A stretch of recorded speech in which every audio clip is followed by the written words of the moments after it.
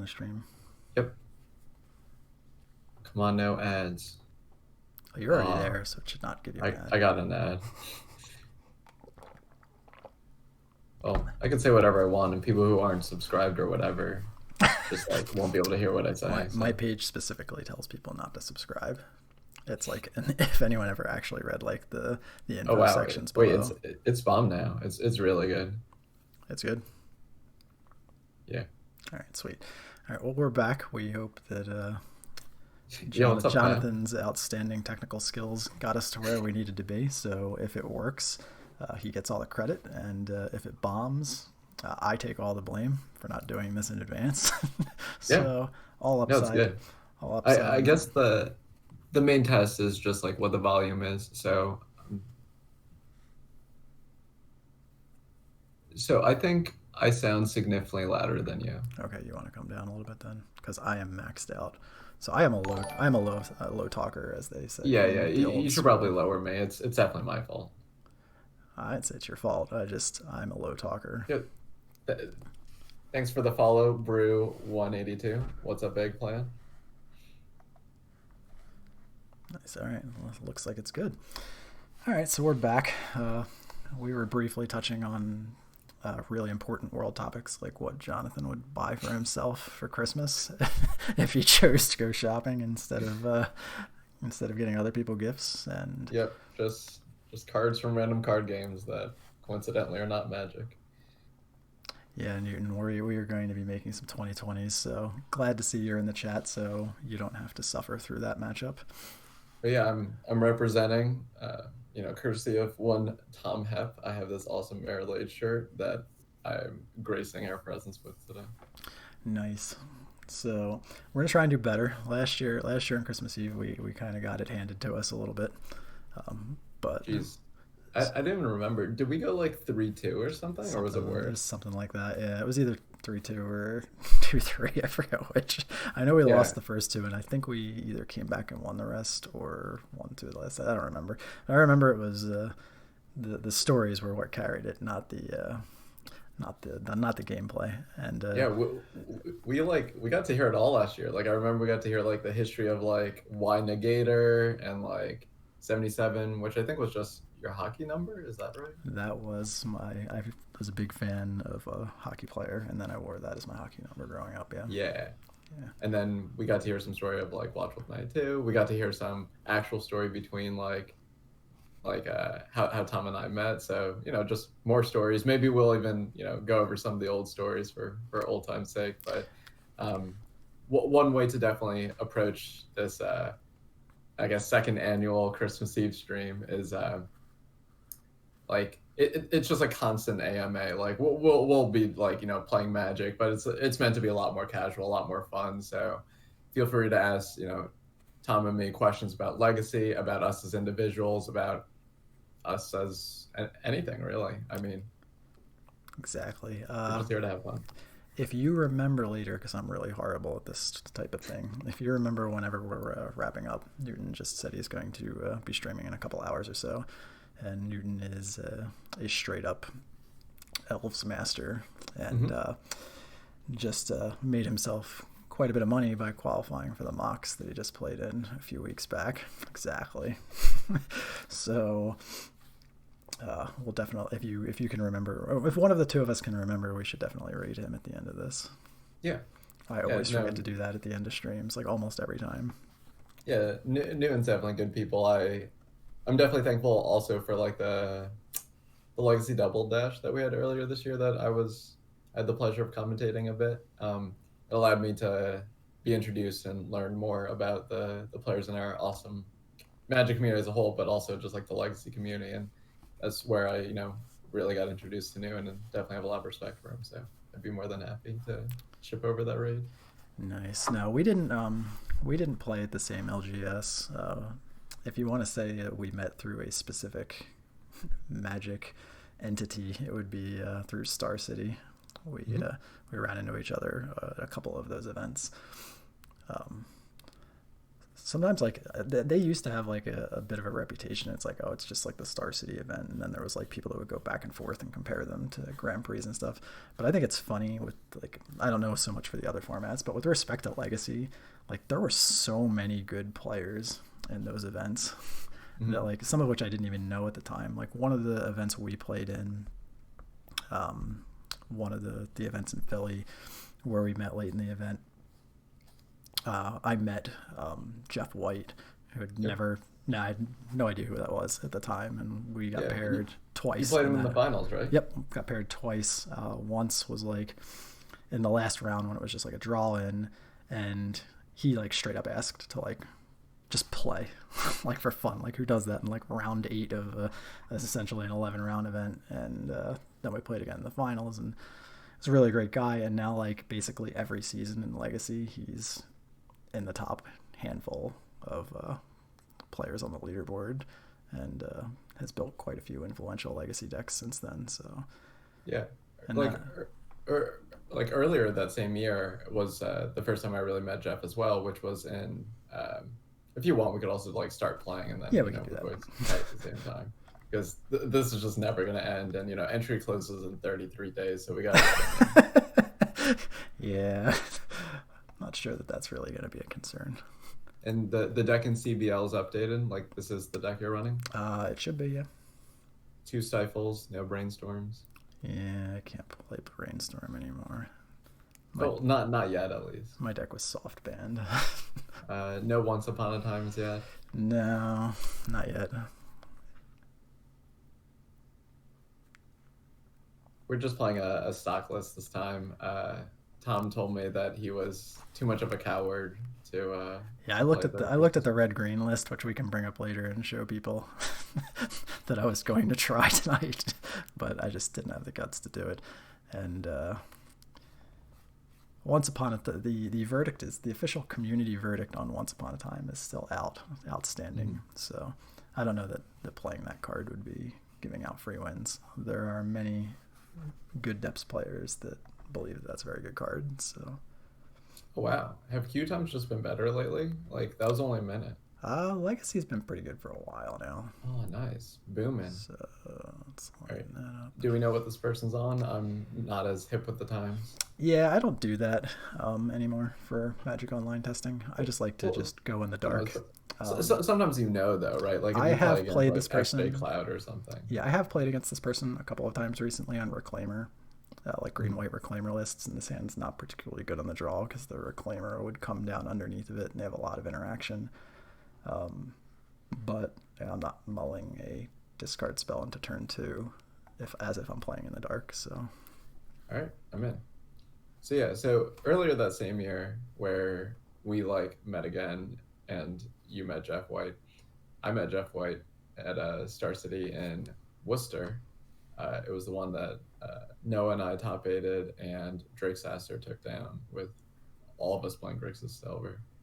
And I played Jeff White and Amir, and it was pretty awesome. Like it was a really good match. He was playing Stifle, lots of back and forward gamesmanship and stuff, and yeah, so kind of just kept up with him ever since. Nice. So there's the Wasteland, which is kind of scary, but obviously we can't take that one. Yeah, I think we probably just jam Depths Hexmage into the Wasteland next turn, and hopefully they'll react and Wasteland us, and then we can play the follow-up Depths the next turn. I guess, like, in theory, like, if they had, like, telepathy or something, like, they would just Wasteland this Urborg, and that potentially buys more time. But they saw through the ruse. I mean, this is fine, too, with the sitting and play. It gives us live draws to stage and tutors and all that fun stuff. Mm-hmm.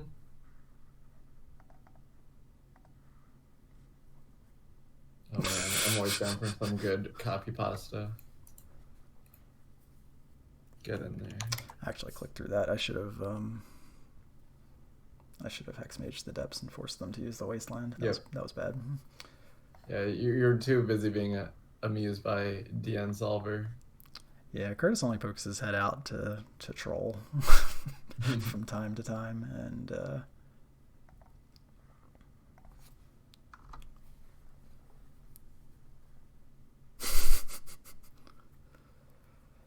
Kids today. Everyone, get in here. Have Curtis, you ever? we would love to add you to the call. Unfortunately, like I think if we add even like one additional anything, my computer will crash and the stream will end on the spot. Yeah, I'm actually worried about, if I wore like a striped shirt and started jumping up and down, I think the stream might just not be able to handle it from like too many frames changing. Thank goodness we're playing Magic Online though. Yo, thanks for the follow. It's indicated P. Da-da-da. So here it's like kind of interesting. Like in theory, they could so like they would just wait for you to go off and then they get to like wasteland your stage that already copied, right? So like you like in this like holding pattern sort of thing, are you planning on just like seeing if you can get another way to copy depths, like a hex mage den or another stage? I'm gonna see if I can get them to act with the stage, and if they don't, I already have. Oh, okay. I'll have the wasteland for the wasteland. Nice. Okay. And if they do this, then it just works. So. Mm-hmm. Yeah, that's pretty smart. So like the stage kind of just like being able to serve a lot of purposes and like forcing them to act in that sort of way. Yep.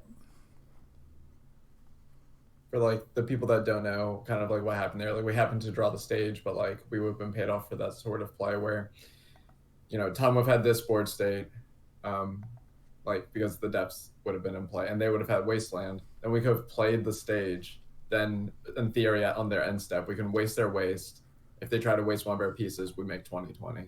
Yeah, so. We're probably just going to get swords tier anyway, but that'll buy us a decent chunk of time to find another depths, hopefully. Alex, I'll take swords for 500. Did you ever watch any like Celebrity Jeopardy? Yes, I've seen the jokes that make me crack up the loudest in those are probably unsuitable for this kind of stream. So yeah, that's why I went with the swords, because I know that one's very family friendly. Three is pretty funny. Like three is the good. Combination of 3 and 5. Just write down a number. Any number.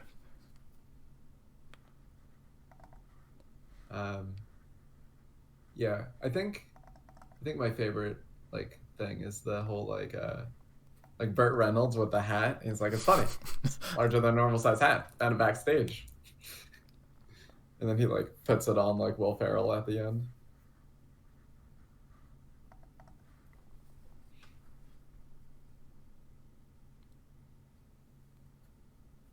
$11 billion. What's up, James? It's been a while. Exactly. V, that's a Roman numeral. Did you know that James has dipped his toes in the depths waters recently? Yeah, I was watching. Man, it's sure taken off, but like the Octagon. I don't know if it was like the first or second Legacy one. I'm starting to lose track. But I know he played in that one, but I think he took an early exit. Yeah. But it's okay. I know in his heart he knows what's right, and he would play Delver if he was feeling it. But like here I am also like co-piloting like depths, so obviously I have to forgive people. You're a depths master, so you have a lot of depths experience. I have a lot of losing to depths experience, and our whatever it was like 29 like part sideboard guide. That can people find that on YouTube? Yeah, that's both of, well, not the scuttled second variation of it that we had to redo. Yeah, it was like version 2A or something. Yeah, but the first and third versions were good to go, and they're still up on YouTube. Unfortunately, they're all turbo videos, which I don't really run anymore. Wait, what's a turbo video? Just the black-green variation. Oh, turbo depths. Yeah. I thought you meant like if they were to watch it, it's like us talking very quickly. I'm like, why would you upload the video like that? Yeah, we're talking at 16 speed, just for No, Mike, I was told Hogak doesn't exist anymore. Oh, the gag that smiles back. Yeah, exactly. James got it. So like that reminds me of like there's like 2 points I want to make, but now they're like related about like Pro Tours and like comparing like Legacy Star Cities like was just not comparable to like other types of events. Um, so um, let's see, which one do I want to start with? Oh yeah, so the way I used to like test for events, especially like legacy and modern events, is as most people know, I would play, Jeskai Control in Modern, and I would play Grixis Delver in Legacy. But the way I would test for the events is by playing other decks in the format. That way I would understand their points of view better. So like to better understand myself, I need to understand like the enemy and the metagame. And you can read numbers all you want on the metagame, but some things you just need to like experience. So like I would deep down I know I would like play Jeskai in a modern event like 2 weeks out, and I would just spend the whole 2 weeks leading up to it on Magic Online playing every deck but Jeskai, and then I would just like have um, usually on the way to the event, and I don't like have a car. I would normally take like public transportation to get to like someone that does have a car, and then drive. So like lots of transit time, and I wouldn't be able to test then. So I'm kind of, oh wow, we won the match. I'm not even done with my first story. It was a tough one. So yeah, let's just get back in there. So I what I would kind of do is I'm like painting like the picture of the metagame and like what I'm anticipating and like what makes certain decks tick um, during the testing time when I have access to that. Then like while I'm traveling to the event, I would. Sand seems good. Good games, Fish Duggery. Sorry that your draws, our draws were just kind of stupid, and yeah, I mean that's all Curtis does. Yeah. Yeah, so I would just have like, yeah, Kyle Shane and chat knows. I just like I have like either notebooks or it's specifically a clipboard, and I would just have a clipboard of just like deck lists. Like, and I would do this for like Pro Tours and stuff, but even more for like things I really pride myself in, so like Modern and Legacy. And I would just have like almost every single like 5.0 list from leagues, or back in the day it was daily events, and just like write notes over all of them, like how many counter spells they were playing, like what like how the structure of their mana base was reflected by the cards they play. And like I wouldn't like do all the fancy math per se, but I would look at like for all the patterns across the different decks, and from having played all of like the new decks or the decks I was uncertain about how they like won the game, I would be able to like formulate my plan. And then I would, yeah, it was just like, I don't know, like my testing process just ended up being very different. But I very, very much believe that like if you want to be an expert with your deck, you should understand how the other decks play against your deck, and you do that by playing the other decks. Or like you might not even have to worry about like the latest craze if you've tried to break it also, and like that it's just a fad, like it's not good. It's You're not going to see it in like past round 4 or winners metagame. So that's one. Let me catch up on chat just to see.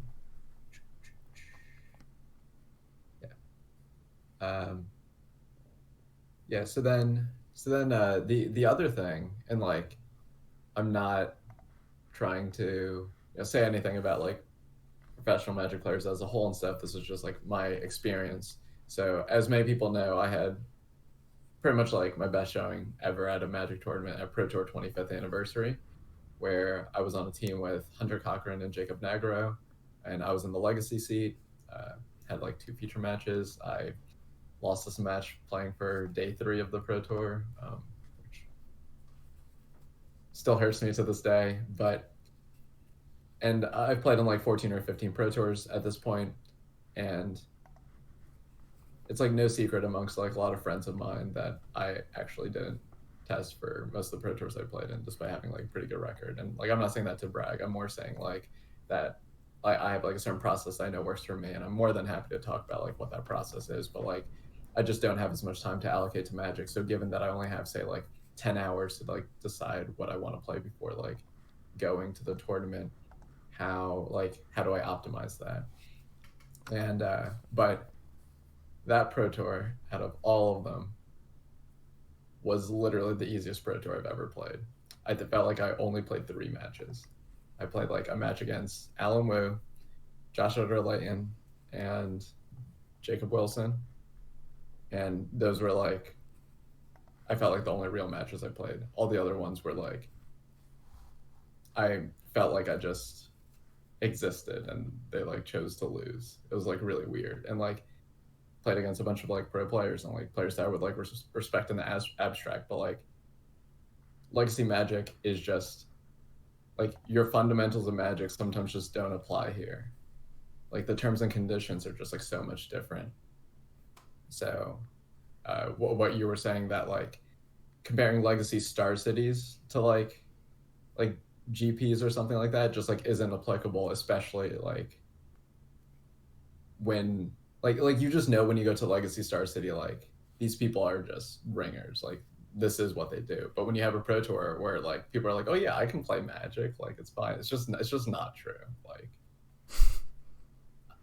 yeah, I like it was a very surreal tournament to me because at the end of day one we like went out for dinner and normally I'm like very exhausted at the end of day one. And okay, we did get a buy round one, which also helped. We got the only buy in like a team pro tour, which is like kind of a lot.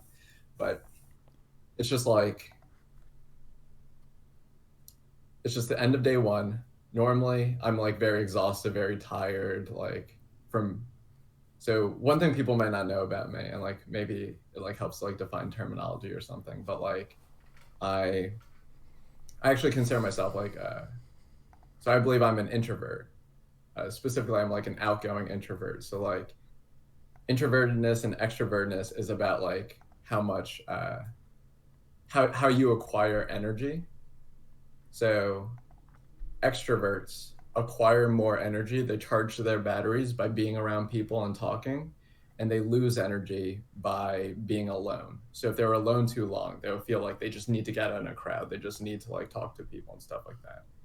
An introvert's the exact opposite. You charge your batteries by being alone, and by being with other people, you expend a lot of energy. So that is how I like spend my energy. But when I am with other people, I'm like very animated, and I just like love like like talking to people and the opportunities I have to be on the stream and whatnot. You're gonna see me be like very happy and very into it. But the minute the stream turns off, I'm gonna feel like I just need to go to sleep. Like I just lose so much energy, and as a result, playing uh like playing Magic in person is a very exhausting process because I almost value the human interaction more than the actual like game itself, which is why I haven't been as active in Magic Online as I have been previously.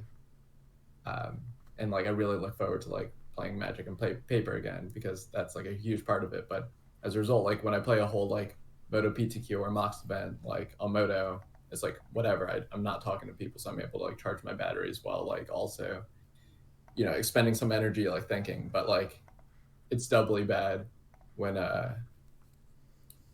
when like when I go to a Magic tournament, it's just like I'm spending energy like playing Magic, and I'm spending energy like also like socializing with people and building memories and experiences.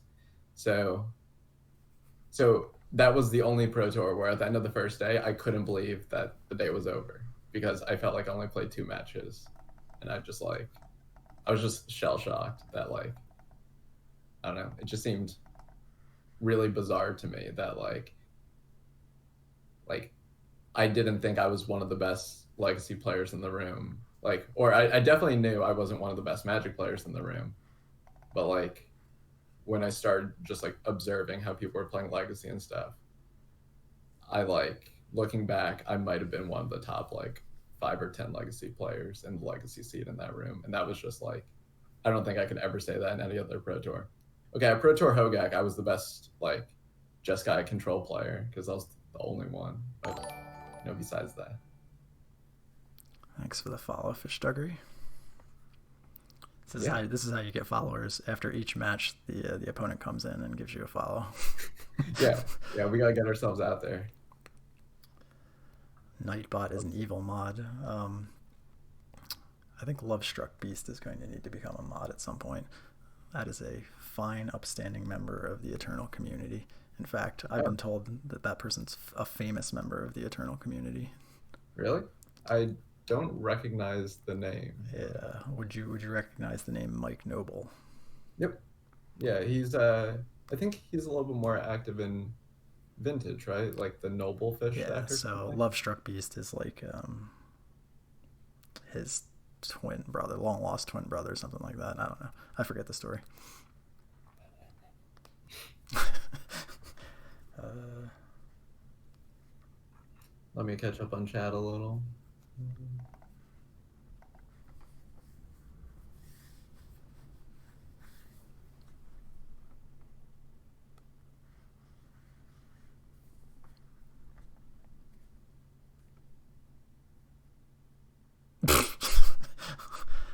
all right, Curtis. How far along are you? So funny.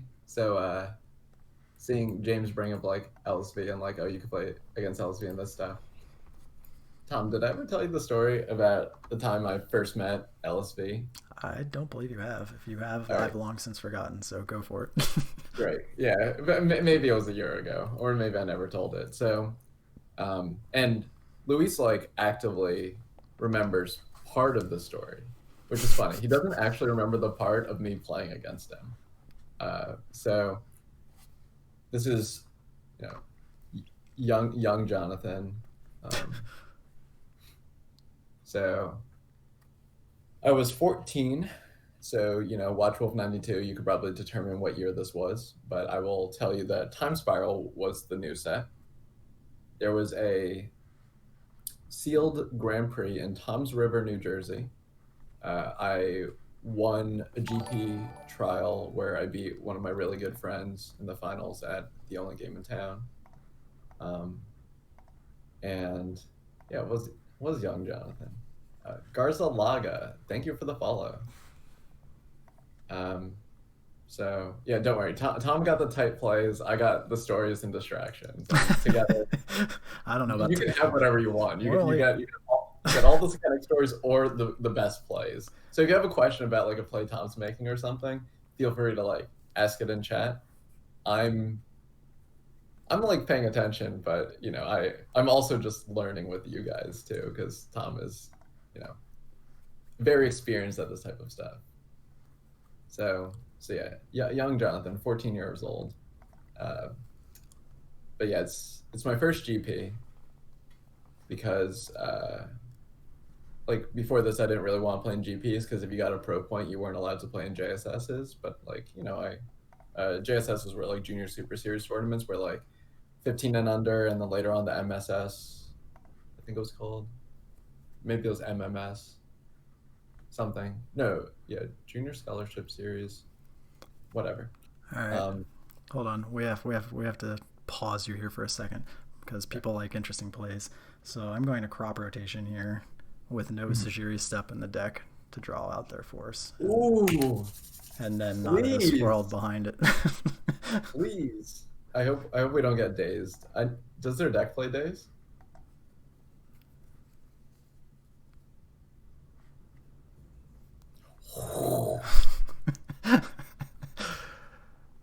There you go. All right, back to the story. Wait, that's great. Thank you. Yes, that's what we need. Do you want a quick sidetrack story? Yeah, just remind me that like the stories about Time Spiral Seal GP. All right, I'm going to make a note. Time Spiral. All right. So at one point, I don't even remember what company it was. It wasn't Star City, but there was another company that was going around doing 5Ks, and I had a winning in. TCG Player did a bunch of them. Maybe. I don't remember. I have a playmat in the other room. I could actually look if it's irrelevant anyway. It's playing in a 5K, and it was a winning in match, and I got paired against Legends Miracles, the Joe Lissette version, which for depths is just like a complete train of misery. It's like full countertop lock still back then, but then in addition to all of the Swords to Plowshares, it had like Caracas with Vendilion Click and Venzer on top of everything else. It was just Miracles was already hard. That deck was just a train wreck. So at any point, so there's a couple of judges sitting behind me and a judge behind the other guy. So at one point, I have it set up where I can combo 2 turns in a row, and he's clearly going to be able to kill the first one because there's just a lot of interaction in the deck. And I'm hoping the second one gets there, and I have a crop rotation in hand that I'm going to try and use to protect the second one. Mm-hmm. The turn I go to make the second one, I draw Sajiri Step for the turn. Mm-hmm. So the crop rotation is now completely dead. So I had won game 2 against this person with crop into step, so it was a very known entity. So I was like, okay, well, if he finds the answer, which I didn't think he had, I'm going to be able to, I guess this crop rotation is just going to get another depths. So, and just try and draw into a third way to make a combo. So anyway, he ponders, breathes a sigh of relief, puts 3 on top, draws the card. I make the token on his end step. He plays Venser. Before the Venser is even on the table, I just slammed the crop rotation onto the table and sacked the land, and he just scooped. And the judge behind me was cracking up. So the Sajiri Step has uses no matter where it is in the deck. You just have to be able to sell it. Yeah, we just need, no Gataxium Probe. We need to not be in play, but otherwise it's just as effective. Exactly. So here you just have to. It's not as true. You don't get to sell it on Magic Online, but it's still a quality play. Nice. All right. So we're back to Time Spiral, unless you want to continue down this. No, I gotta think if I have other like sweet like bluffing thing related stories or something. But yeah, I'll finish up like with my story where I first met LSV. So Nguyen's asking if you've pulled it off with Bog too. Yeah, see the difference there is like the Reanimator players are just used to scooping when people do stuff. So when they see the hammer come down, they're just like, all right, whatever, you're gonna beat me. But that doesn't always end the game on the spot. So sometimes if you bog in response to like a Reanimate on Gristlebrand, they're not just dead on the spot. So it's harder to get people to scoop when they still have a way to win the game. They could easily just reset and Fatal Looting or Entomb another creature into the graveyard and then go for it again. So bog isn't quite the same level of bluff. It's harder to get people to concede the game in response to that, unless it's like straight up dredge.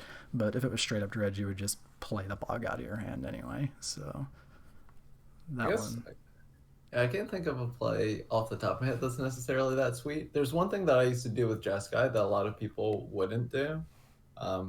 So there's a problem with Jeskai, which is the clock, or more specifically, certain types of opponents with the clock.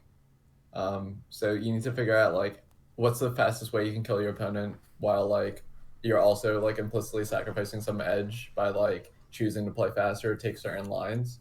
So the trick I figured out is like most people play Teferi Hero of Dominaria, know that they're like 95% to win or something, and then they would just like try to ult, remove all the opponent's permanents and like whatnot, and like they think that's the fastest way to win. The actual fastest way to win is on the first turn you plus your Teferi Hero of Dominaria, maybe for like a turn or two, but your goal is to not actually ult it. What you do is you plus it enough times such that they just keep on throwing everything at Teferi every turn, because if they know if Teferi ults, they lose. So they usually end up in spots where they have no cards in hand, or they just like are going to play out their hand every turn because they can't afford to give you more time. So what you actually want to do is, as soon as possible, you minus Teferi Hero of Dominaria on like Mox Opal, Aether Vial, if Astrolabe exists, well, not Astrolabe, not something that cantrips, but like just like anything that does not have haste, does not affect the board, and like those were like my favorite two at the time. And then your opponent, like you just leave up all your mana every turn equal to like the amount of cards that in hand. So like if they have 2 cards in hand, like they draw for their turn, they have 2 cards in hand, you just need to have 2 counters up and you're going to be fine. So like you just leave your 2 counters up even if you have colonnades and stuff. Inevitably they're going to like play their spells and stuff. And then for some reason they just like, I don't know, either forget or don't realize that I know that the 3rd card from the top is like a Mox Opal. So then they like play their card every turn. And then on like the turn before they're going to draw the Mox Opal and they play out their card, you just like kill that. You can attack with a Colonnade or 2, or that's the turn I play like Snap Bolt. Then they like draw their Mox Opal, act like I don't know that it's Mox Opal. Like they don't play it. I'm just like, yeah, end of turn, like bolt snap bolt, like attack for lethal. So like the fastest way you can like kill people is by like Teferi minusing instead of ulting, and you actually have like a higher win percentage if you like do that, because like you have a higher match percentage because you actually buy a lot more time doing it, which I think is cool. So then, I see we're getting back out there. I guess I'll have it my copy paste. There we go. All right. Oh, nice. This is Strifo, or is it just? No, because they have swords and other. Oh no, there's a network error. Oh, it might be on my side though. So sometimes I get that, like my internet screws up. But now I have to watch this ad again to see whether or not it's me or you. But it's probably just me.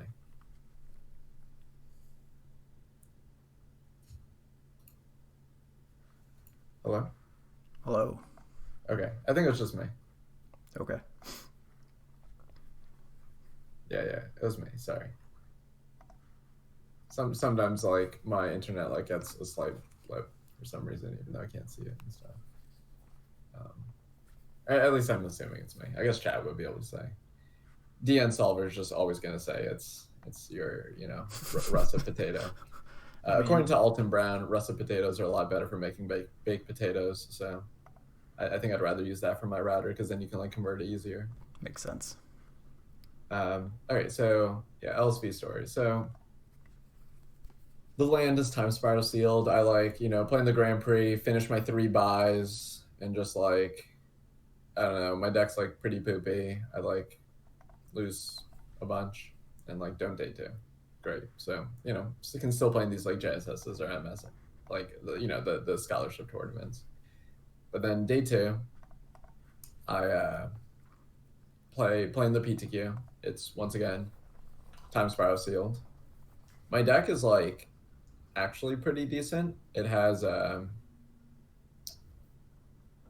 it's blue-green splashing it's blue-green splashing red.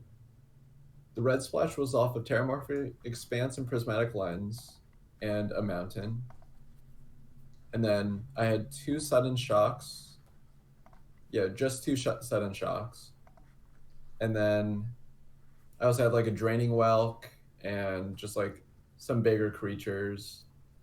I might have had like Stonebrow and whatever. Just like okay-ish deck. My my highlight was so I had like 2 highlights in the Swiss. One of them was I played against like someone that definitely like talked down to me or whatever because I was like a little kid. Like I wasn't quite as bad as one of my best friends, like AJ Kerrigan, at like looking like a little kid all the time, but like I still looked very young when I was 14. And play against this guy that just like he just felt like I don't know, some like extreme amount of privilege or something, and like I just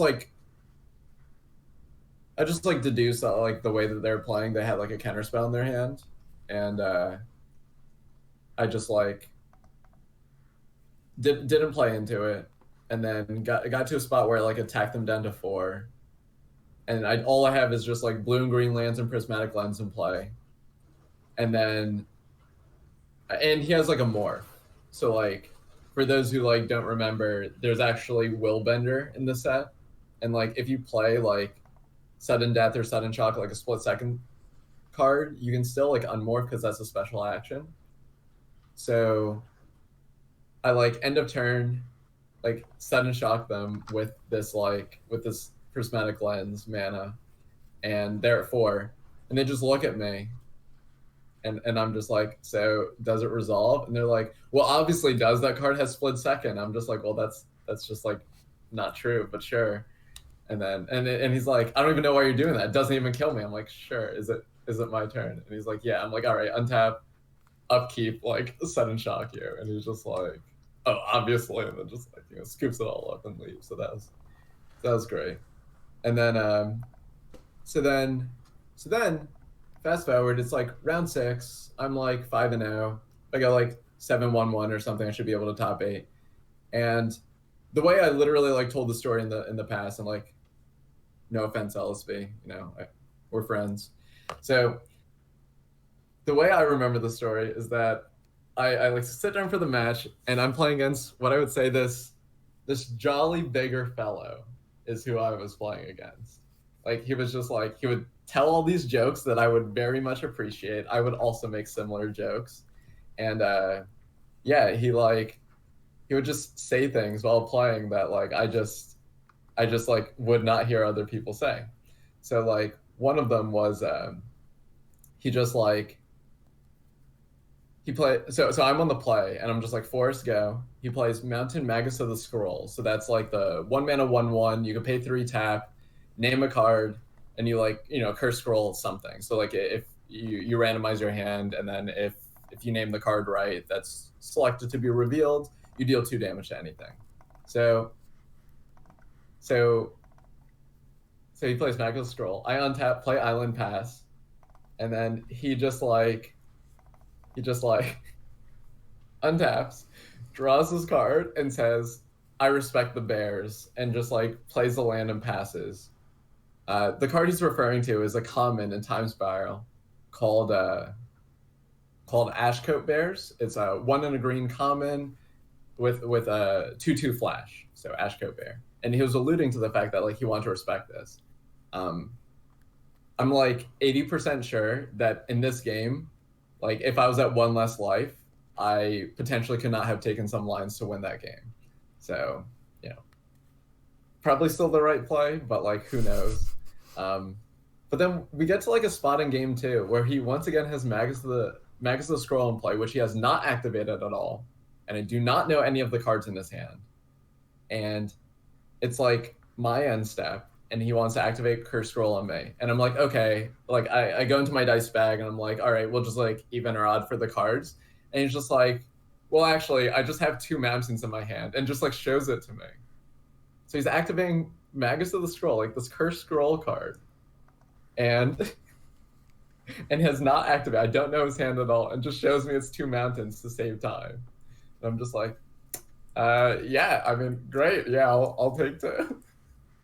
So yeah, and then I dispatched a younger LSB, and it was great. The funny part was the round after I played against a local player whose name was also Luis, and I found out like, we also had like good rapport and stuff.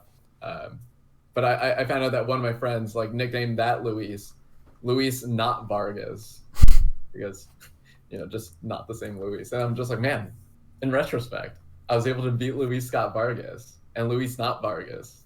What a great day. So I ended up being able to draw into top 8 of my first like PTQ top 8, which was really cool. I mean, I only started playing in PTQs like maybe the year or 2 earlier. And I remember one like piece of advice my friend gave me was like draft Thalids. That Thalids would be open, I should like draft it. So I ended up like picking like a Thalon of Havenwood, I think it's called. It's like green 2/2, and like your Thalids get +1/+1 for each spore counter on it, and some random ability you're never gonna activate.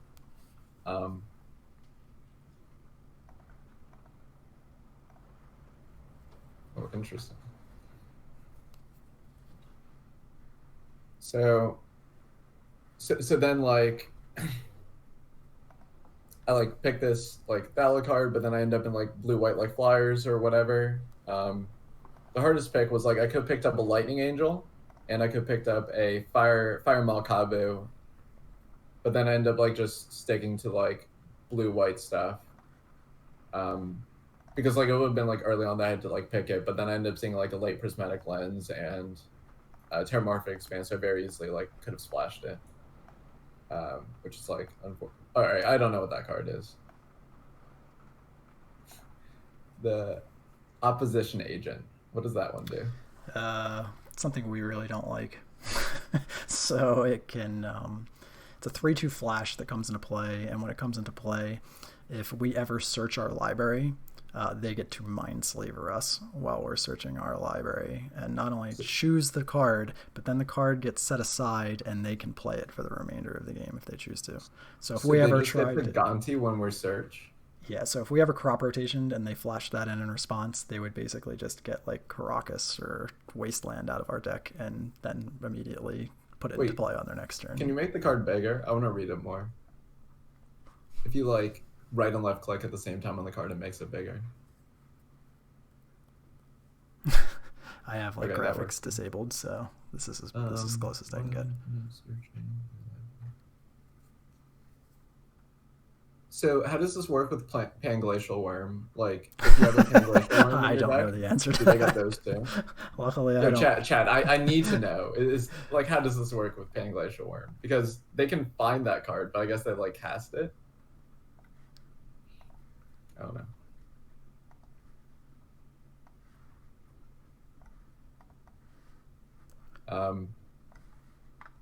So I'm guessing we're gonna leave the trophies in the deck because they're ultimately not great. Yeah, that's what I was thinking here. I don't think they could actually. They only have. They can cast Panglacial Worm for you if they want to. Yo, that's what's up. Yeah, I guess like you're not actually searching for that card though, so it doesn't get Gontied. It's just like they can choose if you want to cast it. Yeah. So they have 1, 2. I think I am actually going to take the trophies out because they have a bunch of main phase cards that I would like to wait and see before going for it. Like if they draw Caracas or Jace. Mm-hmm. So I think it's just worth not having to play around this. Yeah, that makes sense to me. Because they have a brainstorm too, so they're going to get 4 looks. I would prefer to know if they draw Caracas. So yeah, I end up like playing this top 8, and like in retrospect, this like top 4 was pretty stacked. It was like me against some cowboy dude, still don't remember who he is, but then the other side of the bracket was like Sam Black against Paul Cheon, in just like a PTQ, which is like kind of funny in retrospect. So the finals ends up being like me against Cheon, and like I end up losing game 1 because I forgot that like the flanking sliver gave both my slivers flanking, and I remember seeing him have like the Vishino Sand Scout, which is like a 2-1. Yeah, I know it sounds stupid in retrospect. But, no, I'm not doing that at your story. I'm doing that because I clicked through their end step. Oh, nice. I mean, my story is just too good. So, is it possible we like play the Safekeeper and then just make 2020 anyways because that's like safer? No, I took the trophies out of their deck. So what I'm going to do is attack them down to 20 with the Hex Mage. Oh, baby. Wait, that's just better. Play the Safekeeper and then Wasteland their Tundra because they had no other lands in hand other than the swamp that they played. So hope that they can't play the second Eero in their hand. Yeah. Wait, I think this play was just better. Well, I mean, attacking them to 2 would have been better. But, you know. But better is like a relative term. I think this is like right. better for the people that are watching at home. All's well that ends well. Yeah. Like, there is no path dependence in Magic. It's just the result that matters. Yeah, so given that they have 3 Quaddles, the Opposition Agent, they also have a Plague Engineer. Maybe I want the second Decay.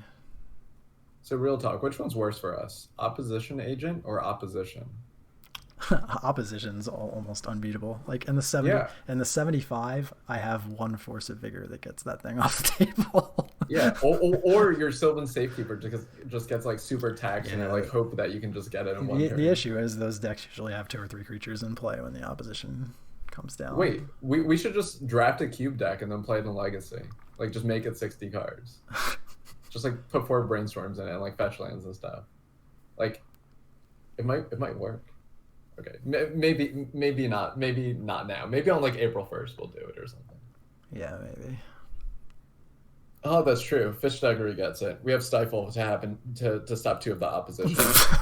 Because you tap your mana to then Stifle stops opposition in a different way by hitting their fetch lands and never letting them cast it.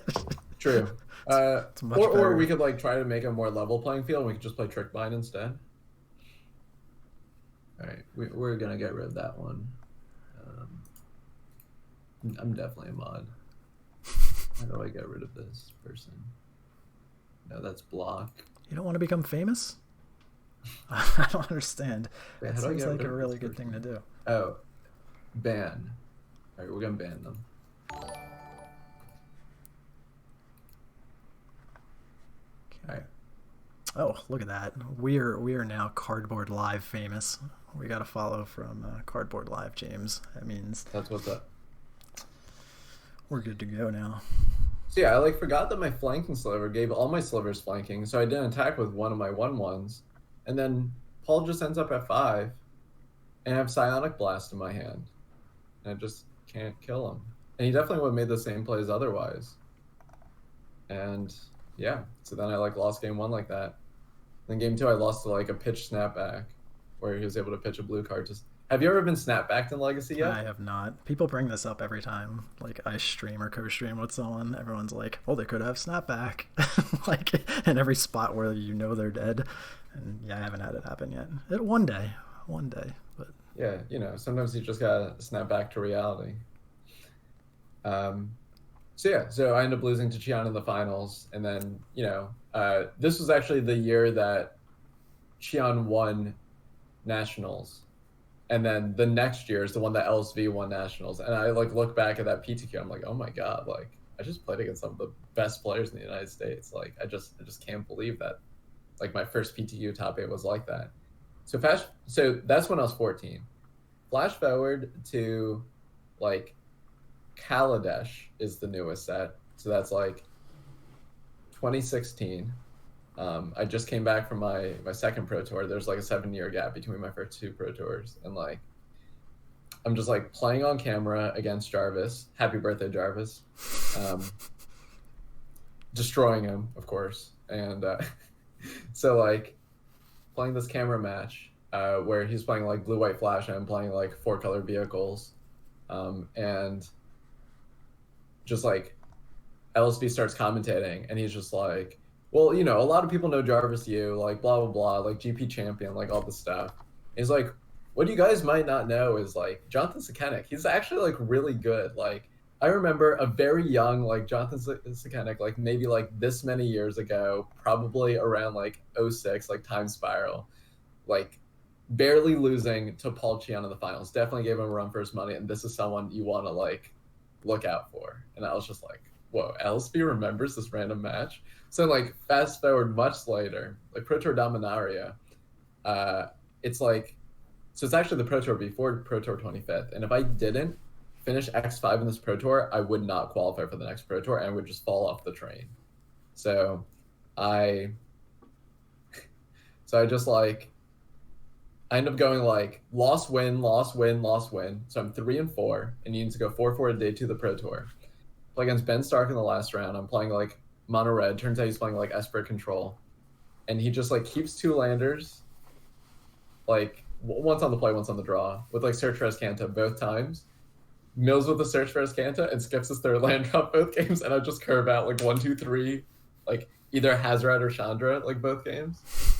And I'm just like, all right, like that's okay. I need to go 7-1 to stay on the train. Like I can do this. So now, got very lucky there to just fall into day 2. And then day 2, being 4-4, I like end up in a pod with LSV. It's like a 6-person draft, and like I end up like playing against LSV in the second round of this draft, and he's just like, man, this draft pod really takes me back. And I'm like, what do you mean? And then he's just like, it's just great to see people like you and like Sean Inouye, who's like this guy that I also knew from like the JSS era, who like was really good like back in the day. It's just like all these people that like I knew you guys when you were like a lot younger, and like to see you guys like still grinding like on the Pro Tour, that's like really great. I'm just like, yeah, like I remember that match you're like commentating like between Jarvis and me, and you like remember me playing against like Qian in the finals, and he's just like, yeah, that was just a great match. Like you're just playing good Magic. And I'm like, well, besides forgetting that, I'm still very flanking, of course. But I'm like, do you remember that we played in that PTQ? And he's like, no. So then I had to like remind him that we like played in this PTQ, and he's like, huh. Yeah, I was probably a bit more casual back then. Like especially with like the max of the scroll thing. It's just so funny. So yeah, like I felt like there was another part to the story. Mm, no, I guess that's it. Then Elsby and I became Facebook friends, followed each other on Twitter, and lived happily ever after. So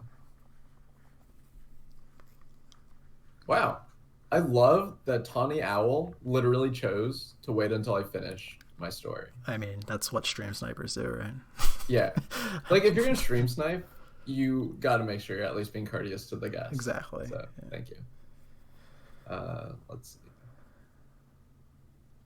This is I, like I was I was definitely thanks for the compliment, Newton, but I was definitely not a child prodigy in Magic. I was actually talking about this with some of my friends yesterday. So,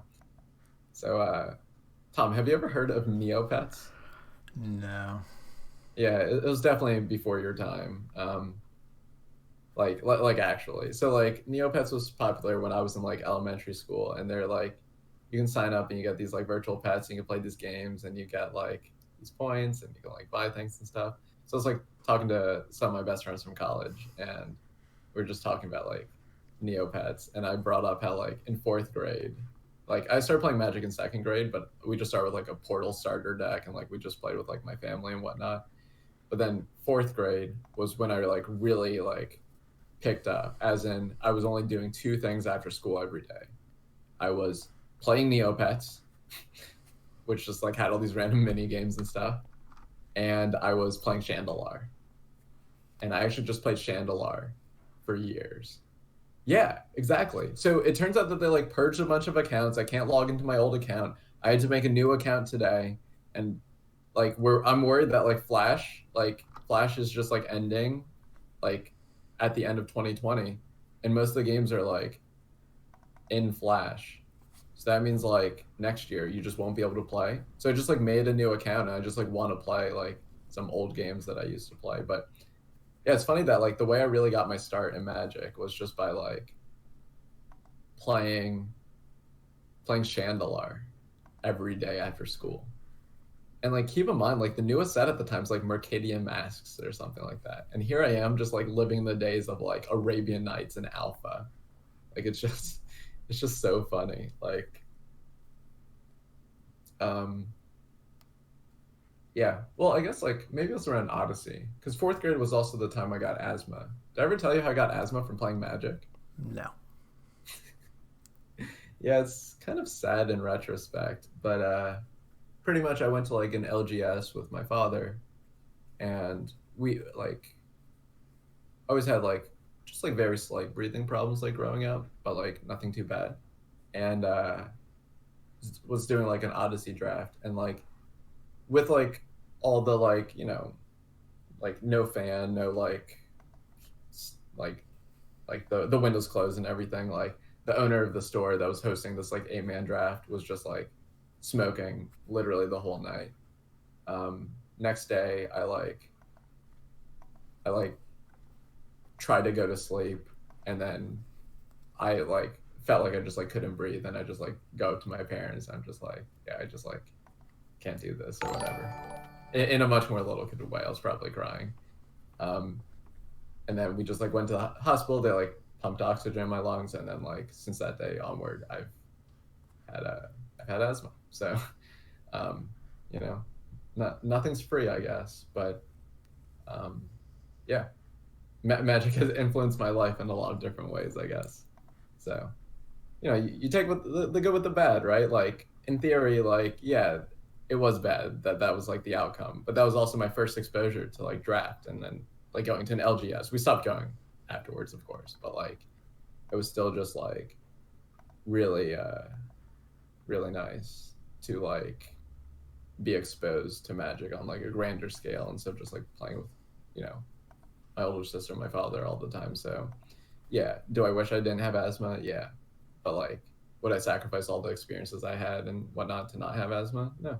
Like I wouldn't necessarily be here on the stream, or I might not have like pursued competitive magic and like met all these great people. So yeah. That moment where you wait till the seventh turn so that you have multiple pieces of combo with Flusterstorm backup and the opponent doesn't even make you show the last combo piece and just scoops. Well, they like waited for my story to end. I could just tell that they're a lot more, centered on me. They just got really sad at the Asma story. I should probably just, lighten the mood. This The is Love Struck Beast, yeah. I didn't have the Aswan Jaguar, but like I definitely have like the original like CD and stuff. I mean, all right, for future matches, when your story's about to wrap up, if you think the opponent's probably going to lose based on the situation on board, you can let them know that your story is over and they could scoop too. Oh, okay. Yeah, Gotcha. it's just more instructive that way. I'm more disappointed that we didn't get another 2-0. I think I played the first game poorly actually. Like there was a spot where I was deciding between like tutoring for another land and then playing the land and playing the needle and just forcing out their drown in the lock at that point. And if the needle resolved, I would have cut off their deck fade and draw, which is basically what got them there. And if they drowned and locked one of those two spells, then I would have been clear for with protection the following turn. And I just decided that eventually they were going to do something, and the spirit guides were going to get them, and they never took the shields down. So that makes sense. I think that game could have. I don't know if we would have won, depending on what they would have done, but I think the game could have been played better. That makes a lot of sense. Yeah, I think there's been a situation in every single match so far.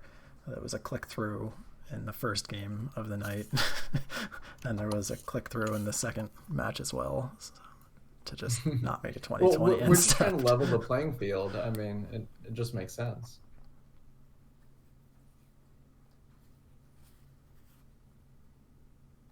What was I saying? Oh yeah. So yeah, Neopets. So like, this is maybe a little bit more like spiritual or like philosophical of like a question or observation, but like I was thinking back to like my childhood, like after Neopets was brought up with my friends, and I started thinking about it more. So yeah, exactly, Neopets. So I remember like growing up as a kid, like there wasn't these like I wouldn't call them delusions of grandeur. I would more like refer to them as like maybe just like aspirations or like the carrot hanging or something like when I was younger, I would just like play games because I thought they were fun or they were interesting, or I just like wanted to be good at it in like a very like objective sense. But I feel like as I got older and like I enjoy competition, so then that just leads to like other incentives such as like getting to know people, being famous, traveling, like getting money, whatever. So then like fast forward to say now I'm in a spot where like I know there's these like genres and areas of games that I enjoy, but if they like don't have like an endpoint that allows me to get one of these things of just like money or like traveling or getting to know people and build relationships, like it's hard for me. All right, here's a great example. Do you know the game Portal? Like Magic the Gathering Portal? No, like Portal. That's like you solve puzzles by making portals and you like jump through them. I am not familiar, no. Okay, it's a fairly famous like Steam game made by Valve that like is like a puzzle solving game, and like I do like solving puzzles. Like I know that I like enjoy the sort of game. Yeah, exactly. So I like downloaded it the other day and I go to boot it and I actually just like couldn't motivate myself to play it. And the reason why was like by playing it I wasn't like necessarily building relationships, I wasn't like growing my career or like helping my future in any kind of way. I'm more just like passing the time and being like satisfied. But then I thought back to like Neopets and like my time as a kid, and this all just occurred yesterday, so it's all like very fresh. So like this is very like I haven't had time to digest it and like introspect about this yet. But like what happened? Like as a kid, I would just do things because I thought it was like so much fun, and the fun was like all that mattered. Yo, Schultz, that's what's up. Thanks for the sub. Appreciate it, Tim. Yeah, I think it's great that they chose $5 for subs because like the $5 felt long, and like that's a sub also. So it's just like it all just lines up. It just makes sense.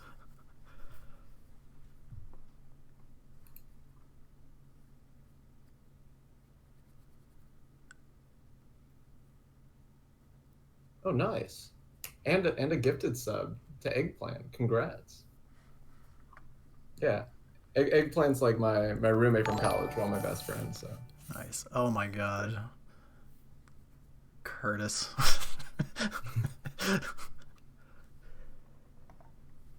Oh no. I agree. I agree with most of Tim's decisions, but in this case, giving Curtis a subscription is.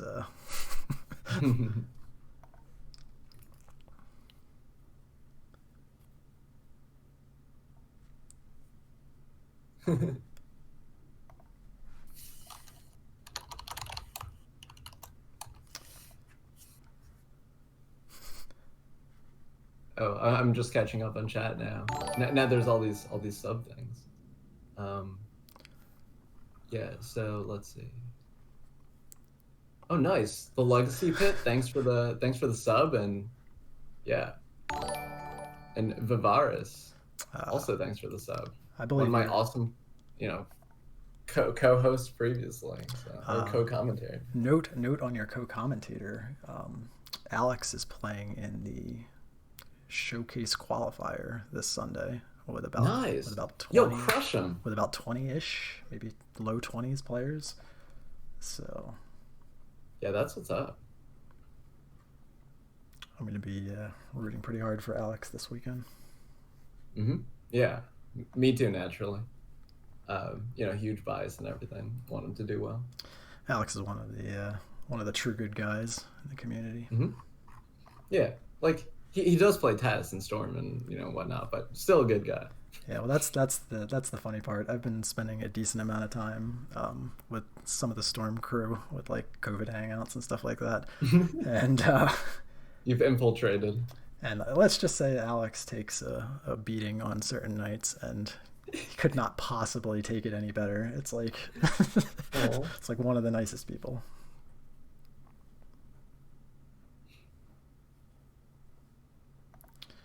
Yeah, I don't know. Curtis might have some competition in the chat. Now Travis, the Legacy Pit, is in the chat spewing nonsense. Yeah, Alex actually has more trophies this season with 2020s than he does with TES, if you can believe that. That's so awesome. In a brief moment of lunacy, he decided to test depths for that event before likely coming to his senses. Reading Fish Duggery's post from earlier. This is truly a Christmas stream because Jonathan is an excited child telling his uncle, who doesn't care about Neopets in the new Super Mario. Yeah, I could talk about like video games and like things I've liked throughout like my whole life and whatever. Like I'm an open book. Whatever you want to know, chat, you can ask. My favorite anything you'll know. But yeah, so like it's just really interesting to me that like it just kind of started yesterday or like maybe like a month ago where it's just like I lost it like somewhere along the way where it's just like, yeah, I just find it hard to start playing games where I'm not doing something where at the end of the game I can't just say anything other than I beat the game. But like I used to just have fulfillment from that.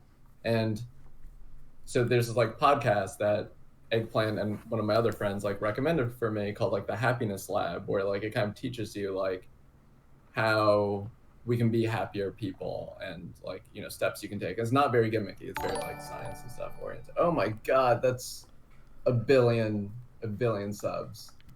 Wow, that's too much to list. But holy crap, Schultz, you're awesome, thank you so much. 20 gifted subs. That's pretty much a billion. That is insane. The only thing I object to on this list of subs is WatchWolf92. Yeah. 92 is a bigger number than 77, so that's why Tom Hep just doesn't like it. It's true. Wait, who's Ferris? Is that the name of your dog? I forget. Ferris is one of my border collies, yeah. Oh, yeah. Yeah, back when I was actually streaming more than like once a quarter. I had commissioned a couple of emotes, so the person that did them, I was really happy. Did the little negator one and did Ferris. So your Nightbot's super aggressive. Nightbot has a mind of its own. So story on the stack. So, but I'll come back to talking about just like deriving enjoyment from games and the happiness lab and stuff like real that. quick, But, real quick before you get back yeah. into the happiness lab, the eternal just went by. I don't want to get it wrong. The eternally surprised is the person that came into the Depths Discord this week, and I don't know whether you saw it or not. They were the one that did the Negator 2020 token. I haven't seen this token. If you go to if you're not in the Depths Discord, if you just go to my Twitter page, I pinned it earlier today because it's just so good. It's like literally the Lodge token, but it has the Negator art, the flavor text, the artist. Like they actually there's some detail to it. Wait, this is great. Yeah, is that the right flavor text? It is the right flavor text too. So yeah, there was some work put into that. I enjoyed it quite a bit. Yeah, no, that's awesome. It reminds me. Let's see, what was the occasion?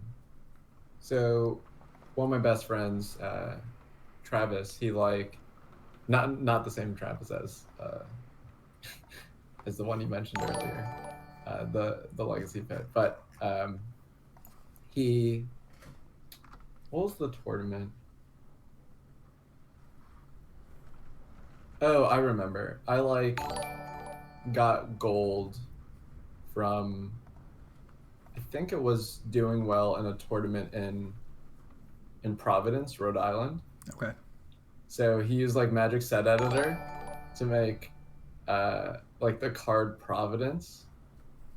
Like I think that's also a Magic card or something, but it just like says like Providence and then just like had like a whole thing that just like was about me like getting gold and stuff. And he made it like a gold card and stuff. And it was just like very very like flavorful and stuff. It's like, you know, there's all these like small things that people can do that just like are just super awesome.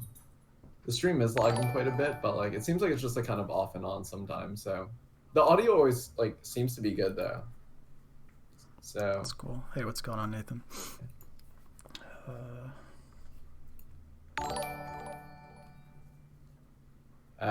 But yeah, so awesome, the eternally surprised, that is super awesome. I always said that like if I won an invitational, like where Star City would like make a token for you, I would just want like, I wouldn't be Yuzel, but I would just want to be the Voja token because it's just like the closest thing to a Watch Wolf, but it's like a token. So like Voja is the one that like Tolsimir makes, the legendary like wolf token. Are you familiar with this, Tom? I am not, no. That's fine. There's like two Tolsimirs, like one that makes a 2/2, one that makes a 3/3. So I guess the 3/3 is more accurate, but it's like a green-white wolf that's like proper noun.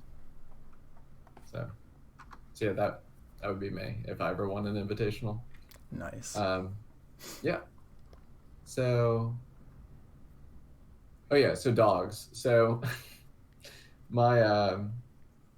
so this actually came up recently where for work we were doing like a remote like trivia contest thing, and one of them was different types of dogs, and one of them was actually a border collie, so that's current. Nice. But there are all these different types of dogs, and I am terrible at trivia. I did not help my team at all. Like I did not get a single question right. Then they're just going over all the dogs, and they get 8 out of 9 of them. And there's one of them, they're like, yeah, like all of us don't know this. I'm like, wait, you don't know this? Like, I know this one. And they're like, okay, like what? Why do you know this? I'm like, well, so what happened was that when I was younger, my little sister, like, was just like, Jonathan, you could like totally be like kind of like if you like reincarnate or like in a different lifetime sort of thing, like whatever, you would totally be like a great like house dog. And I'm like, okay, which dog would I be then? And she's just like, do you know Obama's dog? And I'm just like, no, I've never seen Obama's dog. Never seen Bo? Well, at the time I didn't. Okay. But like, yeah, I'm just like, no. So she shows me like a picture of Bo. And it's like, yeah, it's a Portuguese water dog. That's totally what you would be as a dog. Like you have the same hair for it. You like kind of act like it. I'm like, okay, like sure. then like on this like quiz contest thing, it was just a picture. Like it wasn't a picture of Bo, but it was a picture of a Portuguese water dog, and I was just like, yeah, that's what it is. Like I know it from the story, and they're just like, wow, that's a lot. So it's pretty sweet. But yeah, so yeah, the happiness lab. Yeah, I highly suggest it. I think if I recall correctly, I suggested it to you too, right? I've gotten through quite a few episodes of it actually. I did a Nice. different path though. I think you were going like you went through the COVID stuff, and I Mm-hmm. was going through the seasons. So I think we were like I think I've listened to some that you haven't, and vice versa. Mm-hmm. But yeah, the stuff that I've listened to so far has been very good. Yeah, so I'm pretty sure it's in season one. So we both like listen to season one where they talk about like the fact that we're kind of like trained pretty early on to like be motivated by like carrot on a stick type of thing, like that there needs to be some sort of like goal or thing that you're like pushing towards, and then like that causes people to not learn as effectively. You're just trying to like get the grade instead of like trying to learn. I think that was in season one. Yeah, Do you remember this? I think so. Yeah. Okay. So like I feel like with games, that's what's become for me, if that makes sense. Like I do enjoy like the streaming, I enjoy commentating, I enjoy going to events and meeting people, but like all of it, like if like my parents aren't like this, but imagine if like someone was just like, Jonathan, like how does going to this magic tournament help your future? I could say like, well, I'm building these connections. Like the reason why I have the job I have right now is because of magic and stuff like that. Like I can justify those things for magic, but if I played just like a single player game that like isn't building new experiences with people or isn't like traveling or like competitive or can yield money or something, how can I justify to someone that I spent that time? And the obvious answer is that I don't have to justify it. I do whatever makes me happy, and that's fine. Like experiencing happiness is its own reward. But like as I've gotten older, I feel like I've almost like lost sight of that. It's become like harder for me to do that, if that makes any sense. Yeah. Yeah. I think And good. I almost feel sad thinking about it. Yeah, I think that's probably just like a natural thing, right? And then you have to catch yourself and try and reverse course a little bit, or get back Yeah. on So track, however you want to look at it. Yeah. yeah, like what I actually want to do tomorrow is just like play Neopets for like 5 hours or something, and just like I know that like if I do something I did as a kid, I already have this association that I do it because it makes me happy, and that is good enough. But like when I try to do new things, it's hard for me to justify, if that makes sense. No, it definitely does. So I want to try and like weave it in that way. Like maybe if I like play Neopets for a few hours and then like just go make lunch or something, I'm just like, whoa, I just feel great. Why don't I just play games more? Because I enjoy that. Like, why do I need this like motivation? So like for instance, I'm trying to just like dabble a little bit in like Legends of Runeterra. Never really played before. Yo, thanks for the sub, Love Struck Beast. I think that's I don't know how they missed the initial train, but I appreciate it. But yeah, so like I started dabbling a little bit in Legend of Runeterra, and like I love just like seeing how the different card games address like, there's certain things that could be different about Magic, and we just like accept it. But like it's cool to see like different points of view and seeing games that people you respect work on, like Steve Rubin.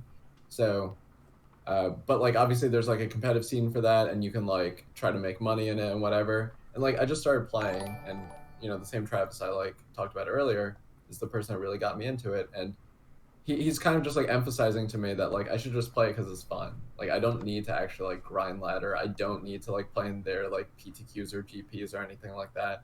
I should just enjoy the interactions and enjoy like the deck building stuff. Um, so one theory I do have is I think you're like recording locally at the same time. Oh, me? Yeah. No, I am not. Oh.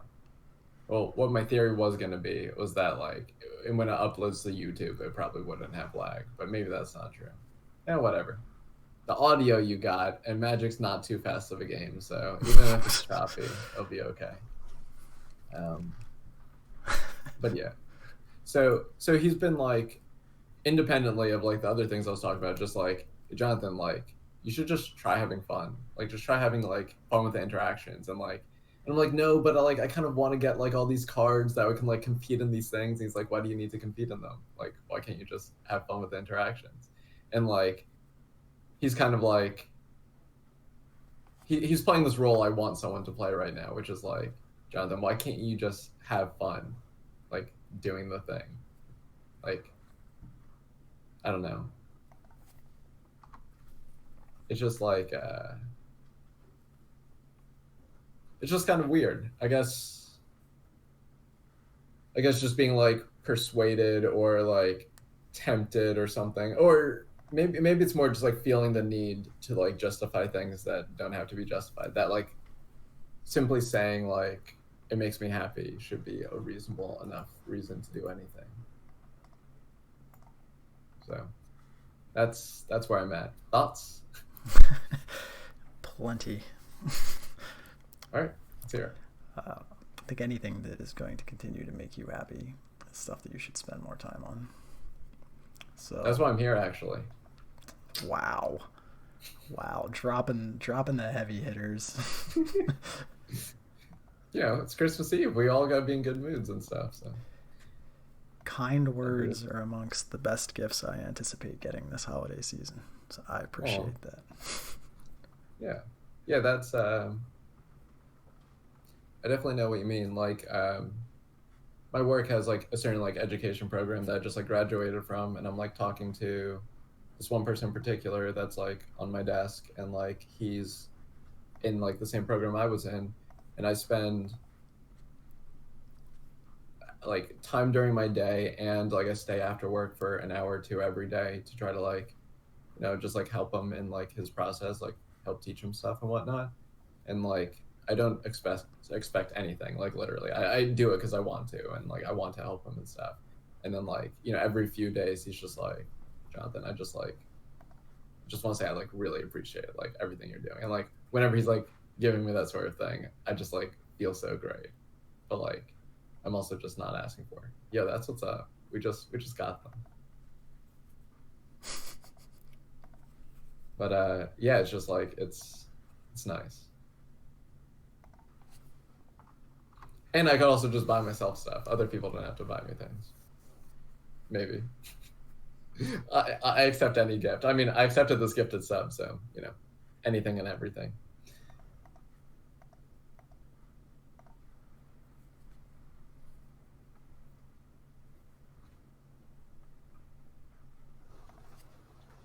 Hoot hoot. Let's see. There has to be more stories.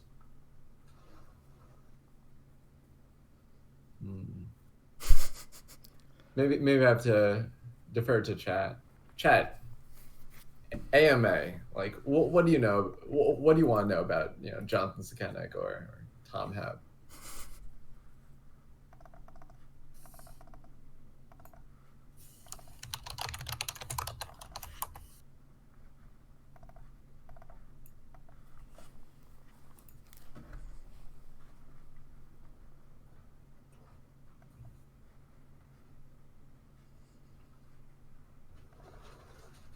So do you have any like maybe it's not happening due to like the times we're in, but are there any like holiday traditions like this season? So either like New Year's, Christmas, whatever, non-dominant, whatever it's called, holiday, or like yeah, like whatever holiday, or just like general thing besides the Christmas Eve stream with one of your favorite people. Yeah, I mean, it's the Christmas Eve stream. Normally, Remy and I get an ornament for the tree every year. Oh, nice.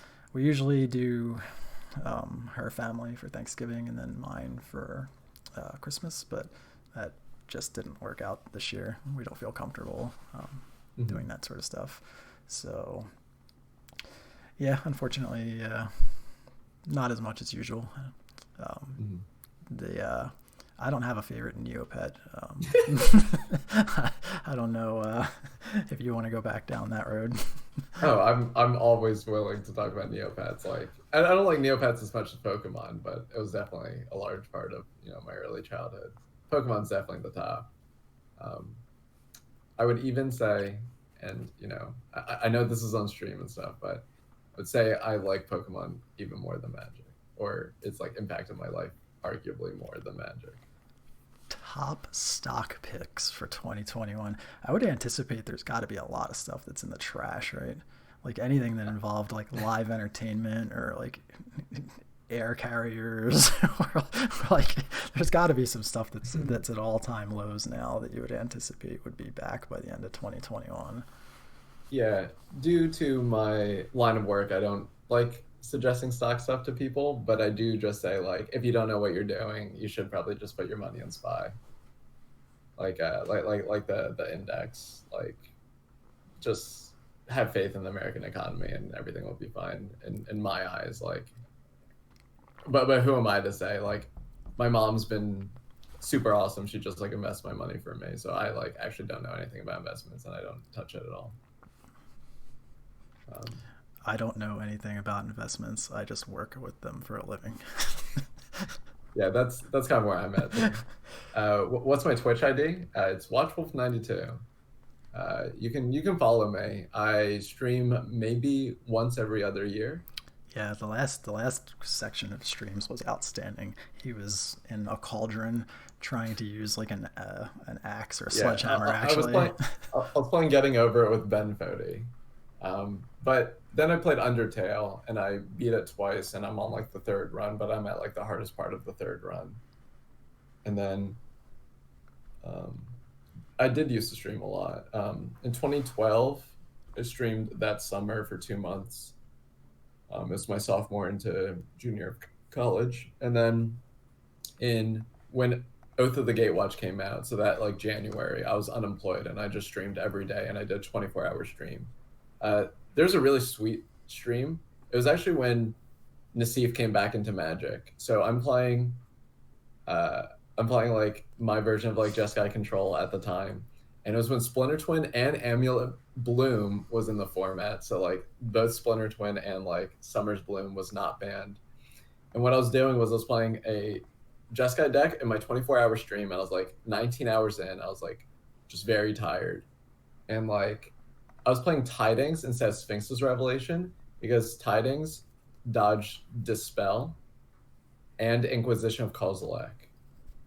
Do you know what Tidings does, Tom? Not off the top of my head, no. All right. Tidings is 3 blue sorcery, draw 4.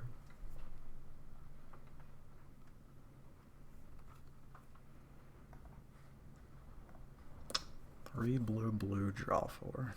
I mean, seems a little slow, but if it resolves, you're probably winning, and you don't die. Yep. The turn it resolves. Yeah, so Nassif and I are both streaming. Like, he just started his stream. I'm like, whatever. And we're actually playing Control Mirror. And you might not know, but there's 2 things I pride myself on in Magic. Like, I try not to be too prideful of a person or whatever, but it's specifically Control Mirrors and Delver Mirrors. And, like, I feel like I'm above average at them and stuff like that, and I just really want to do well. So to play against like one of the best like players that like control decks was just like awesome. So I just like, and I end up like watching his stream afterwards to see like how it was from his like point of view. But what ends up happening is like I play Thing twice on turn 2, flashback on turn 3. On his stream, he's just like, oh, like Think twice, flashback, think twice. Like, this is my kind of guy. And I'm just like, all right, like that's pretty cool. So then like I just sussed out the spot where like I know he F6 through my turn. It's like turn like 7 or something. So I like F2 to my second main phase. Then I like noticed it went by faster than the other turns. So I just like play Tidings on my main phase and just like resolves. And I'm like, all right, up forward, like, you know, +3 cards. And then like later on, I just like am able to like throw some bolts on him at an end step, then determine the same exact play pattern, then play Snapcaster Mage to flashback Tidings like 4 turns later. And then this is like the highlight of my streaming career. It's actually on his stream, and I like watched the VOD, and he's just like, Tidings, Snapcaster, Tidings, dirty. I'm just like, yeah, that's the best thing ever. So, yeah. So, and I just destroyed him. It just played circles around him. So that's the highlight of my streaming career. unfortunately, I think the VOD is lost to the ages, both of our VODs. But yeah, so yeah, I used to stream a little. I streamed in 2012. I would actually like double or triple queue on like my laptop that could not support it. Like the stream quality was pretty much like this, but a little bit worse all the time. Um, but yeah, I did stream when like Numa was like first starting out, so just like give some perspective. But um, yeah, like probably one of my favorite decks in that format was like I played a deck just called like mono green Jund. So you would play like um, I think it's called like Predator Ooze. It's like trip green 1/1 whenever it attacks against a +1/+1 counter. Whenever it kills a creature in combat against a +1/+1 counter, and it's indestructible. If I didn't say that, you can play that with Blasphemous Act and Olivia Voldaren, so you can just like keep on pinging it to get like more counters. And you play like Sever the Bloodline for the green mirrors, and then yeah. So then, oh yeah, Tidings was good in Magnivore. That's definitely right. What happened to the other 91 Watch Wolves? I was born in the year 92, and for some reason my father convinced me that when I make accounts, I should always put my birth year down on it. Do I collect comic books?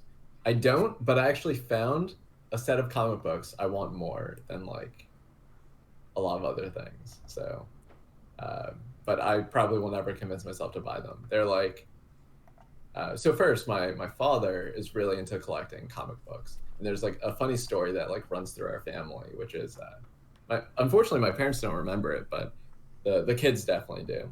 So I was like maybe like 9 or 10. So my little sister was probably like 5, maybe 4, and my dad like used to collect like all these vintage comics that are likely worth like quite a bit now, and he's just like pulling down the box from the shelf and just like saying like, yeah guys, like when I'm gone, these are going to go to you guys, and like you can do whatever you want with them, and they're all these really sweet vintage comics. And I'm like, oh, don't talk like that, Dad. Like, it's fine. Like, it's great that you have like this passion that you really like collecting stuff. And my little sister says like the cutest like 4 or 5 year old line ever. She's just like, I don't want the comics. I want that box. She just like wants the boxes in, which is definitely like a 10-cent box, but it's just like so precious. So I've never collected comics, but he loves comics. But there's like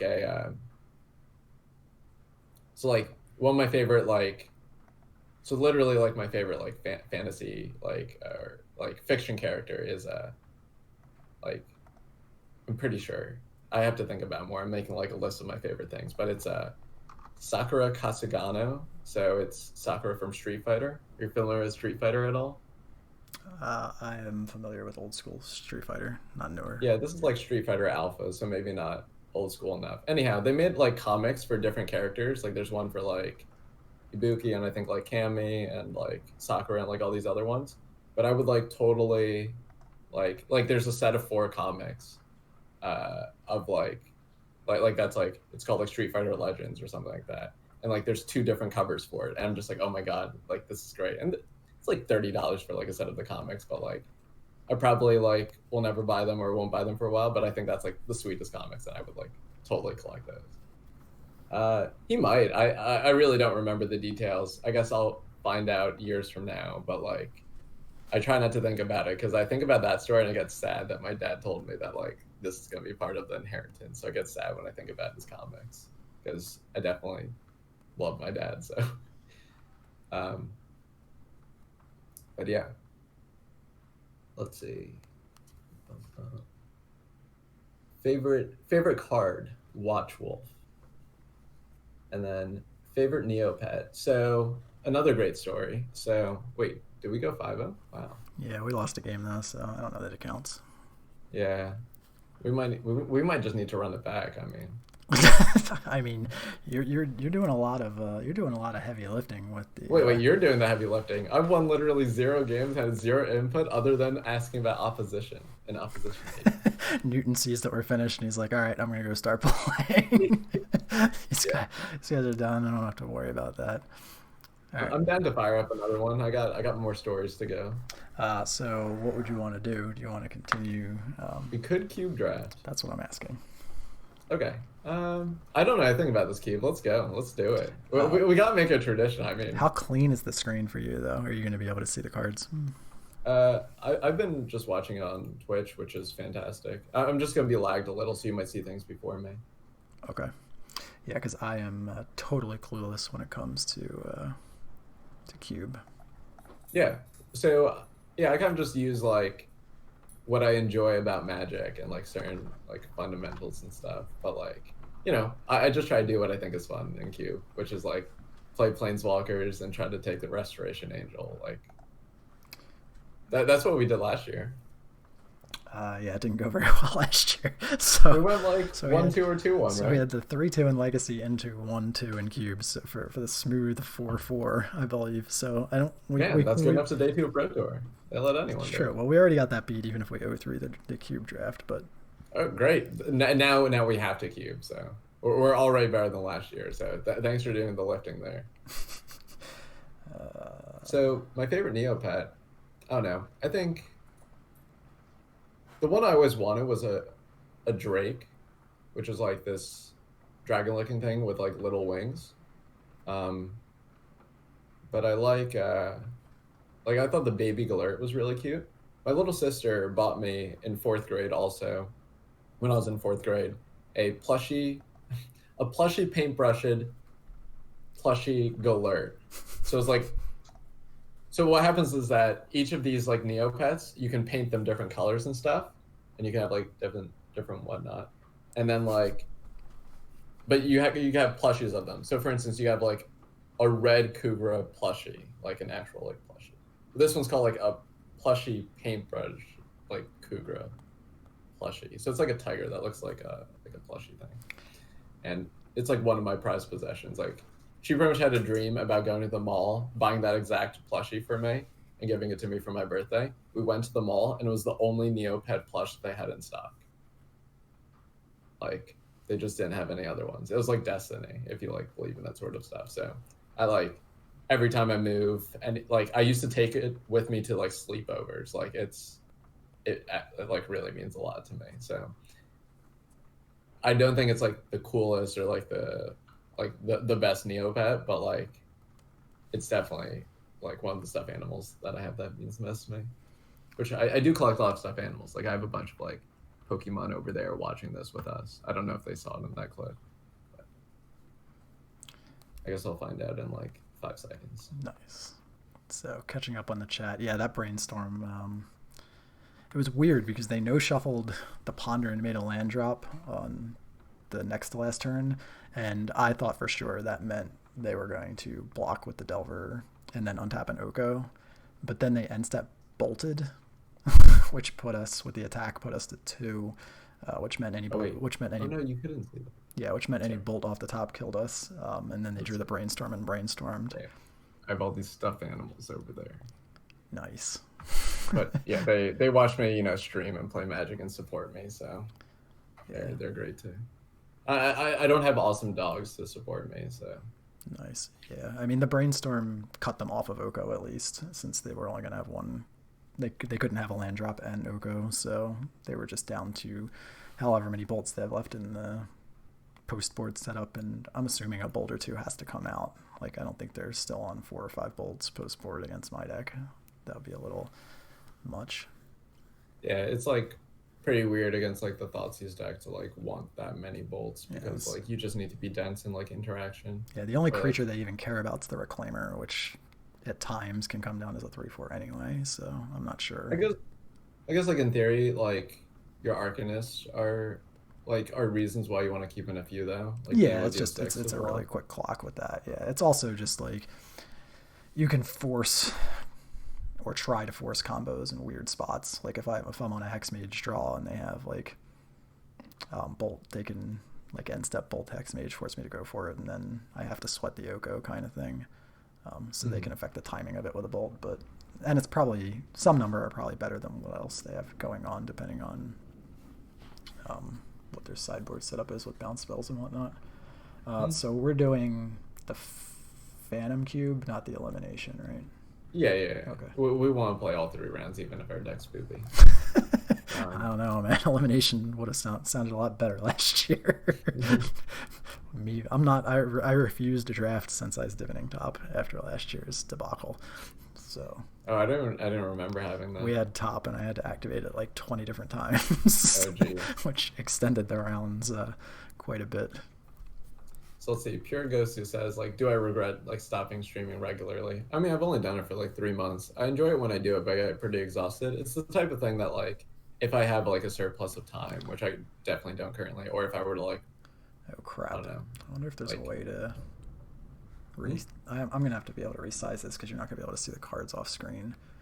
You can just like resize the screen itself, and it like will resize the edge appropriately. Like it'll resize the pack if you like resize the screen on the right, like in your window.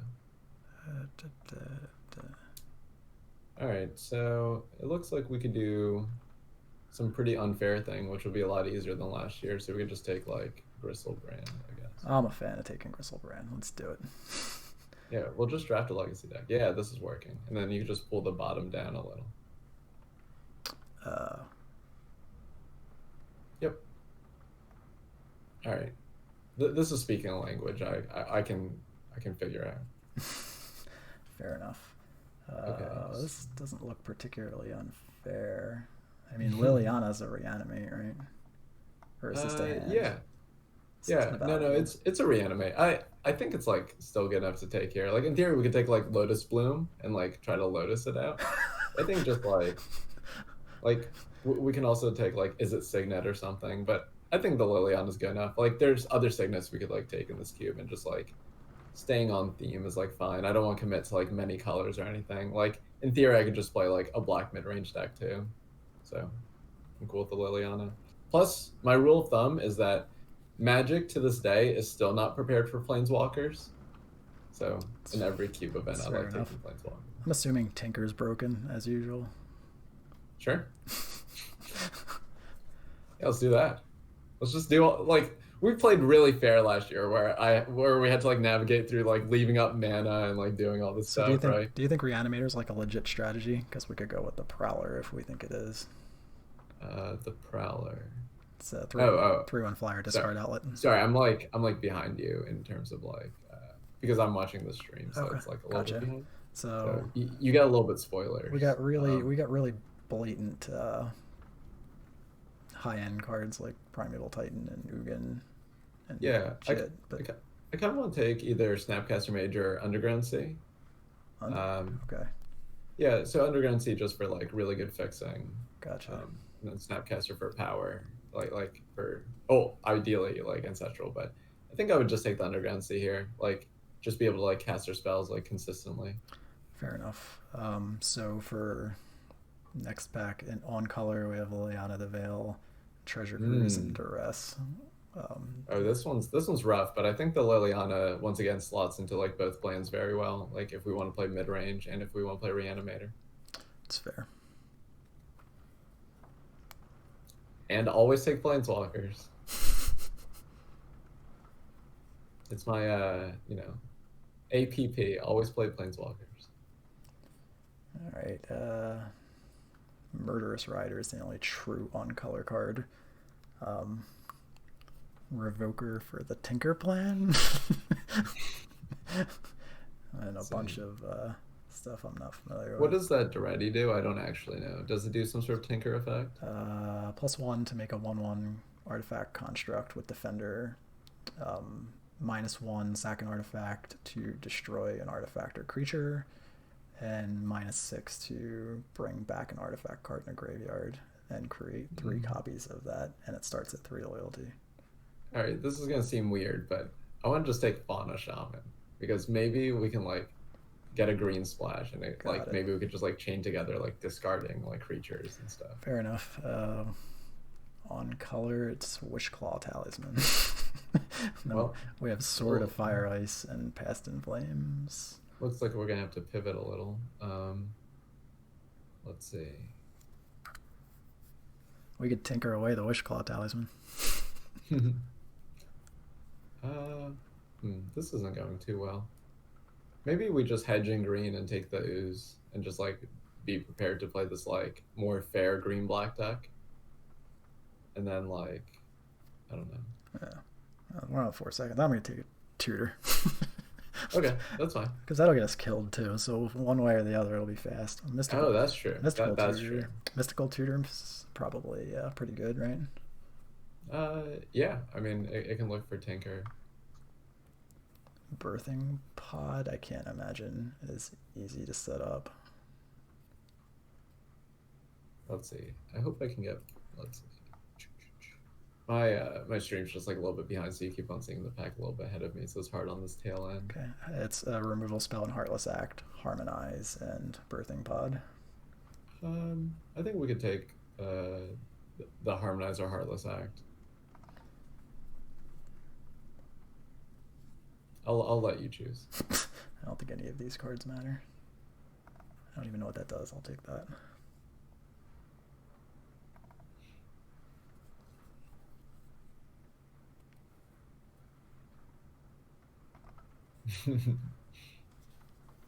Yeah, I see what you mean. Yeah, the land was a good pick.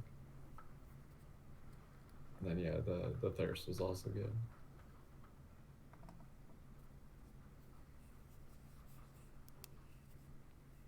Yeah, so we kind of have this like mid-range hedge, but hopefully we can like do unfair things. And we're only 1 pack in. We got 2 packs to set up these unfair things. Yeah, exactly. And Mystical Tutor is going to get whatever broken spell sets these up, so... Yeah. Yeah, like, by having, like, some discard outlets allows us to get, like, Living Death and Reanimate, and then there's, like, you know, we can pick up some artifacts along the way. I guess, like, in theory, we could have, like, had something work with Birthing Pod, but it's, like, probably too complicated.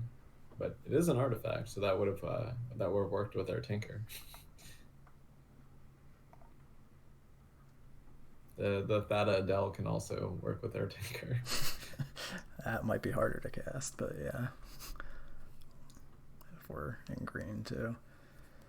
If they have like a Mox in their deck. How do you choose between Black Lotus and Show and Tell and Living Death when you have Gristlebrand in your deck with Mystical Tutor?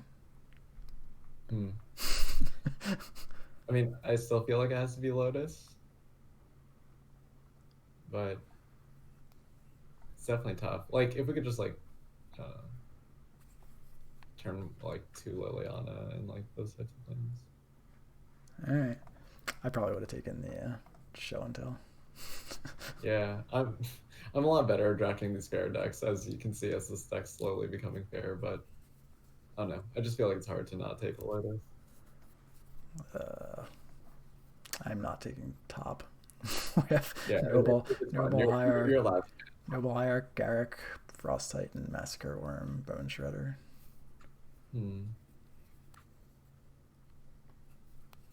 This one's kind of interesting. I do love Planeswalkers. I do kind of want to just take the Garrick.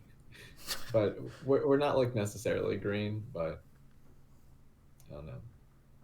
Does anything speak to you? I like Black Lotusing out Massacre Worm. We'll go there. Okay, yeah. Let's take Massacre Worm. Let's do that. Phantasmal. Like our goal's not to play green if possible, so I do like taking their Massacre Worm to that end. Is Phantasmal Image any good in this cube? I don't know anything about this cube, full disclosure. Okay. But Pack Rat can probably just kill people. Alright, sounds good. And it's a discard outlet. We could just go like turn 1. We could go turn 1 Black Lotus and Pack Rat, or turn 2 like Pack Rat discard. That's fair enough. Dark Confidant versus Imperial Seal. I think Seal's probably better if we're trying to do this like unfair stuff.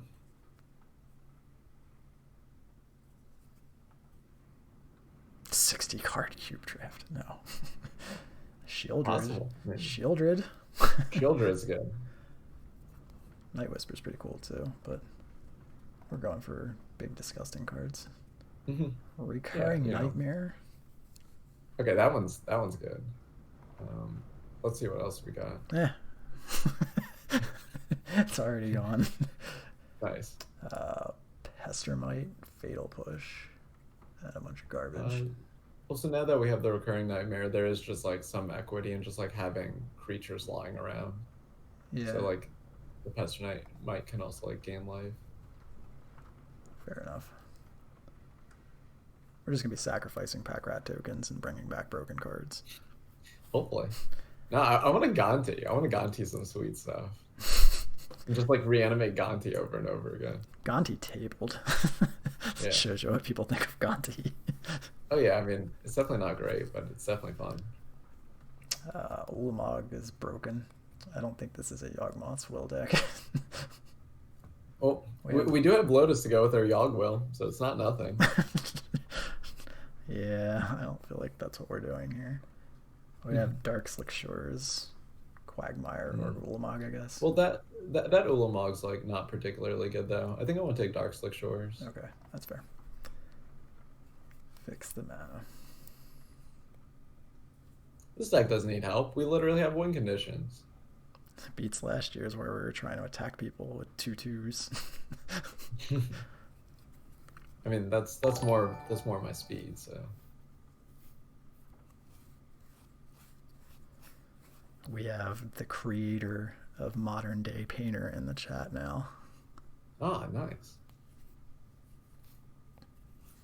Welcome.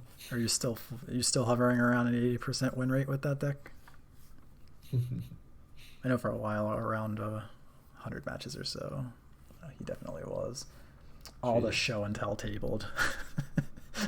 Wait, what? It's a show and tell tabled. Really? It's right there. Well, I can't see it yet. Well, I'm telling you, it tabled, and it's already in the pile. It must really be Christmas Eve.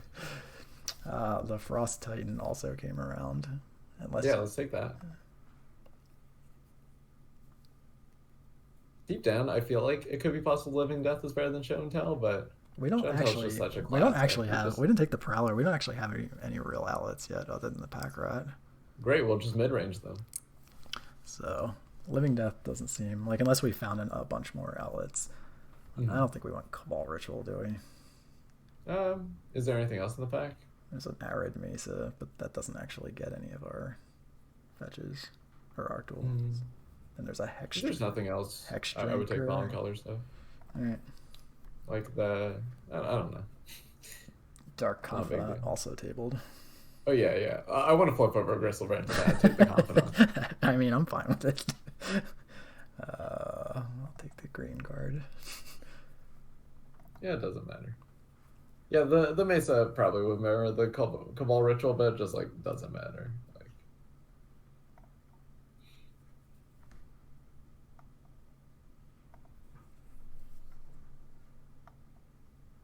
Lingering Souls. That's more my language. Oh, you were right. We should have taken the Air Mesa. I would have well with this Lingering Souls. Don't worry, I already moved it to the sideboard. Don't you worry. Well, if we could like splash it, it is good with a Recurring Nightmare. Yeah, give you the tokens. That is fair. I can't see the cards in real time because we found that when we were screen sharing over Discord, it was using up too much resources, causing a lot more lag. So Alex, instead, we're just gonna have lag on my side. Yeah, Alex, we are 100% playing Show and Tell. I don't care what happens. This is Christmas. This is Christmas. If they get presents too, that's fine. Tom kind of executive, decision that one. So I didn't have a say. We have Ponder, Torrential Gearhulk, the Scarab God, Hydroid Krasis, Woe Strider, Seagate Storm. What does Stormcaller do? I don't actually know. It can like cast an instant sorcery in your graveyard, or it copies one. 2 or less. Yeah, so it copies one that's on the stack essentially. Well, the next one you play, you get 2. Gearhulk is something that we can like tinker for, but we don't have any big instants. Yeah. The Scarab God is probably like the best thing to reanimate, or like even just be a fair plan. Okay. I think. Wait, what does the Kicker do? Oh, you cast the spell twice. I think just the Scarab God's fine. Like, Ponder's like fine for fixing, but like I feel like if we might just end up having to like mid-range people. So. Ophiomancer and Mole Drifter. Mole Drifter's good. Mole Drifter with the Recurring Nightmare. Ophiomancer's really good too. It makes a bunch of 1/1s. Oh wait, yeah, that's true. Ooh. With Death Touch, no less. I do like Mole Drifter a lot, though. I'll leave it to you. You can choose one. I won't be upset if we take Ophiomancer. I want to make Ophiomancer is definitely more unfair. I want to make snakes. Survival of the fittest. Oh, that's true. Alex noted that we could have been able to tinker for Bulls to Citadel, but the problem is we have like no other artifacts, so we might not like actually be able to play this tinker. Survival of the fittest. Mind Twist. What does the 2-mana black card do? I actually don't know. 2/1 Menace Lifelink. When it enters the battlefield, if it was kicked, return reanimate a card. So for 6. Wait, it's a 6-mana reanimate a card? Yes. I guess we're not really playing things in the graveyard, but there's a survival of the fittest here. Yeah, I mean, I guess it's fine. I mean, we don't really have that. I'd probably just take like the Battle Sphere for like reanimation and ramp, and like if we like can have this tinker pay off. All right. Well, Entomb's pretty good. It's a shame why you skipped out on all that stuff. We have a terror when it comes into play. Well, now it can hit anything. Channel. We're not gonna have double green though. Well, do we have any reanimate things yet? No. We just have the recurring nightmare. Yeah, if we don't think we're gonna get any reanimate stuff, I think the Chupacabra's right. Yeah, I think the Chup can also be good with the recurring nightmare, as chat noted. Thief of Sanity, Hero's Downfall, Impulse. I think Thief can be good. Our cards are pretty bad, so I like your spirit. We can just win with their cards. Siege Gang Lieutenant, Sword of Feast and Famine, Wasteland, Questing Beast, Spell Pierce. Maybe just Spell Pierce. Oh, let me wait until that pack loads. Oh no, Sling Gang with a recurring nightmare. Yeah. And the Scarab God. Wait, this is like real stuff. Yeah, let's take Sling Gang. Makeshift Madigan's reanimation spell. Strix is pretty cool though. Ooh, Baleful Strix is a card I love. And just like do we end up taking the Battle Sphere? It's we might be able to play Tinker. We did play the Battle Sphere, yeah. Trinket Mage for Lotus or Metamorph. Or Rager. Draw Wait, or Rager? Metamorph. I love Metamorph. Also an artifact. Our cards, like our deck's just like, pretty bad, so we'll just copy their good cards. It'll be okay. Plus, we can tinker Baleful Strix into the Metamorph. Is Hydroid Crisis worth it? Probably not. So... oh, no, the Wolf Strider's good, because we need tokens for the recurring nightmare, too. Fair enough. There's Alex's Bolas's Citadel if we want it. Wait, really? We have a lot of artifacts now. It might actually be playable. Let me see what else is in the pack real quick. 10-drop Kozilek, 6-drop Casualties of War, and then off-color stuff. Oh, yeah, the Boluses. Survival also tabled. Yeah, I mean, is there anything else? The reanimation kicked card also. Oh, I want the reanimation kick card. I think that can actually be good. I think we're just going to be blue-black, so unfortunately I don't think we could play the survival. Yeah, it's about having faith.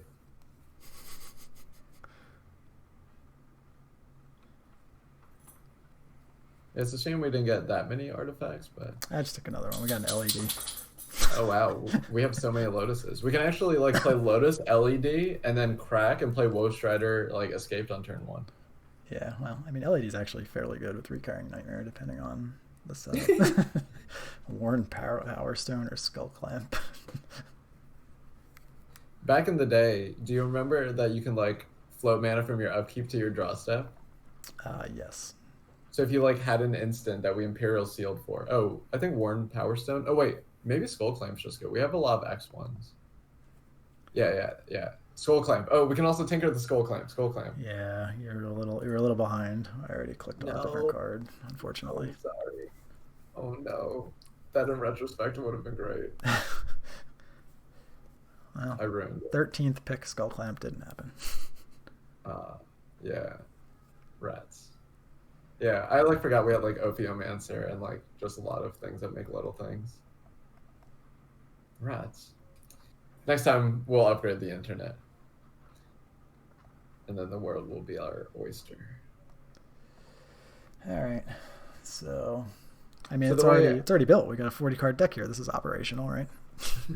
So the way I typically like building every kind of limited deck is I just drag all the cards into the sideboard and then I just add the essential cards in and then I like see what complements that. So if you don't mind just like dragging all into the sideboard, even though it's gonna be more clicking. It's just like easier for me to process what's going on. All right. So you want the lands in too, right? Or wait till the end? Nope, I went to the land end for the Okay. lands. So I try to shoot for that like 23 card type of thing. Uh, And then yeah, just like yeah, that's fine. So we can put in the Lotus. So just you can feel free to just like add the cards that you think are 100% in, and then eventually the stream will catch up, and then I'll let you know other things that I think would be good. There's plenty that's good. It's just a matter of what's really good. Mm-hmm.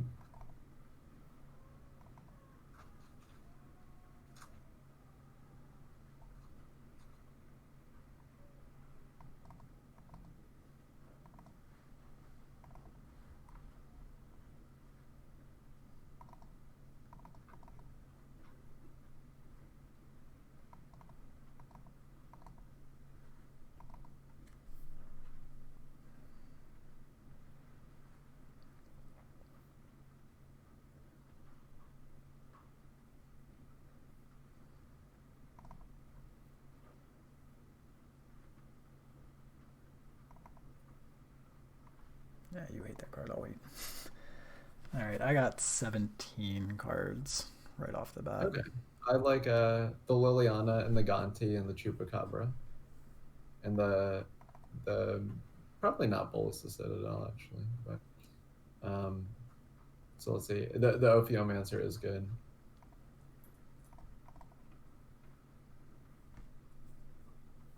I'm gonna have faith in this Null Priest of Oblivion.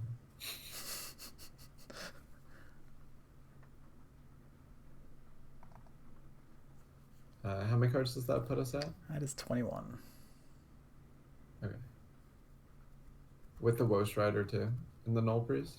No, the Wolf Strider I missed. Okay. That's yeah, 22. I just think with the Recurring Nightmare, we want like enough things. That is 22. I like the Power Stone. So the Power Stone is something that we could like tinker if we don't have like our Battle Sphere or want to like get Metamorph or something, and it could just like help us hardcast our things. I guess in this deck, it's more like normal casting though. Okay. Did you want the Sling Gang or no? Sling Gang's like the worst of all of our token producers. So okay. I'd rather not play it if I don't have to. The only card I'm kind of considering taking out is like Shieldred. Just like the amount of mana we're paying for it might not be worth it. But I'm trying to think what we play instead. It'd probably just be one of these like earlier removal spells. Like maybe we play like Heartless Act. But like we're not that great of a Tinker deck, but I still think maybe Tinker is just bad.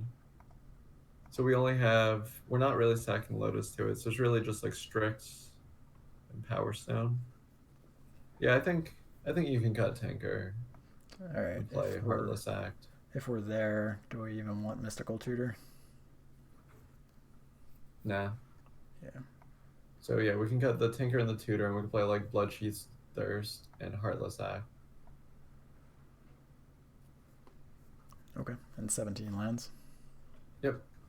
Yeah, and somehow we ended up with a mid-range deck again.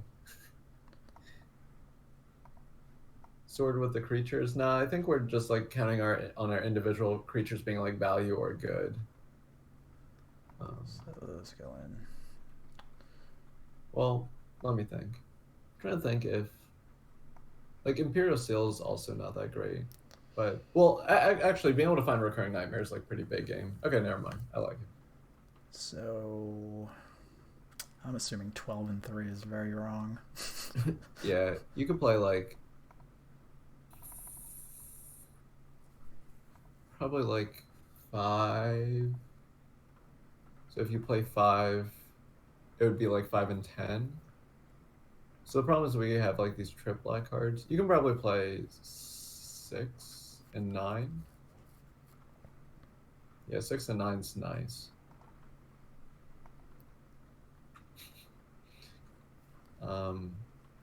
Let me give it another look over. Chat enjoys classic mid-range all-star Gristlebrand. Yeah, exactly.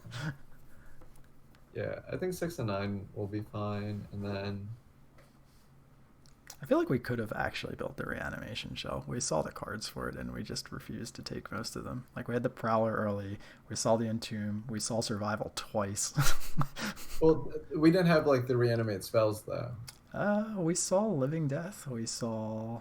It was like just Living Death, and the 2 we took, like Liliana and Recurring Nightmare. Yeah, so I guess and Recurring Nightmare.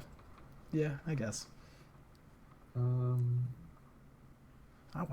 a little bit worried that like we have Lotus in our deck. We can just Imperial Seal for Lotus and cast Gristlebrand. It'll be okay.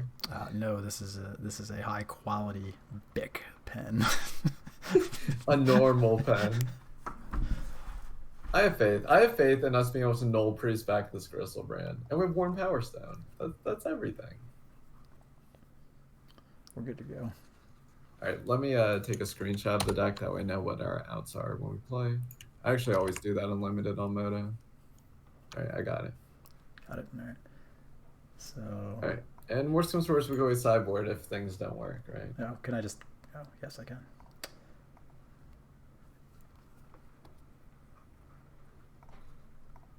Yeah, I'm definitely glad you got in that 5-0 though. That way we could already be better than last year. Takes a lot of pressure off of this deck. Man, I decided to do one thing with you, and I'm down to 0 trophies already. Yeah, I know. They just deleted everything. Go down in an earlier round. Wow. Bringing some Fallout Boy to Christmas. Wait, you didn't know the other song I was singing when we were not on air, but you knew that one? I'm sorry. Would you like to sing that song for the people while we're waiting to queue? I'll sing other songs. All right, fair. We can have Jonathan mini karaoke. You in the chat, say the name of a song, and if I know it, I'll try to sing like a line from it or something like that. Even if you will probably not be disappointed at how badly I sing. Even if you don't know it, you should be able to just straight up like watch like 30 seconds of like a YouTube chorus and oh, Mike, I know a song that you should suggest that you've played multiple times on calls. That's a holiday themed song that I'm sure Jonathan would love to sing. What's my favorite holiday song? I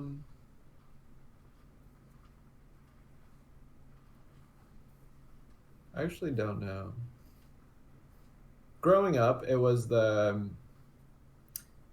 what was it called? It's like Paul McCartney or some sort of Beatles related thing. And it's like simply having a wonderful Christmas time. It's catchy. Do you know that one? I do know that one. That is a very popular song. I forget what the instrument is that like plays that has like the whoa whoa whoa whoa like type of thing, but I like that. I don't know that song. Fun fact, I actually didn't really know Blink-182 until like 3 or 4 years ago. I just like missed it when I was in high school. All right, good start. We have We have no plays for 3 turns, so we don't need to discuss anything. This works out perfectly. Yeah, we're great. Oh look. It's about story equity. That's what you need to learn about the Jonathan Sukenik streams. If any stream just needs more stories in it, just call me up. The good part about the cards not being great in our deck is that we can just freely discard lots of things to Liliana. So, well, no, we discard the Massacre Worm, then we can reanimate it with the other Liliana. It's true, but that's a few turns away. I mean, we'll probably end up playing the Ophiomancer in 3, potentially. They're just passing. Yeah. I think the Ophiomancer's good. I want this Liliana to get value. Yeah, it's happening. Yeah, they can have Pierce too, so this plays around that nicely. Yeah, I do think I would have played the island though, just because like the 3rd swamp isn't necessary. Like we're hiding our secret color. Oh my god. All right, we're about to lose our guy. Are we? Oblivion Ring. Oh, wait, that's fine. That's totally fair. Yeah, I don't mind that at Wait, all. it's better that than like our Liliana or something. Yep. Maybe they didn't target the token? Rats. No, they correctly identified. They didn't have to do that. Yeah. 50% chance of sadness there. I kind of like attacking and just like Liliana go. Like, because they have like 6 cards, and like, I think just the threat of being able to Edict might actually be better than not playing like a Bolt color. So like, I think we just don't know what we want to discard and we like our whole hand. If that makes sense? That's fair. And then in theory, if they like play something that gets Massacre Wormed and we want to develop a Massacre Worm, we can then plus discard Massacre Worm and then play Liliana to reanimate it. So like, this is a play that I don't think people do enough. I don't know if we're gonna get punished for it, but well, it got Anguished Unmaking. that's fine. I mean, like, that means our 5-mana Liliana gets to live, and that one's way better than the other Liliana, right? Yep. So, and maybe we'll mill something for this Null Priest. I called this Null Priest. This is me. It's me. 1 Watchwolf 92. We milled a Tutor and a Heartless Act. Exactly. Just how we drew it up. No, I like our position. Scarab God. Well, I guess we get to. Well, I gotta see what we draw, but Swamp. maybe we'll mill something with a Lily. We drew Swamp. Okay, and then did we plus Lily? Not yet. I wanted to read the Scarab God. I'm not super familiar with it. Okay, yeah. It'll give me time to catch up on the stream.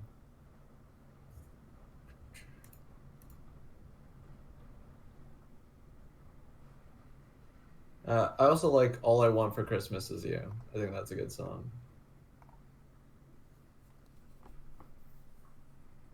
Yeah, so pretty much we need to reanimate our stuff before they reanimate our stuff. So we have our own Scarab God.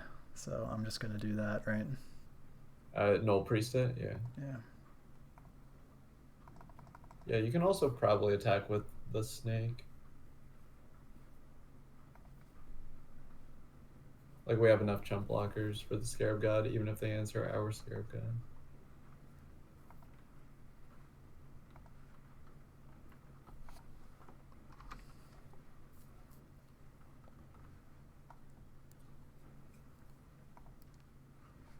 Liliana's Minus, like, kills all non-zombies, right? Yep. Okay. That can actually, like, potentially combo well with a Massacre Worm if they just develop another creature, like the Scarab,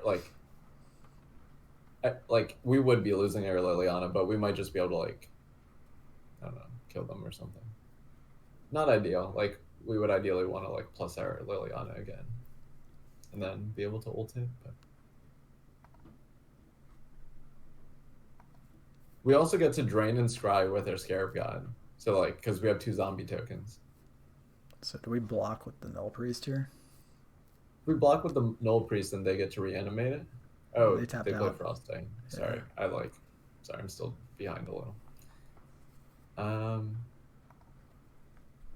Yeah, blocking the Null Priest is good, and then we can always be the one that reanimates it with our Scarab God. But let's see. Let me look at our deck list. 3 mana? We're pretty 3 mana heavy. Yeah, I like that. So you can block with the Null Priest, and then on your upkeep in response to the Scarab God trigger, activate Scarab God on your Null Priest. I did not do that. However,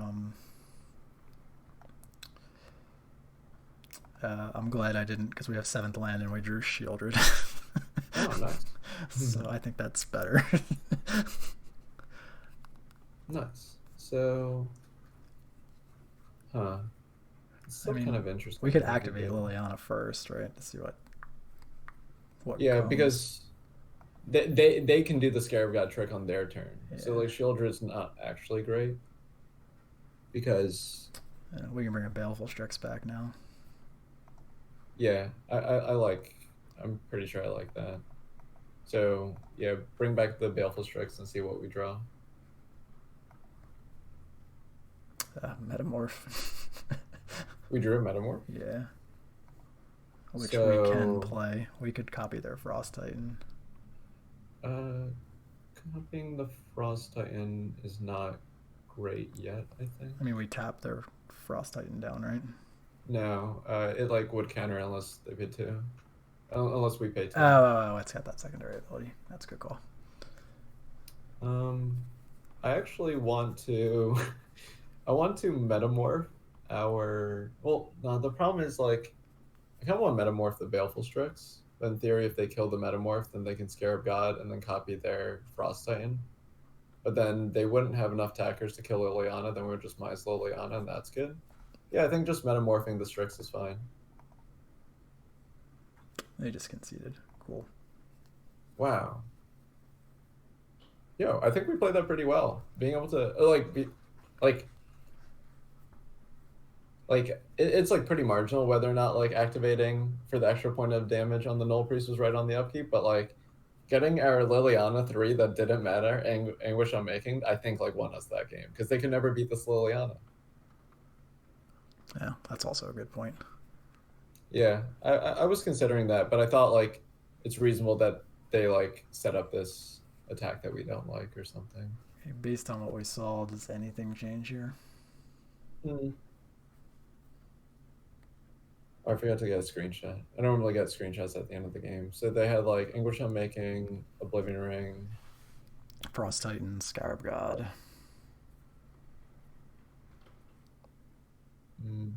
I could scroll up if we really want to.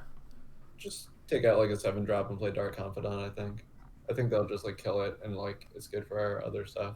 Like we're just unlikely to die to it. I'll take out Shieldred, I guess, or Battlesphere. Well, I think the Woman's from Battlesphere is like appreciated with the like Recurring Nightmare. okay. Shieldred it is.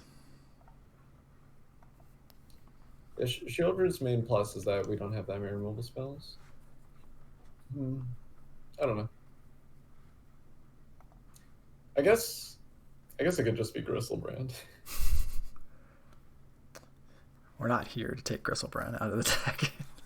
Well, I'm not allowed to take out Gristlebrand. Then it could also be like Massacre Worm. They might not be the type to play a lot of small things. Yep. So we have. go shoot for game 3. It's fine. I'm more just like speaking. Yep. So we have nothing in this hand until, well, it's sort of a turn 3 play, but we really don't have anything until Gonti with 4 lands. I think this is fine. Okay. Like, our deck doesn't have that many 2-drops. It's like, it's fine. Like, they're not like playing an aggressive deck. Like, we need to hit our land drops and then be able to play big things. And like they haven't shown counter spells. They've just shown removal spells. That makes Gonti really good. Well, we don't care about Imperial Seal right now, do we? Nah. Or I don't think so. Yeah, I don't think so. Ancestral Visions. It's okay. So we could always play like the Recurring Nightmare on. Well, do we even want to expose our Recurring Nightmare? Probably not. We could probably just play Gonti on 4. Like, leave mana up. Maybe we seal on 3. Are we on turn 3? Or yeah, we are on turn 3. Let me wait for it to catch up real quick. Yeah, I already clicked through when you said wait for Gonti. Okay. Oh, there he is. Gristlebrand. Right on time. I mean, we can steal for Lotus at some point. Ooh, that's true. I'm guessing the board hasn't changed and we could just Gonti them, right? Actual factual counterspell on Gonti. Okay, that's fine. Then we might be able to Scarab God it back.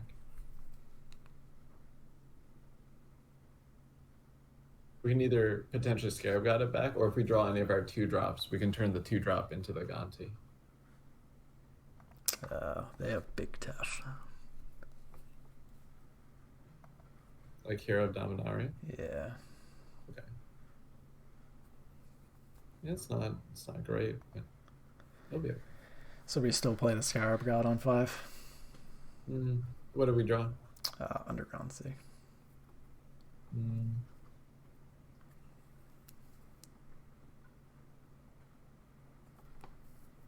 Yeah, I think you kind of just have to.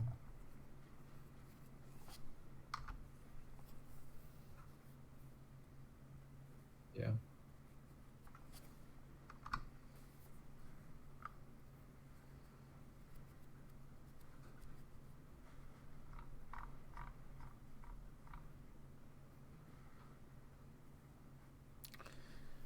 Our friend Oblivion Ring came back.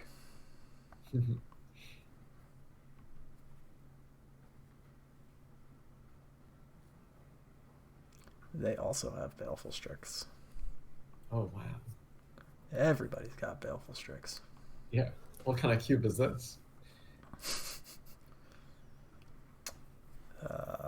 We have Liliana. Should we just edict their Strix away, or should we? Mm. Let's see. So they have 4 cards. I'm trying to think what we're trying to do with this Imperial Seal. I mean, what we could do is, Oh, we can Liliana plus discard Gristlebrand, Imperial Seal for like Woe Strider. yeah. Um, yeah, can you play the Liliana plus it and then Imperial Seal and then let me look at the deck?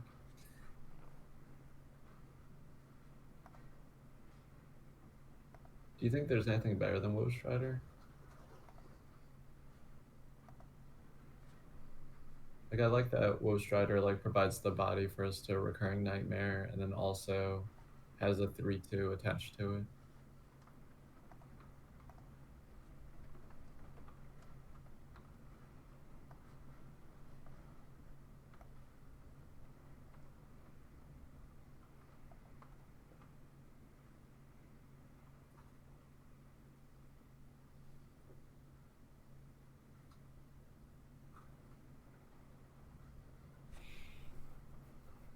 Mm.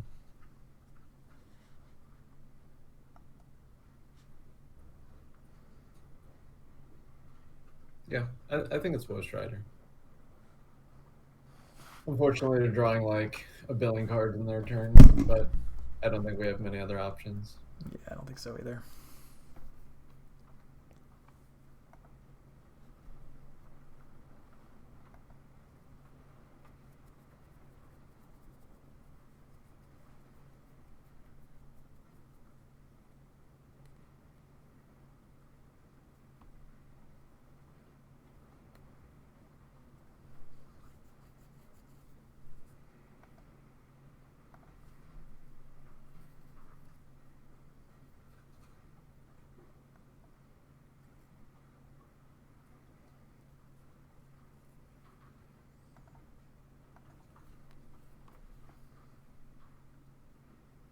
Oh wow, Knight's Whisper. Sometimes you just gotta draw cards.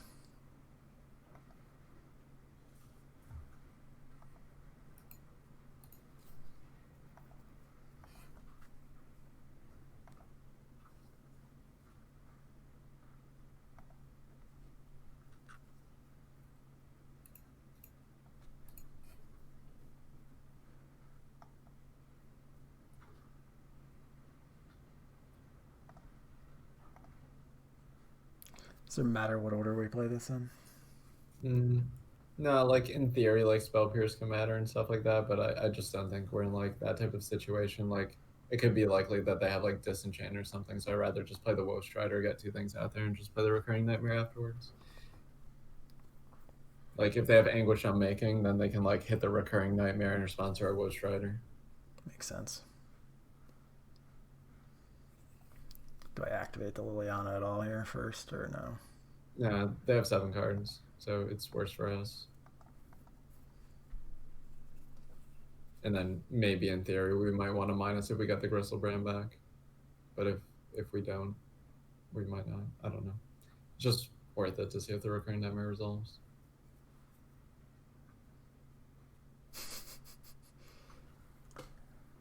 Counterspell via Torrential Gearhulk. clearly should have hate drafted it. We might have been in the same pot as this person. Oh no, we couldn't be. We both have Not with the double strix.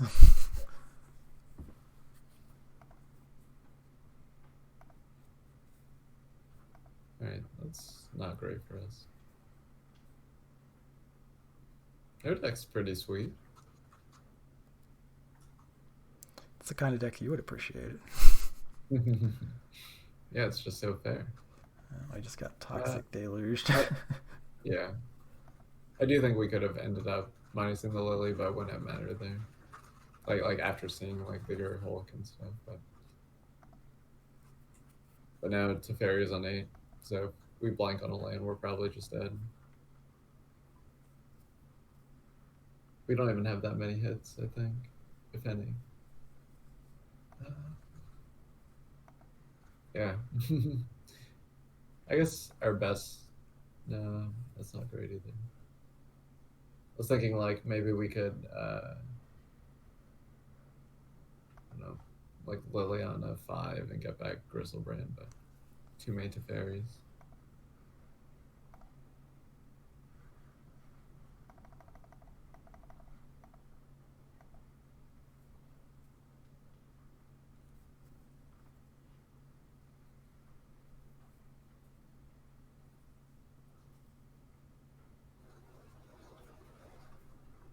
Yeah, Chad's right. We could have used the Woe Strider to sack the goat to scry one when they played the Toxic Deluge. That's fair enough. We have Gristlebrand now though. Yeah, it's not great against the Teferi emblem, but we finally got a Gristlebrand in play. I mean, that's basically winning regardless of what the opponent does. Yeah, you might as well just draw 7 here and try to make the land drop, I think. Yeah, that's a good call.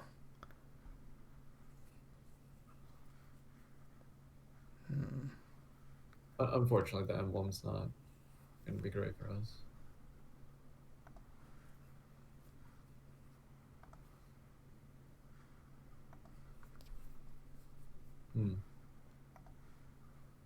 Yeah, not the best draw 7, but.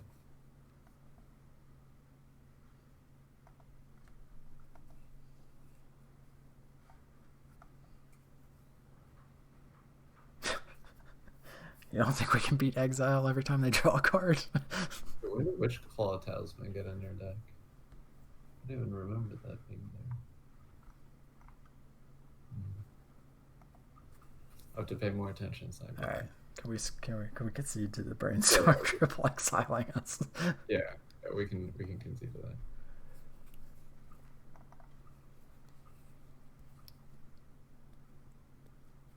So let's see. So I saw a lot more of their deck. Yeah. Oh wait. I think you can board in the Thada Adele.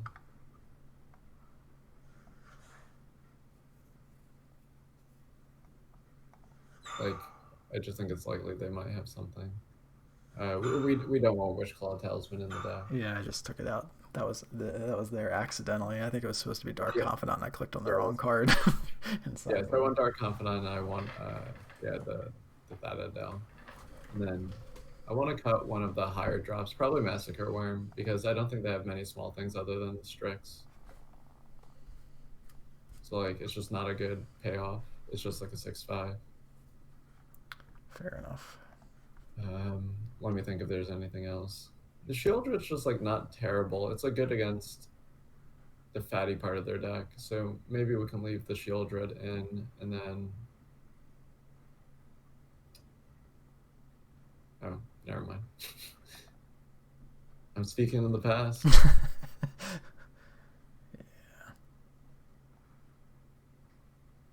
So unfortunately, Thief of Sanity doesn't let you play lands, I think, or does it? Yeah, you only cast cards from it. But that Adele works if they have Moxes in their deck. I think we should call again. If this had 2 lands, I would have kept. How about turn 1 Gonti? Also not right, but I'm waiting for the stream to catch up.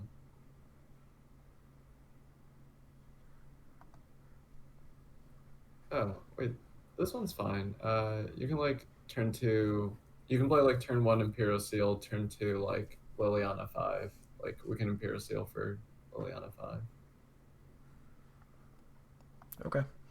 Bottom Battlesphere? Um, Or do we want to save that one to bring back, theoretically? Gonti? yeah, I think it's more likely to be Gonti and that we want the Battlesphere in the graveyard.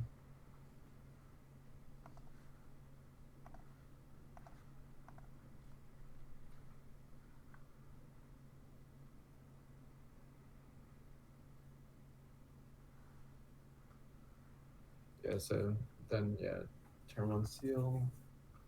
And then ideally it's turn 2 Liliana 5, and then turn 3 Liliana 3, and be able to reanimate Battlesphere.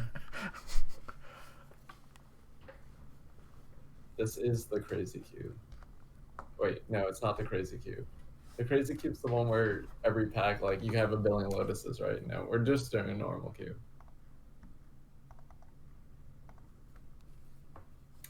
See, we like third pick that Liliana 5, but I still swear it's like one of the best cards in our deck.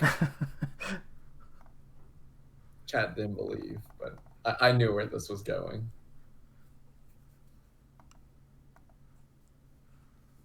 See, you got to do your thing last game. We kind of did my thing the first game, but now we're doing my thing the third game.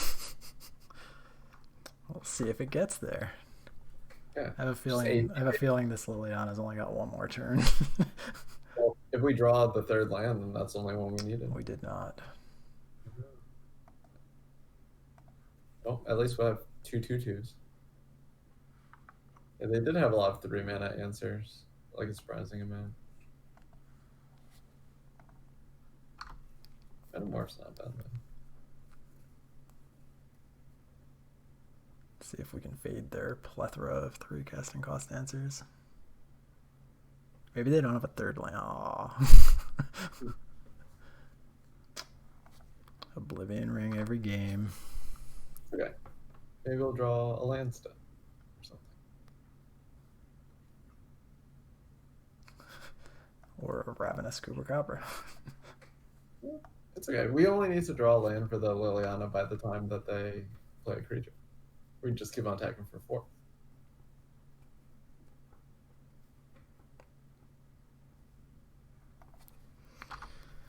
Strix.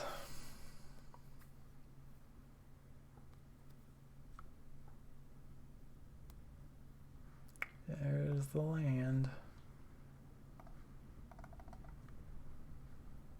So we can just edict their Strix? Yep. Yeah. What goes with my APP philosophy is ABA, always be attacking. That's terrifying. They just pathed their own Strix.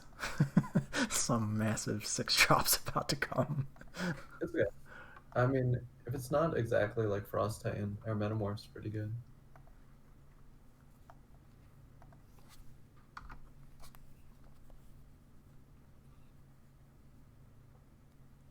Might be Gearhulk flashback and a path to kill one of our zombies too.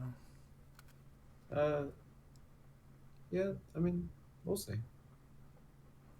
Or unless if you're already seeing the Wait, future. what? What happened? They just spent all of their mana to Animating Colony? Yes. And yeah, swinging. wait, that's the best for us. I don't. That's why they had to path. I don't understand this. Clearly, Liliana's the problem here. That was an interesting line.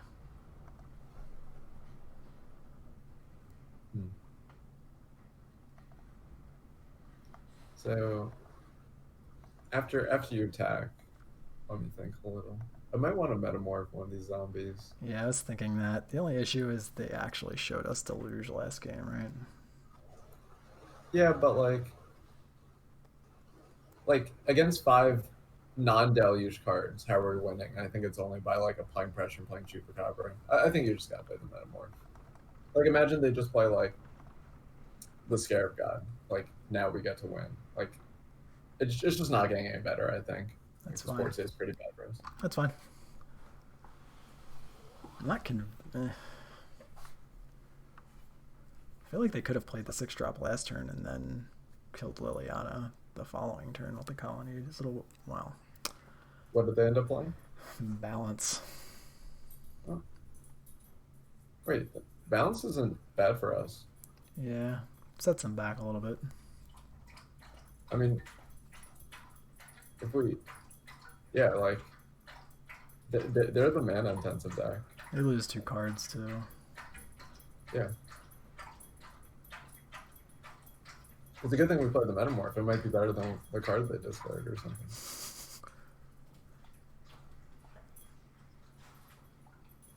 And we don't even have to click anything on this balance. It's just all there, right? It just happens. They discarded Knight's Whisper and Gearhulk, so yeah. Wait, that's great. Great and scary. I wonder what the last 2 cards are. It's okay. We might just have to slam this this Chupacabra depending on what we draw, just to apply more pressure. Just an island. The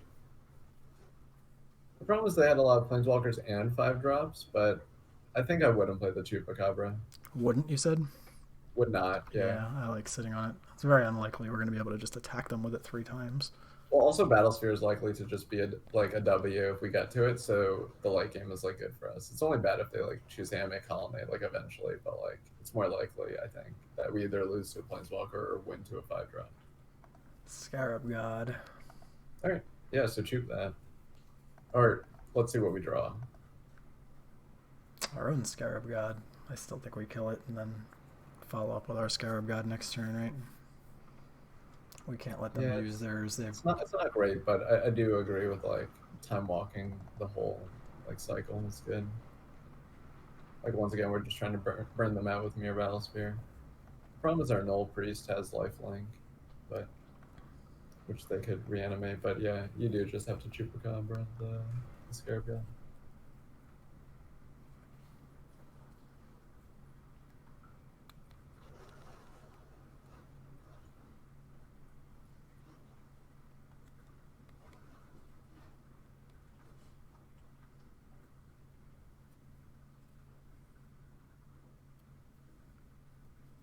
The Null Priest also has Menace, is that right? The one in our graveyard? Yes, Menace and Lifelink. Yeah. Maze of it. I mean, it's still just a race to the Battlesphere.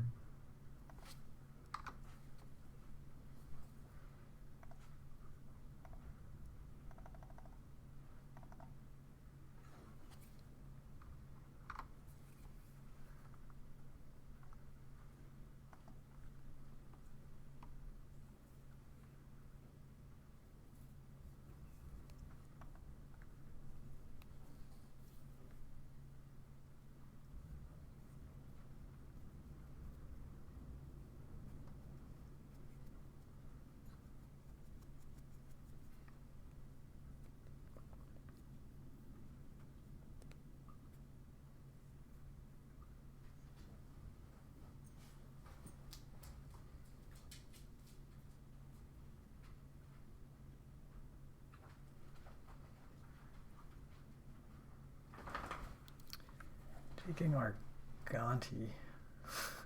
Wait, what did they do? They took our Gonti. Oh, yeah, that makes sense. So they take the Gonti, and then we take the Null Priest. But do yours in response to the trigger, I still think is right, to like drain the 1 and scry 1. Okay, that's better than the off chance we draw the land for the Battlesphere. It's like kind of hard. No, I think you're right. I think you're right.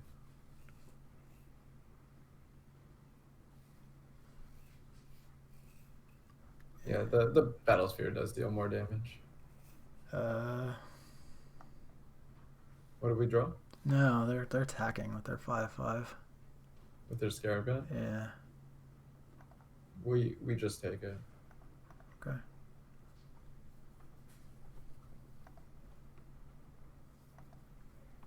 Or I guess in theory we didn't have to take it. Let's see. We could like block with the Chupacabra, get back the Chupacabra, and kill. No, I think taking it's fine. I kind of want there to be nothing in the graveyard. Like, Okay, so if we're not worried about, we can play the. Oh, it comes into play tapped. No, we can't do both. what was it? We drew Worn Power Stone, so we can either use the Scarab God or play the Power Stone. I think you use the Scarab gun. And we're still just bringing back the Null Priest. That's the only thing we can bring back. Yeah. Like we can't let them get it. Oh wait, there's a metamorph. Yeah, we have a Metamorph. Oh, I forgot about that. Did we reanimate already or not yet? Nope. We can kill Okay, their good. Scarab God. Yeah. So yeah, metamorph the chupacabra.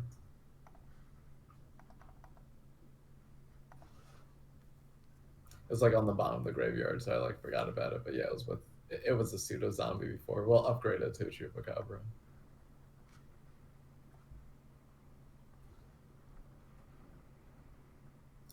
Yeah, if I knew that, or if I remember that, like it was my fault.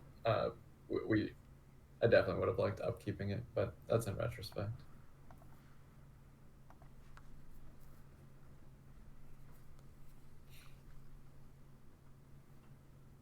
And depending on how good their Ganti is, if they're just like deploying the Scarab God again next turn, then on the upkeep we can get back the Null Priest, and then we can just like be burning them out with the Scarab God. We swing with the 5/5 here, right? Make the maze. No, because it like gives them the option to Ganti block, right? Like they do whichever one's better than nothing or Ganti block, so we shouldn't give them the option. All right. I do think it's funny that I do think it's funny that the way like layers work and stuff is that like when you Scarab back Metamorph, if you choose nothing, it's a 4/4, but once you choose something, it goes back to being a 2/2. I think that's funny. Now though, wow, I drew right through that. Yeah, what's up, Jarvis? Wait, so what other creatures in the graveyard? Is there a Gearhulk? We have the Null Priest in our graveyard, and the Torrential Gearhulk is in theirs. Oh, I forgot about the Gearhulk too. That's fine. What does the Scry show? We actually can't. They Frost Titaned our blue source, so we actually can't. Wait. So the Metamorph also makes it so that way it's not a zombie anymore? I didn't know that. I thought it would still be a zombie. So here we're just gonna play the Worn Power Stone, right? Yeah. Yeah, that's right.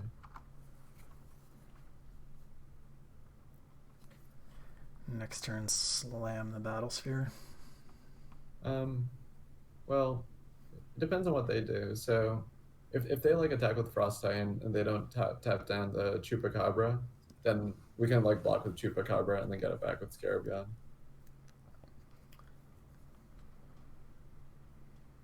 Oh, they have a lot of Frost Titan triggers. What did they do? They played another Frost Titan.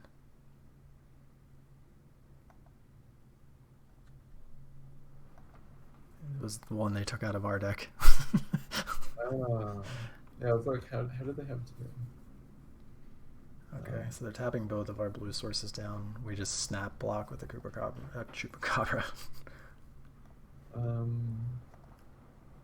Well, yeah, I think so. They might just maze anyway. Well, you can double block the Frost Titan with your Chupacabra and Scarab God. Oh, yeah, I did that wrong.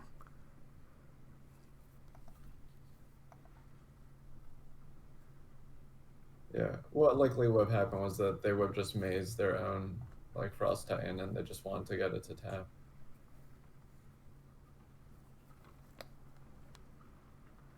Heartless Act can kill a Titan, or we can play the Battle Sphere. Just play the Battle Sphere. So like if you play the Battle Sphere, they can't like tap all of our blue sources and the Battle Sphere.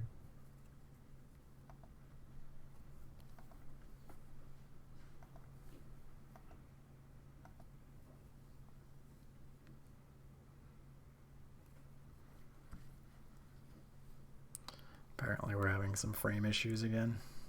Oh, it's been like that for a while. Unfortunate. Yeah, it's pretty much been that way since the beginning of the draft. It's part of why the lag's like kind of behind for me. We tried like restarting the stream after this game. Like that seemed to help before, just like closing everything and opening it. But I don't know if you care about it being like continuous, but maybe it'll be faster. It could also just be Magic Online's fault because Magic Online, if nothing's changed in the past 6 months, like has a memory leak. Okay. Yeah, I mean, this is the 6th round we've played, so across multiple formats and did the drafting too, so we can just kick it and restart it real quick. Yeah.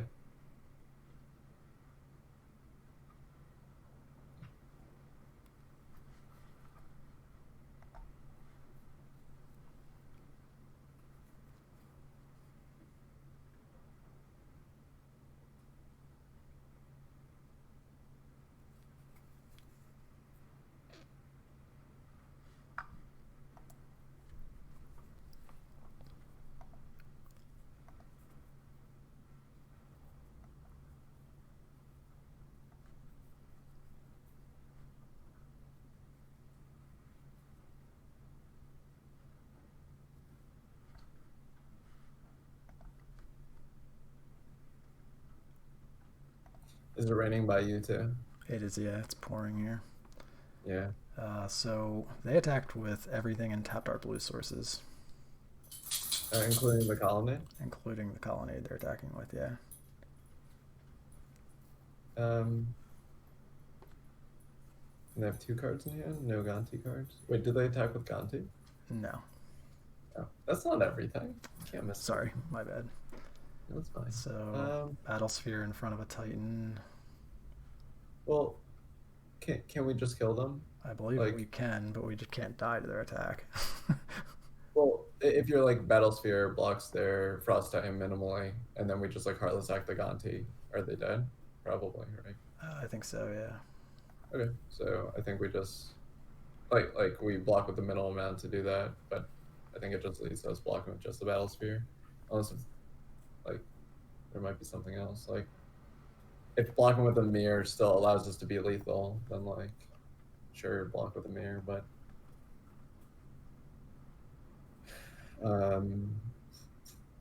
6. So in theory, they might have a removal spell for the Battle Sphere. We can kill the Gonti. They maze the Scarab God, and then we need the mirror to have lethal still, right? Yeah. Yeah. So just the Battle Sphere, I think, is right.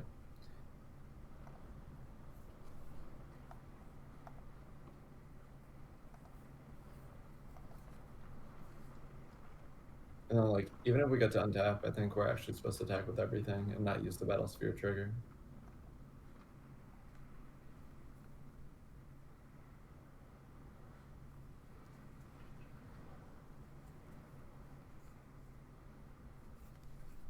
I don't even know what Bloodchief's Thirst actually does. Can you kick it to like kill 4 or something? Creature or Planeswalker. And you can pay 4 to kill a 4, right? Yes. Okay. Good thing the stuff was off screen. Opponent had some less than quality things to say in the chat. Wait, but their name is Mr. Polite. Yeah, they were not living up to that name in the chat. Which is fair. Good thing we negated it. It's a good time. So let's restart Moto. Yeah. I will also grab some water real quick. Intermission, everyone. Rev up those fryers and get some water.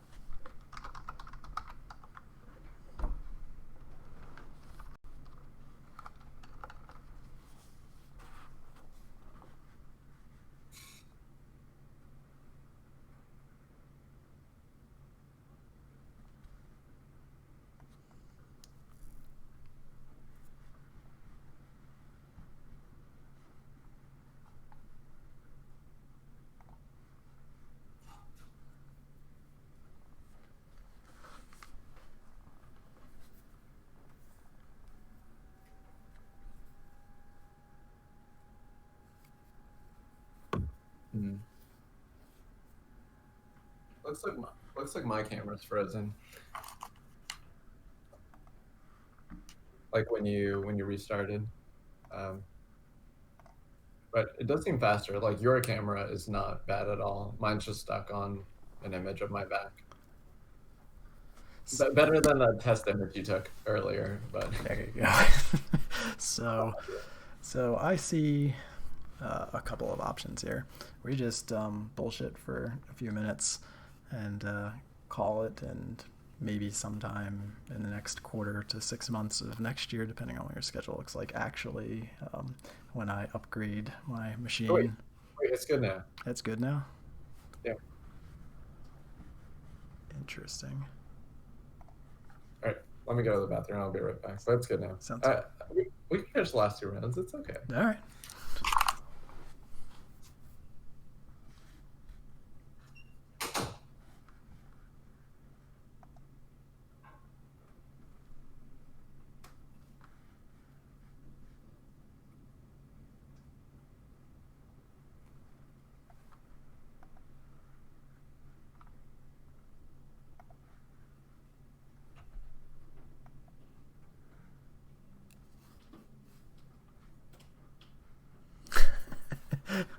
Cube match number 2, yeah.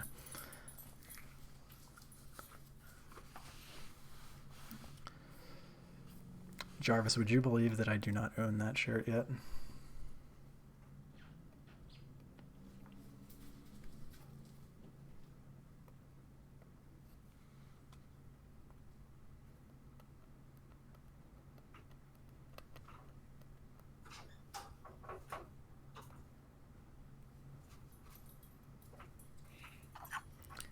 Nice, Jarvis. So while you were stepping away for just a moment, oh wait, you don't have your. Okay, there we go. Yeah. While you were happy birthday, Jarvis. while you were away, I already got 2 warnings for skipped frames, and I haven't even opened the second Magic Online window for the cube. Wait, but it looks good for me. Does it? Or, Yeah. I mean, we can give it a college try, but we may have issues again. Let's try. All right. I mean, it looks good to me. Like, I'm just watching the stream and it looks fine. I will take your word for it.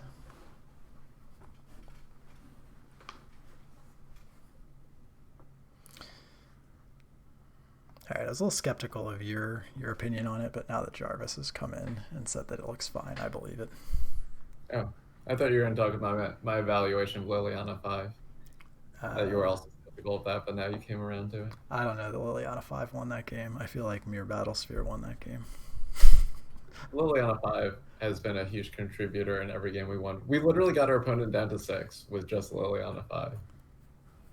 We have a bunch of stuff we can cast in lands. Keepable? Probably. All right. Wow, Liliana 5 is exactly great when you play it on turn 2. You seem to have some detractors in the chat as far as your evaluation goes. That's why I like talking to Jarvis. We have different opinions, and we can both be right. So let's see. Is there anything cool we can seal for?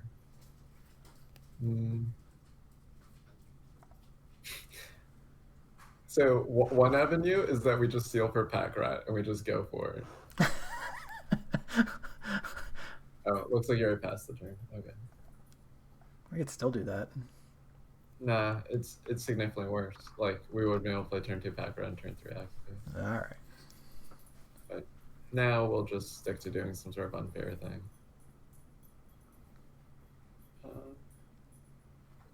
The Null Priest might be worth playing. Just as a 2-drop? It's like Menace Lifelink, though. Yeah, I'd play the Priest.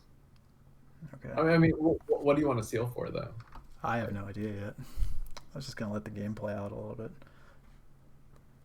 Okay. I'd probably just start attacking. All right, well, we can play it then.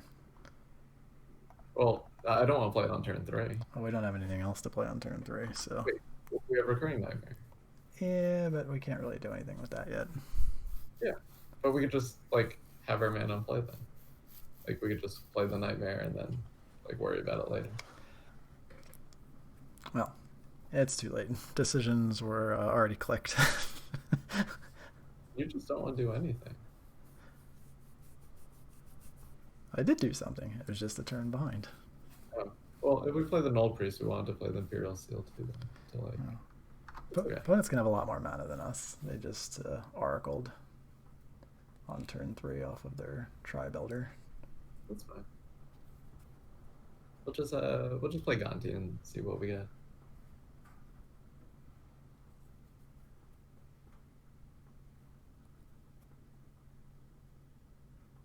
Alternatively, we could play Worn, Power Stone, and Seal for a 7-drop and play a 7-drop next turn.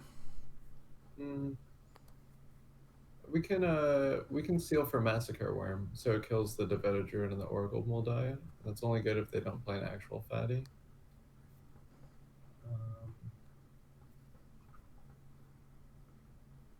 The problem is like Shieldred is similarly not great. We could wait and use that to play Gristlebrand later.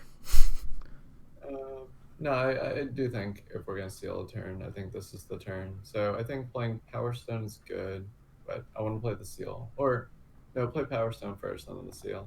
In theory, they could like have days, but and then we'll seal for.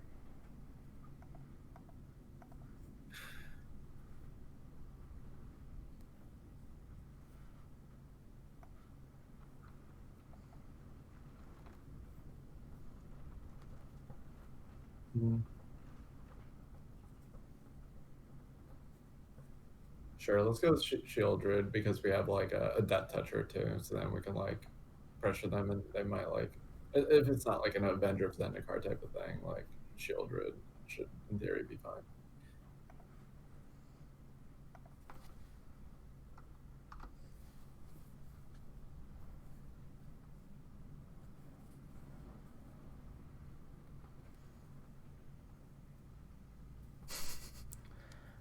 Firebolt. It's been a really long time since I've seen that card. Oh, when that was an extended, I cast a lot of Firebolt.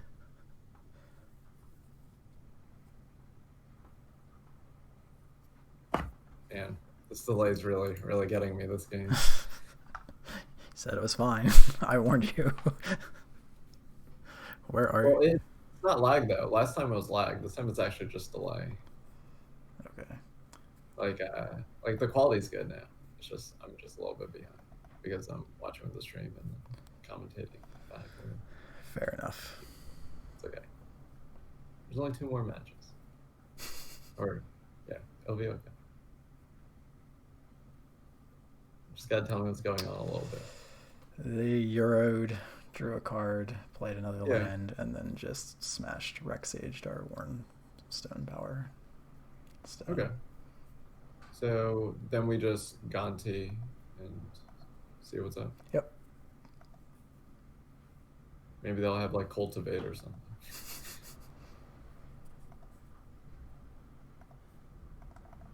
I guess in theory we should like attack first. But it has been, so it doesn't matter. Yeah, they're totally tapped out. So a Braid, Misty Rainforest, Forest, Nissa, Vastwood Seer. Well, considering we don't have any fours, we should probably just. Can't you use mana of any kind?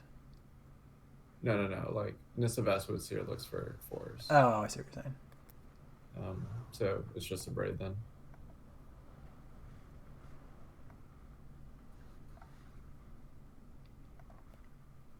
You can't get lands, or you won't be happy if you get lands with it.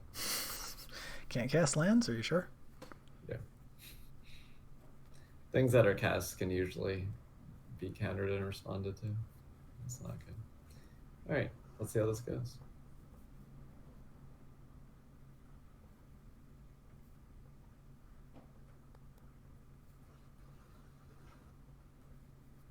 Maybe they just won't have any lands or good spells.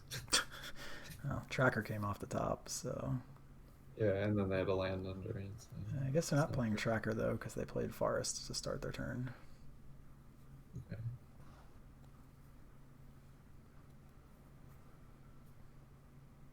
It's weird to, like, have played the land off the top and then think for a long time. You're just so confident that you're not gonna play your tracker first. Harmonize. There's the cultivate you talked about. Yeah, I'm like part psychic. It makes playing Magic a lot easier. I just can't read into like the future of what our stuff's gonna be. Only our opponent.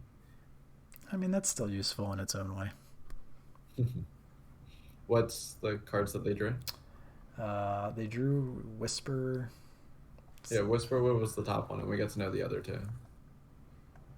Inferno Titan and Ruminap Excavator. Okay. Wow, they have a lot of fetch lands to go with this excavator. That's kind of sweet. Firebolt. Now we can recurring nightmare it. If we draw land, we can Gonti them again.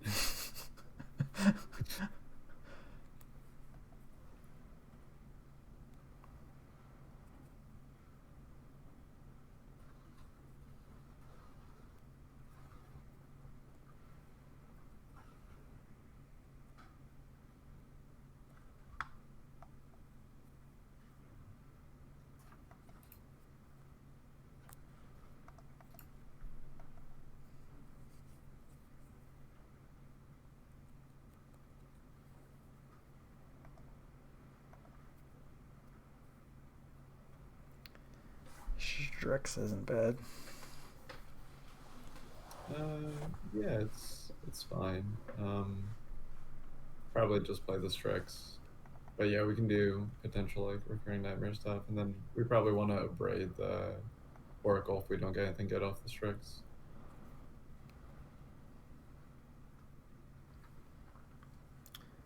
Land.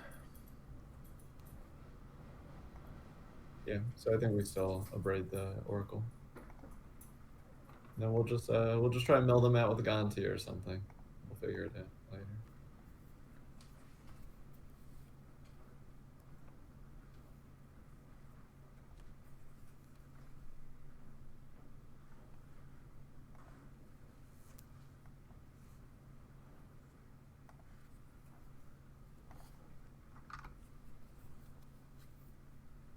Yeah, the Inferno Titan's gonna be kind of hard to beat though, along with the Uro coming back. In theory, if we like got the Shieldred down like soon enough, we might be able to eat a hit from the Titan and be fine. But problem is, probably gonna play Titan this turn. Seems reasonable. I don't think I love that attack though. Why? I think so. The problem is like if they attack with Rex Sage, like now we have to take it. That way we have like a creature in theory, like to be able to recurring nightmare. So then like their Inferno Titan can't kill both of our things. It just like doesn't seem like we're winning or losing the game by 2 points of damage. But I think I don't want to have to block with my Strix. That's fair. Well, they didn't play the Titan, so. Okay. They just play Arrow and Tracker then? Tracker and Cultivate. Okay. It's like a pretty good turn for us if they can't answer the Shieldred. If we draw land, but.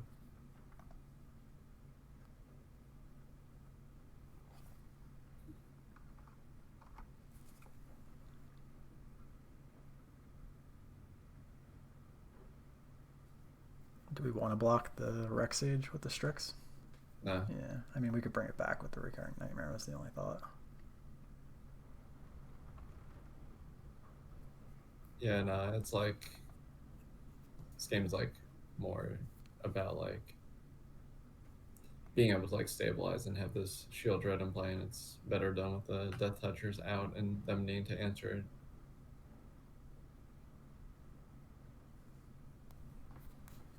I do like me a Baleful Strix. Baleful Strix and I have made up over the holiday season between Thanksgiving and the main holidays here.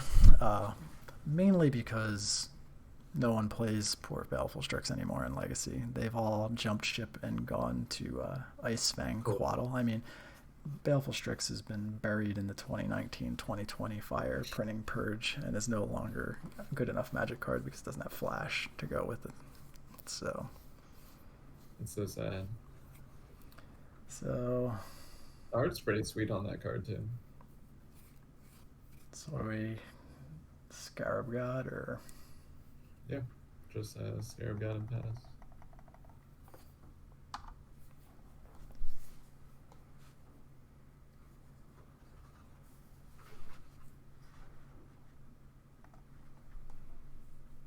Yeah, like in theory, we could like try to see if we can like optimize by like attacking for one with the strikes and stuff. But like in cube, when there's like so many possibilities, it's like just more likely like it goes wrong for you. And once again, it's like I don't think this battle is like specifically over like those small inches.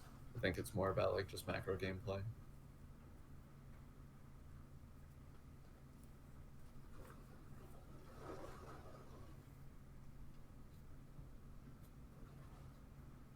I guess like a side note of just like kind of like what I'm trying to say is that like for instance the fact that like I know we need to like develop a board here and like the Ganti attack like being at 18 is like kind of like being at 20, but if, when you have like Bristlebrand in your deck and like you know they have like Infernal Titan Firebolt like games of like my favorite LSV quote by far is like from an old like Channel Fireball video. It was like LSV is like top 5 like worst decks he's played or something like that, and he just said like games of Magic are very messy. You like have all these plans for how things are going to play out and stuff, and like what makes Magic so great is like things just don't always go according to plan, and you need to figure out like what you do with all this mess.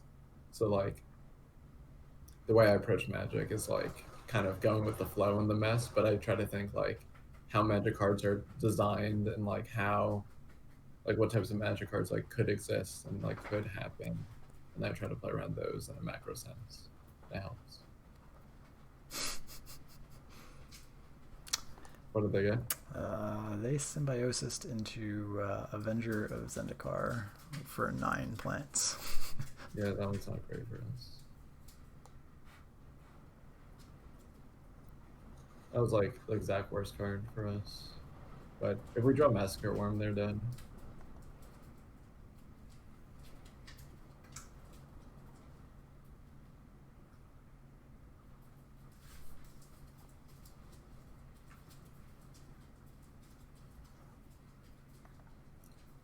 Let's go, Massacre Worm.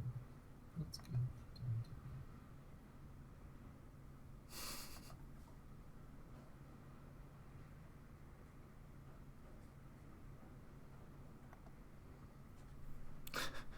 Putting more 1/1s into play.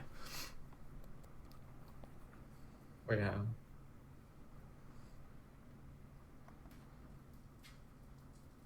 I guess I'll see soon. Yeah, I'm aware of that, Jarvis. I can still dream. Wait. Yeah. Yeah, they made a 4/4. It's fine. We'll just draw Massacre.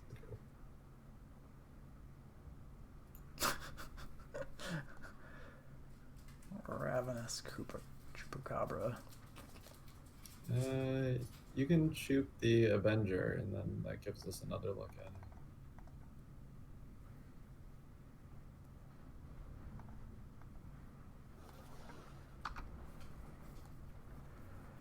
It's only another look if they don't have a land, right? Oh wait, no, the Avenger's dead.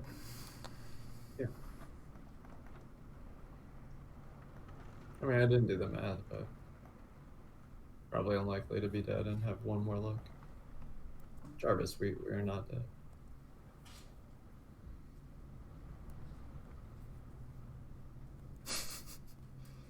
Well, you know, dramatic pause, and then the Massacre Worm will be next. I mean, you know, I'll take a 4% outer versus this board if that's what it comes to. Yeah. See, that's a real kick in the balls. We really needed to save this Imperial Seal after all that time until like turn 7, and then we would have been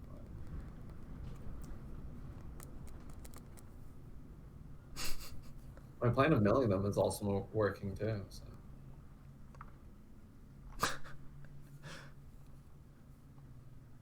You keep on laughing, and because of the lag, I keep on thinking it's because we drew Massacre. No, if not, they're still thinking. In revenge for us taking a bunch of extra clock versus our opponent last turn or last round, this opponent is returning the favor. That's fine.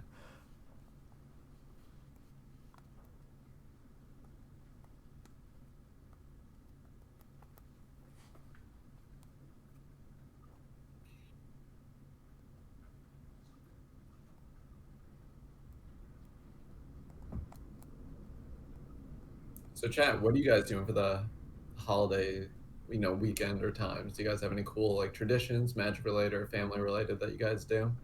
My family and I, we're trying to figure out how to do this remotely. We're probably just going to use like tabletop simulator or something, but we have a tradition of every New Year's Eve we play a game of Risk, and whoever wins will informally just have like better luck that year, and whoever comes last usually has to make cookies for everyone else. Don't know how we're gonna do that this year, but still gonna like the yearly Risk game is gonna happen. We've been doing this since I was like 3 or 4. Like it's one of my earliest memories. um, and I actually won last year, and I've had pretty good luck this year, things considered. So I will note that I have seen a picture of you making cookies having lost at Risk. really, did I should? I don't even know where I'd find one.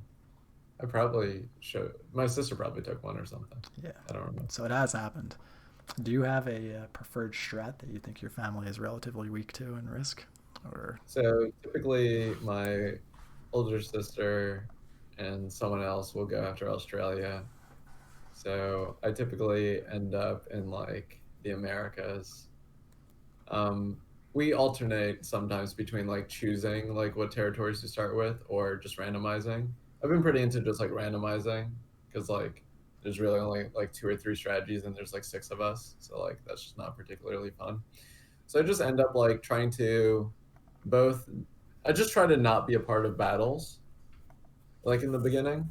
So like yeah, obviously you want to like keep a continent, but if you keep a continent, then like you probably like you implicitly will like lose more troops trying to like get that land and like lose it also. So I just try to actually stay out of people's ways and get a few risk cards, but like be spread out enough so that way one person can't wipe me out. Then I just try to like pick a spot to go all in, like and shove. It's kind of my approach.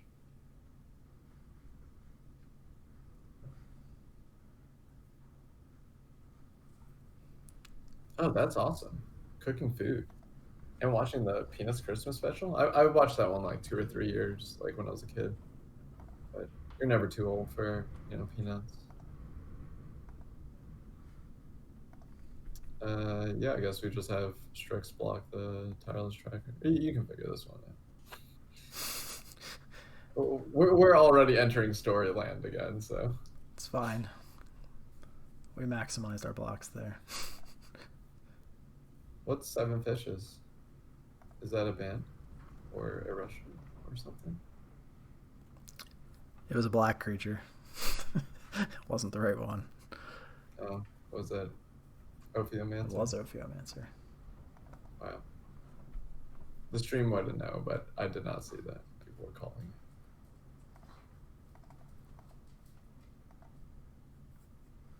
it. Oh, interesting. Yeah, we can go to the next game. I'm pretty sure. My goal is not to time out my opponent. It's Christmas. We're not angling for a timeout now. I agree. So let's see. Sort of Feast and Famine seems pretty good. What's that? What card? Sort of Feast and Famine. It's like fine. Had a lot of burn-based removal and a lot of green creatures.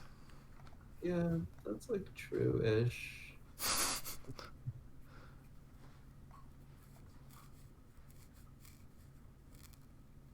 I think we could maybe play the Dark Confidant again. All right. I just want to live life on the edge, really. That's fair enough. So what are we cutting for that? Maybe Imperial Seal is just bad.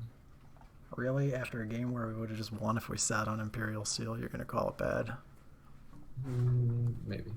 I'm leaving Imperial Seal in.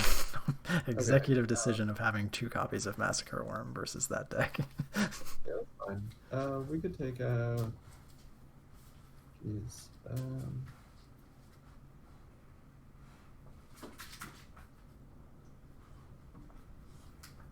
Maybe just take out Pack Rat. Poor Pack Rat.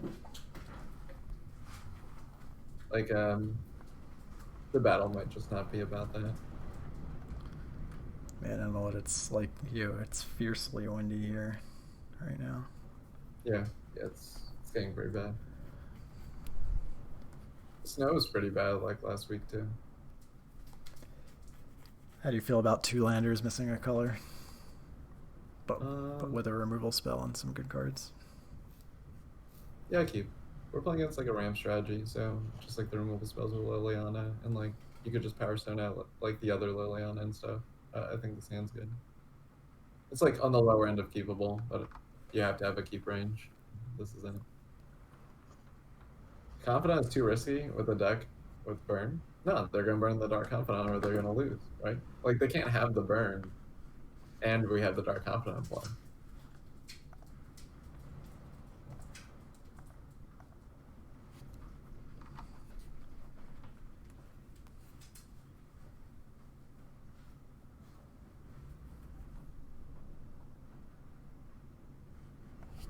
Yep.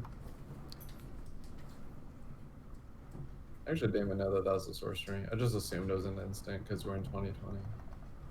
Yeah, I looked. I thought it was an instant too, and then couldn't Yeah, I catch. was like, why didn't you end up trying to kill it? And it's like, oh yeah, we're just gonna eat these. Oh yeah, it's happening. We still have nothing going on. Wait, we have a lot going on. We have our opponent like not accelerating. That's us accelerating. It's relative.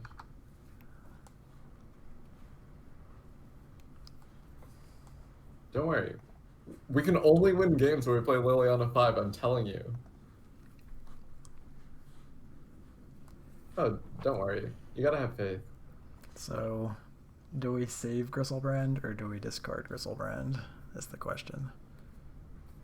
Just discard it. I don't think they have an answer. Like, you won't have another shot at it. Your Liliana's gonna die. So you just plus the Liliana, discard Gristlebrain. Then we'll just reanimate it next turn.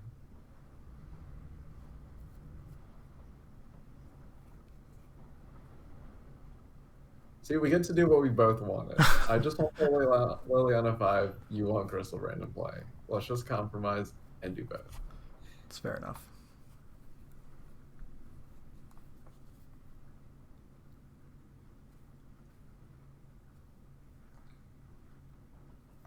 Man, for all those doubters on that pick 3 Liliana 5. I think we still have one in the chat. Yeah. It's not you, though. We'll see. We'll see if Liliana brings us home. We could still easily get wreck staged here. Just not Take draw me land. home, Liliana, to the place in the graveyard, Gristlebrand. We'll see. Now we have to draw land. Are they wreck staged us? Yeah, no, we got a braided this time. Okay.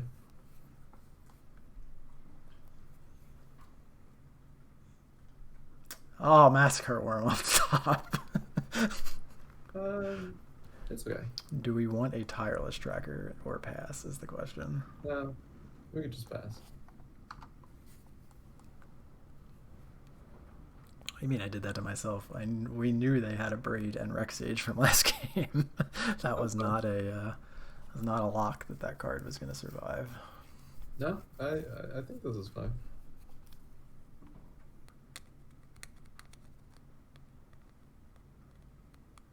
Massacre Worm's like, hey, you called for me? I heard there's massive lag on the stream.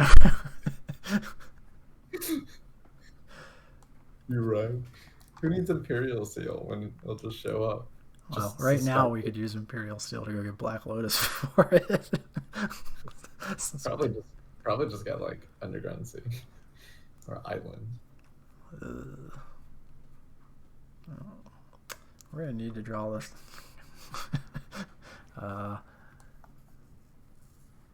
Do we just copy the Whisper Will at this point? Yeah, assuming we didn't draw anything good. We did not. Yeah. Oh yeah, perfect.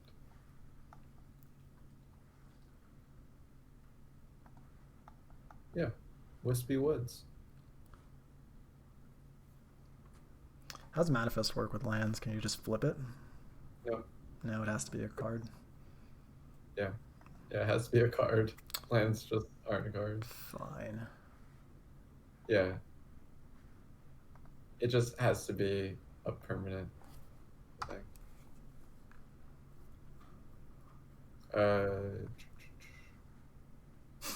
It's the land.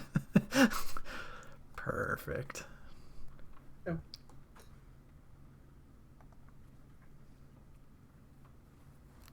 So then we can reanimate the land. Thanks for the follow, Dragon DTG.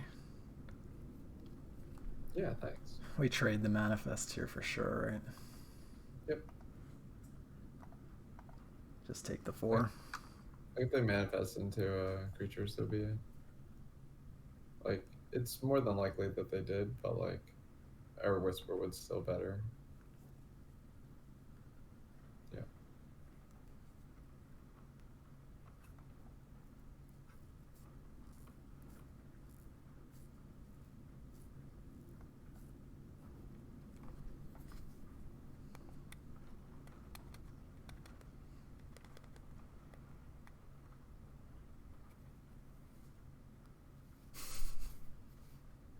What was it? They just traded. Oh, lucky. Oh, maybe they have like Firebolt or something. They have a bigger firebolt. Something Inferno. Oh, burn baby burn. I get it. Just go Inferno. Oh wow. Wait, it's great that we didn't block with a Whisperwood then. Good job, Jonathan. Sometimes I'm worried that you don't have it anymore, but you still got it. You're gonna lose this game, but you still got it sometime. We have a Gristlebrand in play now. All right, Gristlebrand. They're more than good. So far, we've lost every single game we've gotten Gristlebrand into play, which I think is a feat. Yeah. Well, on the bright side, no, it's not great. Yeah, we can KO ourselves at any point in time, so that's nice. So the problem is, like, I don't know. Whenever I'm tapped in these types of situations, I actually just don't think about anything. I just like calm, wait, let them attack, see what they Inferno Titan, then I do the math later. Like some people say, like math is for blockers and stuff. I think that's like a lazy way of putting it. But I view it like in a day I can only think so much. So during this type of spot, I actually just don't think about anything. I like drink water or like think about what I'm gonna eat for dinner.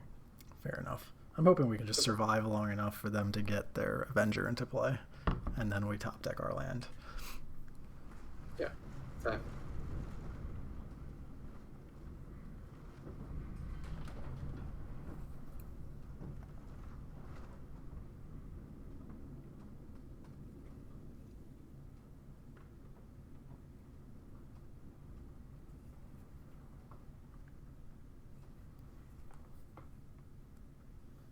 So I'm like, if I were to wonder what my opponent's doing, like, I wonder if they're like considering like attacking with Inferno Titan and dealing 3 to the Gristlebrand or something. Because like, in theory, they could have just attacked with Inferno Titan and Tireless Tracker, and both those will trade with the Gristlebrand because they had 3 clues in play. So I feel like if I were them and I don't know their hand, of course, I would have just like attack with Tracker and Inferno Titan down the Liliana. Or like deal 1 to me too, like Arc Lightning. Or like 1 to the Gristlebrand if you want to crack one less clue, but I don't know.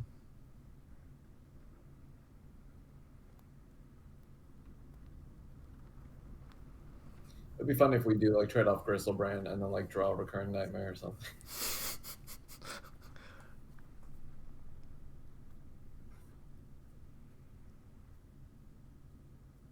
What's their manifest? I didn't check. Dark Confidant. Well, we can unmorph that one. Not really, right? I mean, not yet. It's got a damage on it. This was... Oh. Alright, I guess we just... Do we trade the... Do we risk trying to trade the other 2 creatures for the Inferno Titan? Yeah, I think so. I think it's probably the only way we win. Like, depends on if you think it's more likely that we can hmm, I think it's reasonable. Maybe not. Let me think. Wait, they only have one card, but they have all these clues. Wait, okay, you're already blocked. It might have been better to block with the Crystal Brand. So I was just kind of thinking about like Massacre Worm related stuff. Like if we draw land, we get to clear the manifest, and then we would have more manifest from the Whisper Woods. So maybe we can live longer.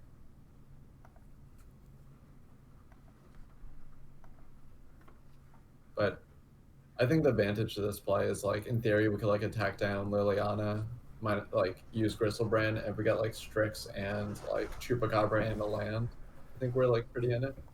I think Or, we drew an island, which doesn't really do much. Well, it does our so we can kill Nissa and then draw 7, and in the worst case scenario we're at 7 still. We get to play Massacre Worm and we get to chump block Tireless Tracker. I can live with that. Yeah. So well, another wait, sorry, did you already attack? Nope. Okay, you can attack them and the Massacre Worm should deal them 4 damage, right? So that's 11 damage. So then we just loses 2 life. So yes. Yeah. That would put them to. So attack them and then just try to kill them. Yeah. Or another line is to not even pay 7 and not risk it and just Massacre Worm them. So we could just attack with Gristlebrand, Massacre Worm them, and then just pass. I don't even know if they showed an answer to Gristlebrand. Not that we've seen. They played the Shatter Skull thing. We saw most of their deck last game. So they're Firebolts and Abrades and Oracle and Avenger. Yeah. So I think you can just attack with the Gristlebrand and then Massacre Worm them.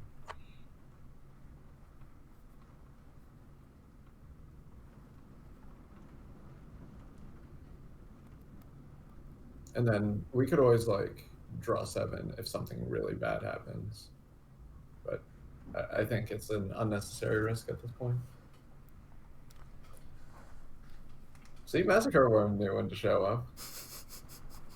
So I had a great deck, and this was Scars of Mirrodin draft. So the first pack oh wow. Nice. We did it. Liliana 5.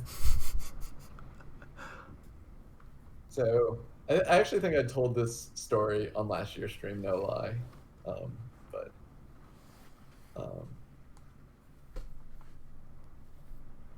I mean, I think we just run it back. Yeah, I think so. So in the Scars of Mirrodin block draft, and I ended up drafting a deck where I'm mono green at the end of the new Phyrexia pack. Then in pack 2, I picked Massacre Worm and a Sphere of the Suns and just see no other black cards. And in pack 3, I pick Horde Smelter Dragon and see no other black or red cards, but I pick up a Leaden Mirror and an Iron Mirror. So my deck is literally mono green.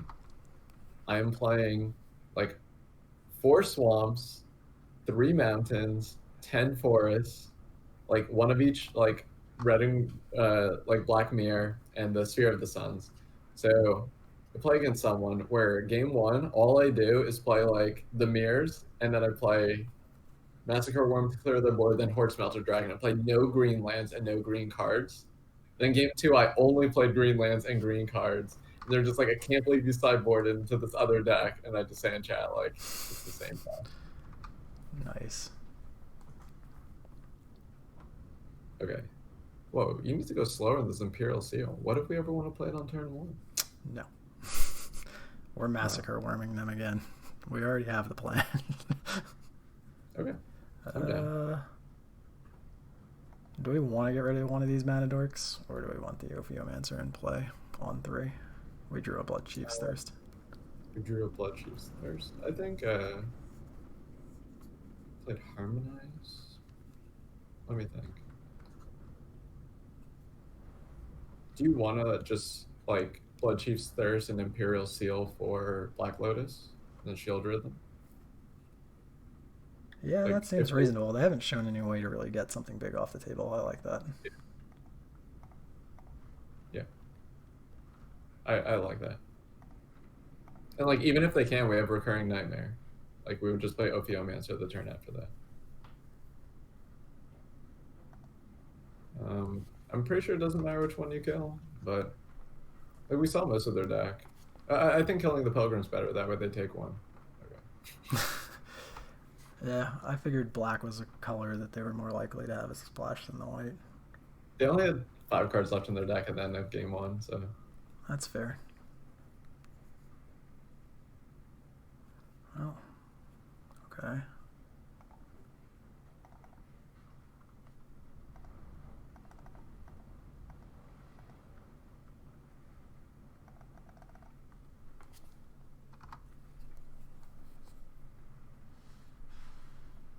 okay. Let's just do it up.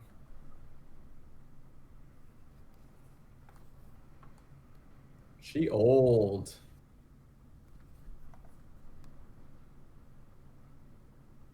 You guys should just secretly hoped that they're playing black, that we could swamp walk them. There we go. We need the Urborg, and then yeah. All right. For all the marbles, we have an 8-0 Christmas Eve stream at risk here. But Man, if we stopped here, it would be 7, which is a number near and dear to my heart. And yeah, I mean it's up to you, but like besides like the fact that I have to watch it on the stream, so it's a little bit delayed, I think just going for it, it has to be right. I mean, all right, fine. But the problem is if we win, I don't know if we can do this again next year. We just can't do better. I mean, you just have to set aside more time so we can go for the 11-0, right? It's basically. You mean the 13-0? All right. Well, I'll tell you what. I will do my best to make sure we throw this match so we have somewhere to go next year. You haven't been playing badly, but you definitely thrown me some curveballs. It's like I picture myself playing a match and I'm just like doing things. Look, we also have a prestige avatar on the other side of the table, which means the competition has to be tough. And this hand is just stone unkeepable, I'm assuming. Well, I haven't seen it yet, but it's a 1-land Lotus. We could play a turn 1 Gonti. Not today. How about 5 lands, Mirror Battlesphere, Blood Chief's Thirst? Yeah, we can keep that one. Just like a lot of our 5-card hands are gonna be like pretty bad, and we need a lot of lands to operate when we're not doing something unfair. So you could just put a land on the bottom. Oh, Mike Noble coming in with the tech. We can both keep an undefeated Christmas Eve and lose to have improvement for next year available. Wow, that is true. This is, and at the rate we've been going time wise, that might actually work. This is why he's noble. Yeah. X Drinker. That's about to die. That was my thirst sound. Nice.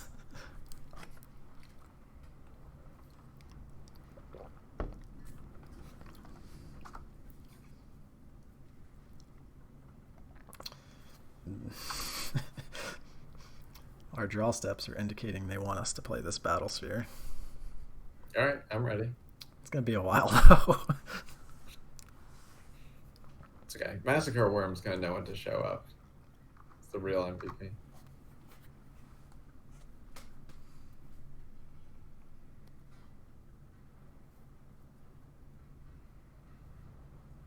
Oko. It's gonna be a problem. Guess the fun police had to show up at some point.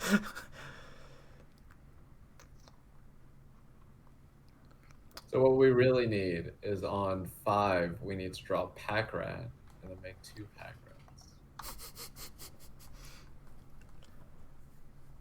Rats. I'm just not going to play a blue source. Yeah. So, because we're likely not winning this game. So, Yeah. conceal Also, information. like, Wasteland would be bad for us too. Yeah.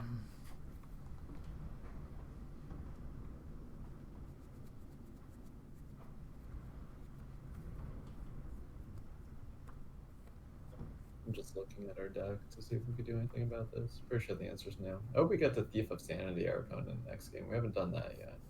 Yeah, I'm surprised that before connecting with a single Thief of Sanity, we have kicked Null Priest of Oblivion. We've never even drawn a thief. Yeah. I think we've drawn every other card. Games have gone reasonably long, especially last round. Yeah. It's kind of. I was actually surprised we won last round. I didn't think it was that good of a matchup, but Liliana 5. That's why we're losing this game. You're right. We should mulligan to 5 because we don't have Liliana 5 in our hand. Nice. Oh, Massacre Worm.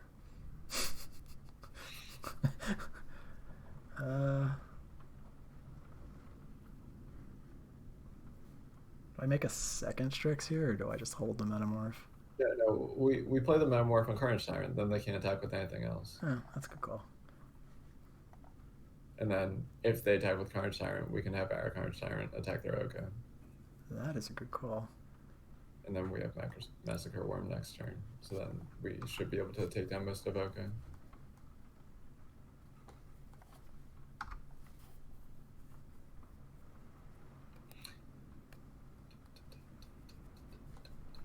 That was actually probably the best situation, one of the best situations for us, because most of the threats that they would play, we would copy, get immediately over. Yeah.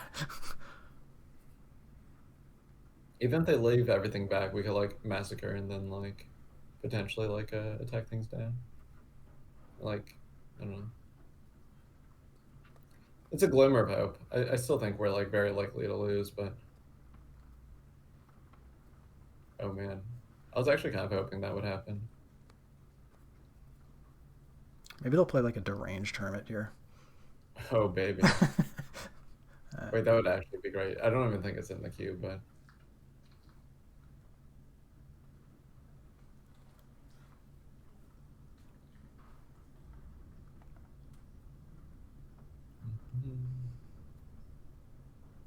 oh no. I think we untap Manimal. They're probably just gonna elk it then though. Oh, Phantasmal Image. Oh, it's slipping away from us, Tom.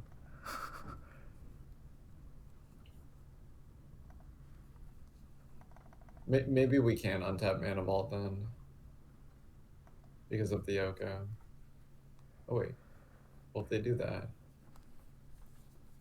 Yeah, I guess we just gotta take it. And then untap Mana Vault. Or, oh wait, no. That doesn't work. We just like die on board. Yeah, it's just not going anywhere. We're just dead on board. Yeah. Oh yeah, because they Primal Command. We already knew what we're drawing. Yeah, we're dead. We're dead. Or I guess we're not like actually dead, but we're like. So like the problem is that they just like image the Carnage Tyrant and then like attack. We have to trade off Carnage Tyrant, and then our like Massacre Worm isn't like good enough to then be able to beat everything else. Because they'll have 2 elves, so it just like saves time. All right. I do actually think we finally bring in the Sword of Feast and Famine. I'm bringing in Dark Confidant. We should have just made that Dark Confidant. You haven't lived until you have Gristlebrand and Dark Confidant on the same deck. So what are we trimming here? So let's see, they just had like Oko and Carnage Tyrant. Yeah.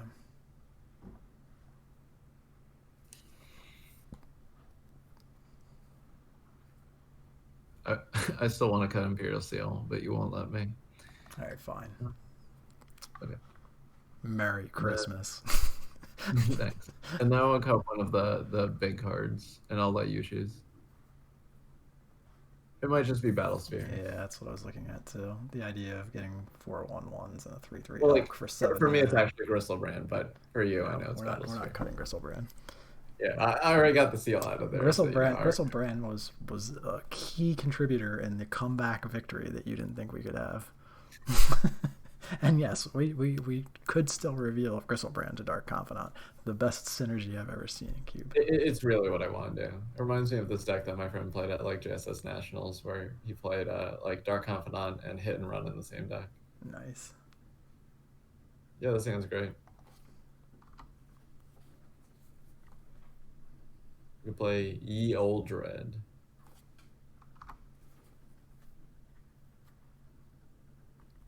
It's kind of scary. What is? The Mana Vault on turn 1. So we're back to our initial turn 1, round 1, or turn 2, round 1. Do we null Priest into play for a lifelinking menace creature, or do we hold it? Yeah, you play it. So like, on average, like this game is just gonna be in a very fair way, and a few times it's gonna be unfair with Shieldred.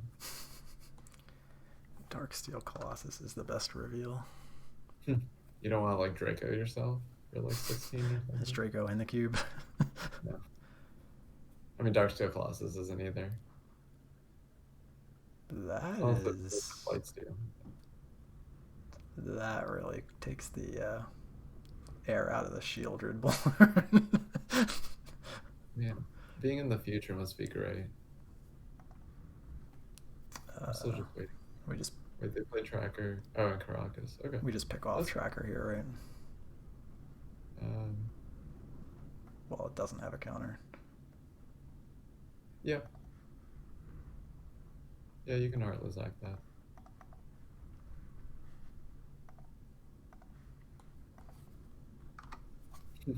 It's okay. I was just actually thinking more about how they have different mana costs. So you would take different damage. Oh, Bryant's here. Oh wow, one of my biggest fans. What's up? One of my biggest fans. Wait, he's the one that says that, not me. I do have a list of like people that say that they're the head of my fan club. Currently, there's 3, and if Brian still wants to be one of them, he's still one of the 3. But they don't know each other. That's the best part.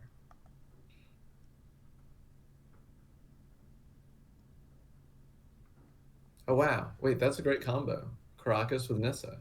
Well, we just get to Ravenous that, right? Yeah, choop it. Choop choop. Because like if you don't, they just get forced every turn.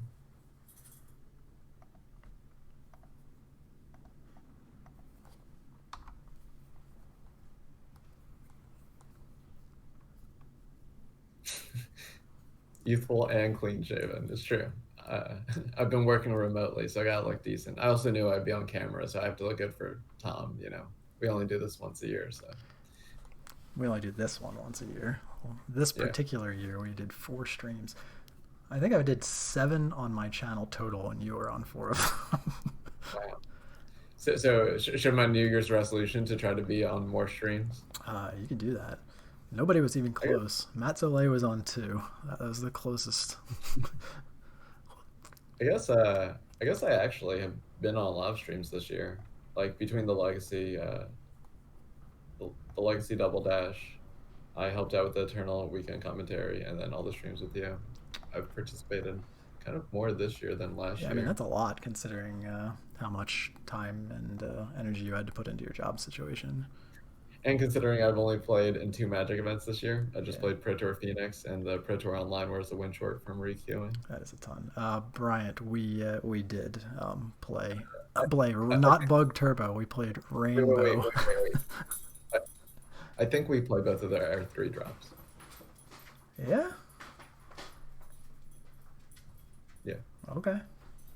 It's interesting. I think I just want to kill our opponent, and like when they have Caracas, like we're like hoping for a payoff, but I think like Thief is good enough. And, like I think our bad creature attacks are probably better. They're unlikely to have Wraths. I just don't think it's getting much better.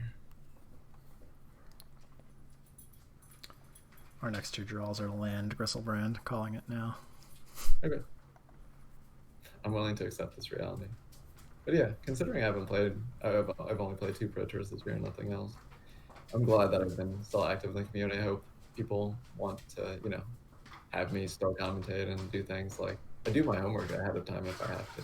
Like if it's like a legacy event and stuff, I like read over all the deck lists and stuff. Magic's still great. Community's great. I mean, I'll be doing this for the rest of my life, or I guess your life. So.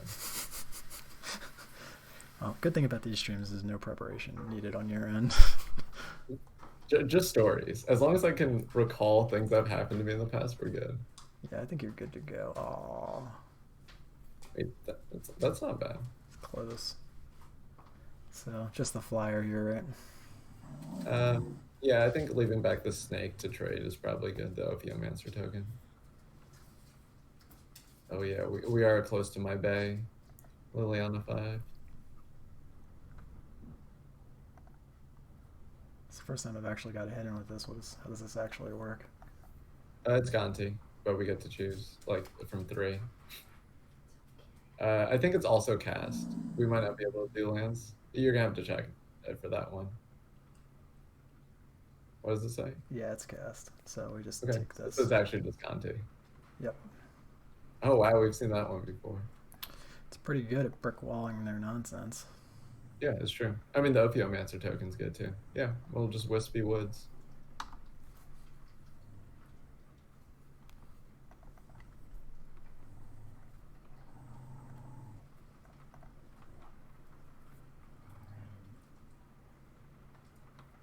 Yeah, I don't like hate our spot. It's like not great, but I'm glad we finally done everything except play Dark Confidant and have it flip over a Grateful Brand. But I guess we have to take it to game 3 then.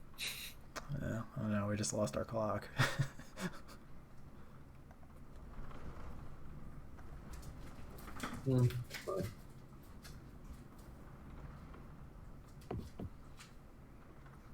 They still can't attack as long as we have this token. What does Ophiomancer actually say? You get a new one during the next upkeep if you don't control one. If you don't control, like a death touching snake. If you don't have this specifically, you get a new one. So if you control no snakes. Like snake token, like how does it say? Just says snakes. Snakes period. Okay. So like, so if they elk it, then we're still good. We get another one, yeah.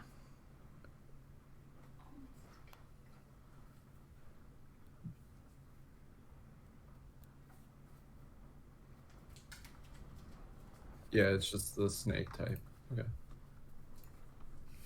So yeah, so in theory they could like elk our snakes, but then we'll get more snakes. I would like to point out that if we had Black Lotus, we'd win the game right here.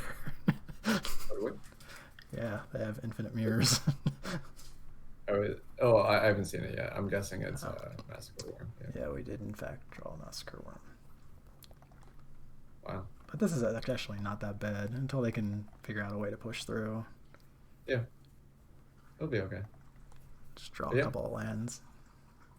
I guess that was folly on me for playing this Ophiomancer. It looked really good until that particular top deck.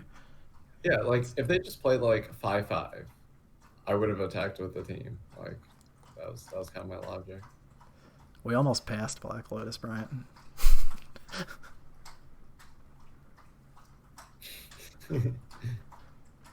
No, you almost passed Black Lotus. Oh wait, yeah, that's right. I guess we can Oko to swap for the Ophiomancer. Yeah, we just got time locked again. They commanded one of our lands on top of our deck. Yeah, that's really bad. Definitely finished. Get this Black Lotus boy. Oh, I can't believe I screwed up our 8-0. No, we weren't winning this game, I don't think. No, we would have won with the Massacre Worm. No. I don't know. You're gonna sleep later. I really don't. Probably. Well, probably. I've actually been using this meditation app called Headspace. Have you heard of that? Yeah. I think I told you. You mentioned it. Yeah. Yeah. So Headspace has been really good for me. It's an app that's free. You can do some things for free, or you can like pay for a subscription model. So I'm just like a walking advertisement here. I already talked about the Happiness Lab, which I highly suggest the podcast if people are into that. Tom also likes it. And then the Headspace app is used for getting into whatever mindset. Yeah, you need to play that land. It's for getting into like whatever mindset you want to be. So like if you have problems focusing, it teaches you how to focus. What I do it for in particular is I do like a 10-minute meditation before going to sleep. Then they actually have like guided things on how to sleep. So I like just listen to it for like 20 30 minutes and do what it says. And my quality of sleep has been a lot higher. I've actually been remembering my dreams every night, whereas normally I only remember my dreams once a month. So like I look forward a lot more to going to sleep because I feel like I get to watch a movie that I can only see when I sleep, which is pretty fun. And yeah.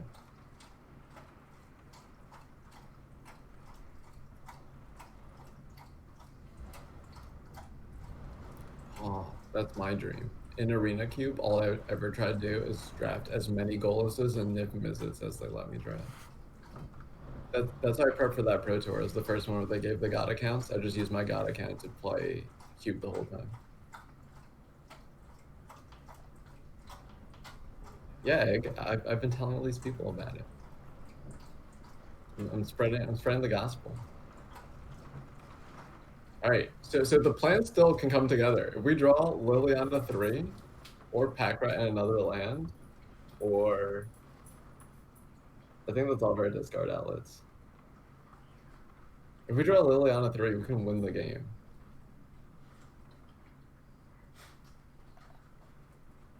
I do like that Caracas is one of their white sources for Golos. That's pretty sweet. Yeah, we're gonna need something this turn. They're Image on Battlesphere, yeah. yeah, this is brutal. All right, come on. Liliana 3. Liliana 3. What do you think the odds are that like they play Mana Crypt and then exchange Mana Crypt with us for one of our creatures? Very little.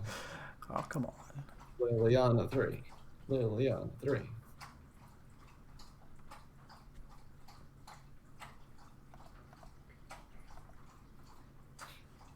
I do like how our deck this whole time has been Rainbow Depths and their record has been 5-0. And people are just watching this and they're like, I don't care. Yeah, you're right. I should upgrade that. Nope. It's worked so well so far. No, I'm gonna update it. It's gonna be correct.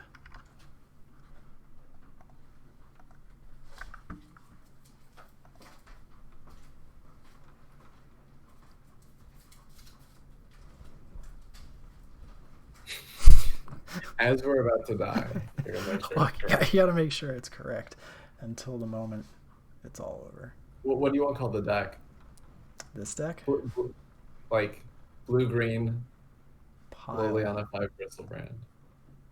I don't think you have enough space for that. Or not blue-green, no, blue-black, of course.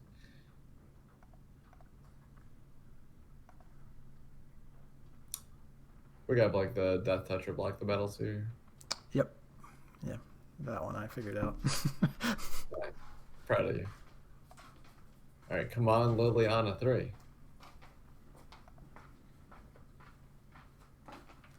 So close. Is it a land? Yes, it's a land. Wait, that's not bad. We can play our Liliana then. Yeah, and then hope to do what? Hit Crystalbrand and get it elked? No, we can try to hit, I don't know, Pack Rat, and they might think it doesn't matter. We could just, hold on a second. I think I just wait. He's not going to go out on this. Yeah, I think it'll be okay. He already went. We're discussing whether Ferris, who can barely maintain his balance in perfect conditions, would be able to withstand the storm to go outside right now. He doesn't. Oh, are you considering Whisperwood? Is that what you're saying? Yeah, this is to define like a definite 2 blockers, right? Yeah, no, that's right. You should play that. And I'm just looking over the deck list again. I mean, I think we're probably dead here anyway. They have way too many cards to do the math, but I'm pretty sure we're not dead on board. it's close. Hard. We're taking straight up 8 off the Battlesphere to start, right off the trigger. Yeah, it's like pretty hard to be dead, even if we're just taking 8. Like quantity of creatures. Well, I mean, even they if have they're a all- lot more. We have 6. They have 9, Well, 10, the 11, the 12. mirrors tap into the battle sphere, so you just chump the battle sphere. It's like they're unblockable. Yeah, that's fair. Okay, so maybe we have a draw to another land then, or your Liliana. Yeah. And that's a lot more promising. Bryant coming in with the buzzkill. All right, it's official. It's official. It's now Christmas morning, so we survived Christmas Eve. We were undefeated on Christmas Eve. And we got the 7 wins. You're the one that wants the 7. Got there. Now, next year we just need to go 9-2. I don't know what this is. That is a lot. Is this 2 Golos activations? Hey, I don't know. I'm just thankful that we might actually be able to win this game still. We've been dead since I screwed up that Black Lotus play. All right, well, they can play Upheaval now. Wait, they played Upheaval? Yes, but with 6 floating. Never did.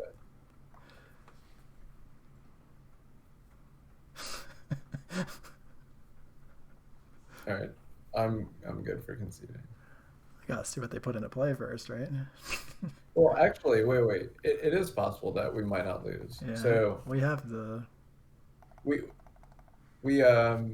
get to discard our Massacre Worm, and then we can play a creature and then Recurring Nightmare back the Massacre Worm now. That's probably too slow. It depends on how they develop. Yeah. But yeah, I mean, in theory, they should just be playing Mirror Battlesphere. Oh no, we killed the Mirror Battlesphere, right? No. Well, yes, they had the image, but not the Right, not the sphere so- itself. Yeah. So I think it is possible that they might go wider instead of fatter.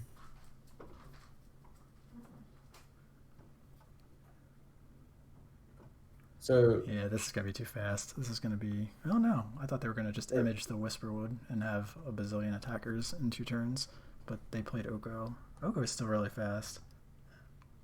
Yeah, this is gonna be too quick. This is gonna be. Wait, what? This is still gonna be 9. It's gonna be 10 damage next turn, and then 9 the turn after that. Or at least it's 10 and 10. So yeah, we're probably just dead. Not even counting the token. oh well, yeah, we're dead. Okay, I want to see the rest of their deck. Yeah. We're screwed out. All right. Well, we made it and got the play points back, so it was a free draft. Free draft. So upgrade across the board. Got a free draft in with a winning record. Got 5-0 league and legacy. At least I got one more win than last year. Yeah, that was a rough one last year, but we came back. Trophy denied. I forgot they even gave out trophies for that. 3 rounds is cheating. But this was my trophy. You got your trophy. Aw, I'm always just second to Tom. What can I say? I don't know about That's that. why I'm not with 92. What are you saying? 91? You'd be ahead of me? Yep. Jarvis wants to know your limiter rating now. And yeah, have a great night, Carrion Lich. It would be nice to have it back over 1800. I was like right on the outskirts of that for a while. Wow. I had it a lot higher than that when I was actually playing real limited formats, but that ended years and years ago. And then over the years, I always play in like a couple of these, maybe like 1 to 2 of these cube drafts a year and bomb all of them because I don't know what I'm doing. Definitely at least once a year. Yeah, so I got it down to like just under a 24-hour stream. Yeah, this is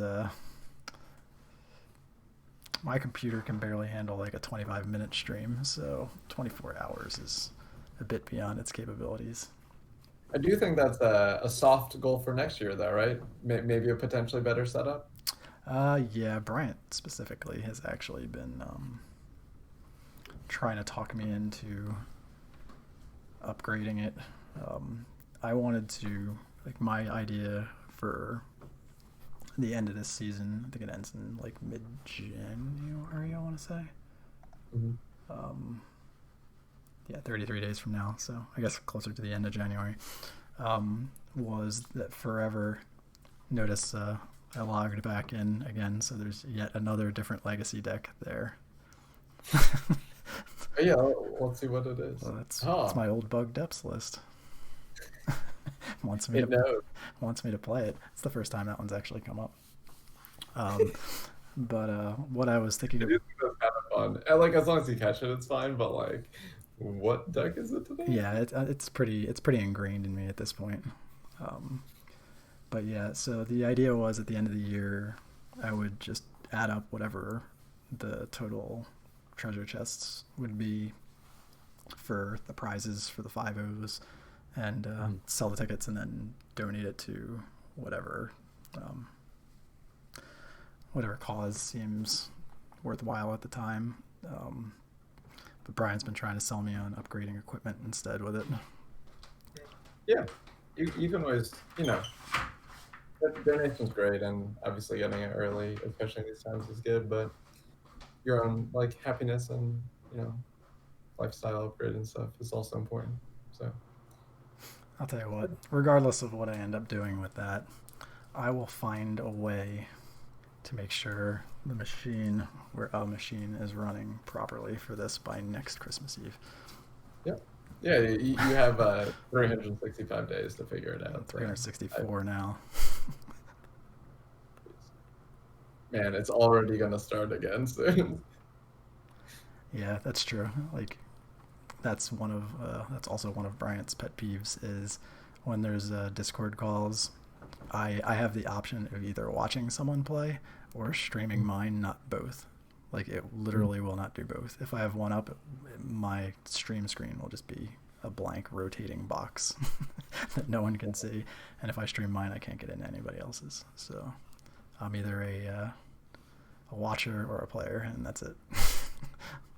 So Yeah, like Alex is right that like maybe you have a friend that like can help with discounts. But one thing that's also true is like if you just have a friend that's like pretty tech savvy, I know people that just like upgrade their like GPU and like random other things, and like they just have no use for the other stuff, and will just like give it to friends that like could use their own upgrades. So like, you know, if you're close enough to anyone like that, it could be possible that they just have it lying around.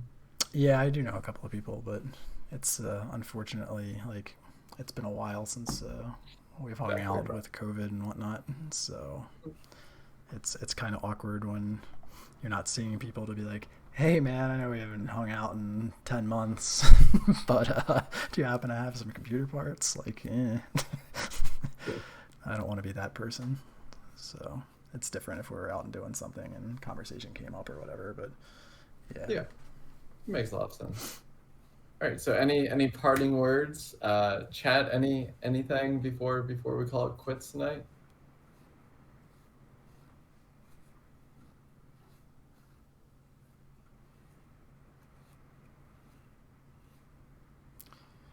Definitely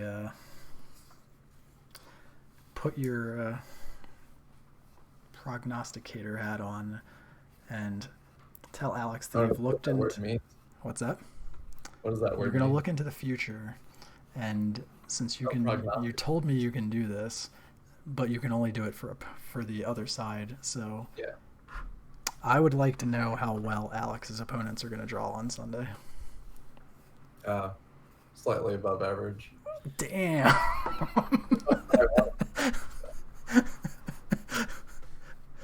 You heard it here first. Alex's opponents are going to draw slightly above average. But that doesn't mean he can't win. It's just gonna be an uphill battle. Great story. Man, talk about I threw the alley-oop up for you to slam that one home, and instead you just you took out the ice cold water with. He's still gonna win. Oh, so you're saying he's gonna win? All right.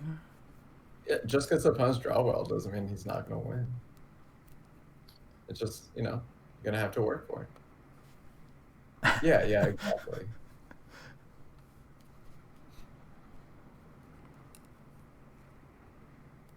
All right, so yeah. Anything else? No, definitely. I don't know whether he's still here or not, but specific thank you again for the craziness that Tim did early on Yeah. in the league. That Yeah. was kind of nuts. Yeah, we definitely have a lot of people here and stuff. So Schultz Cube, definitely follow him on Twitter. Maybe he'll do another tournament and stuff. So he's a great guy. Follow this stream if you're not already. I'm WatchWolf92, so you can follow me on Twitch if that ever happens, and Twitter where I post things once a month. Yeah, thanks to everybody that subbed individually on top of it. I know Mike subbed and gifted one too. You know what's really weird is I've had the side little chat bar up. Mm-hmm. And it's got this thing where it like monitors like the gift givers, and it's got Mike as the #1 gift giver, but like Tim gave like 20 subs and he's not on there. I wonder if there's like a mechanism in which you gift it that's like that. I'm not really Yeah, sure. it's just weird because he obviously did it and it was crazy, Yeah. but it's not even listed. So that struck me as odd. And at first I thought, okay, well maybe it just doesn't update until like later. But Mike's up there, and that one happened after his, so that was just strange.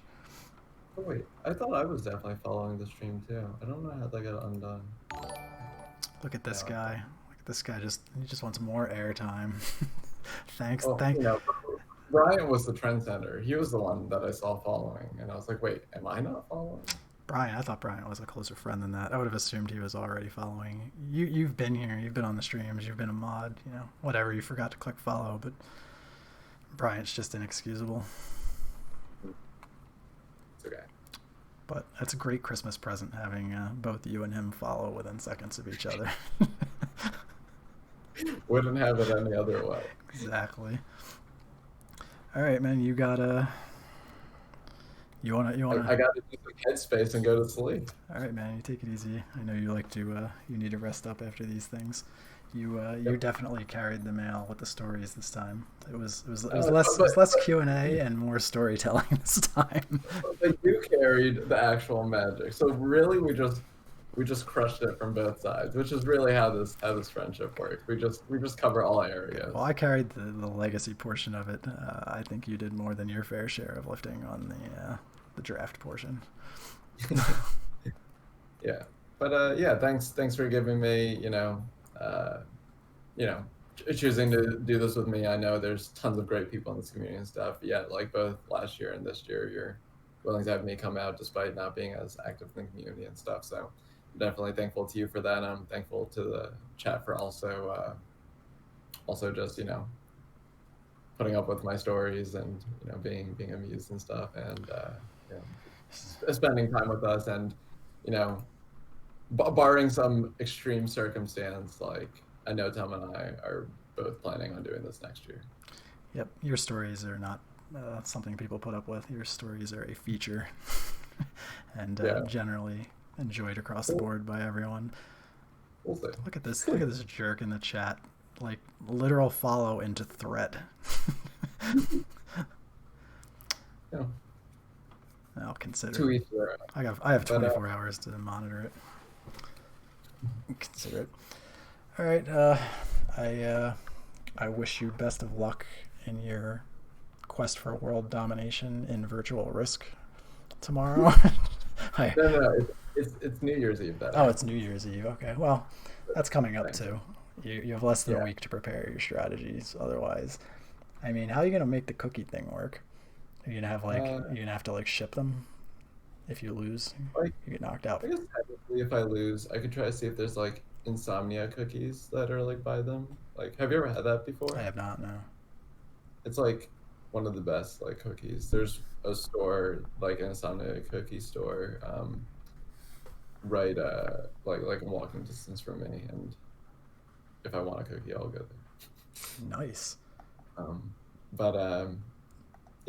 Yeah. Happy holidays to all. I know during times like this, you might not be able to do stuff, but even just talking to people you care about, catching up, and just saying happy holidays is a gift in itself. So it doesn't cost you much to increase the happiness in this world. So just do your best. That is a great way to close the door. So I remembered on my own. How do we do is it like backslash, forward slash? How do we raid? / raid, and then the Newton. I might be able to do it as a mod. Okay. No, I can't. So it's / raid. Is there a space? Yeah. It should like autocomplete. Or maybe it's raid different than ours. I'm pretty sure it's just / raid and then I'm reading the Twitch docs just to make sure. I'm gonna hit enter and we'll see what happens. And if it says it works. all right, let's see. No, the other slash. The other slash. Yeah. The not the Windows slash. We need the Linux slash.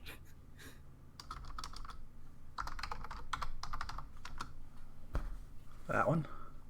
Yep. Sweet. And then now there's like a little countdown on the side Oh, that's I see gonna it. happen. All right. Yo, everyone, Enjoy. like bust out emotes and stuff when you enter and stuff, and tell them happy holidays from us. Happy holidays, everyone.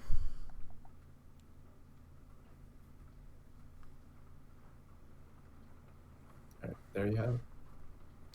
I like tuning in with the raid, just seeing how they react and stuff.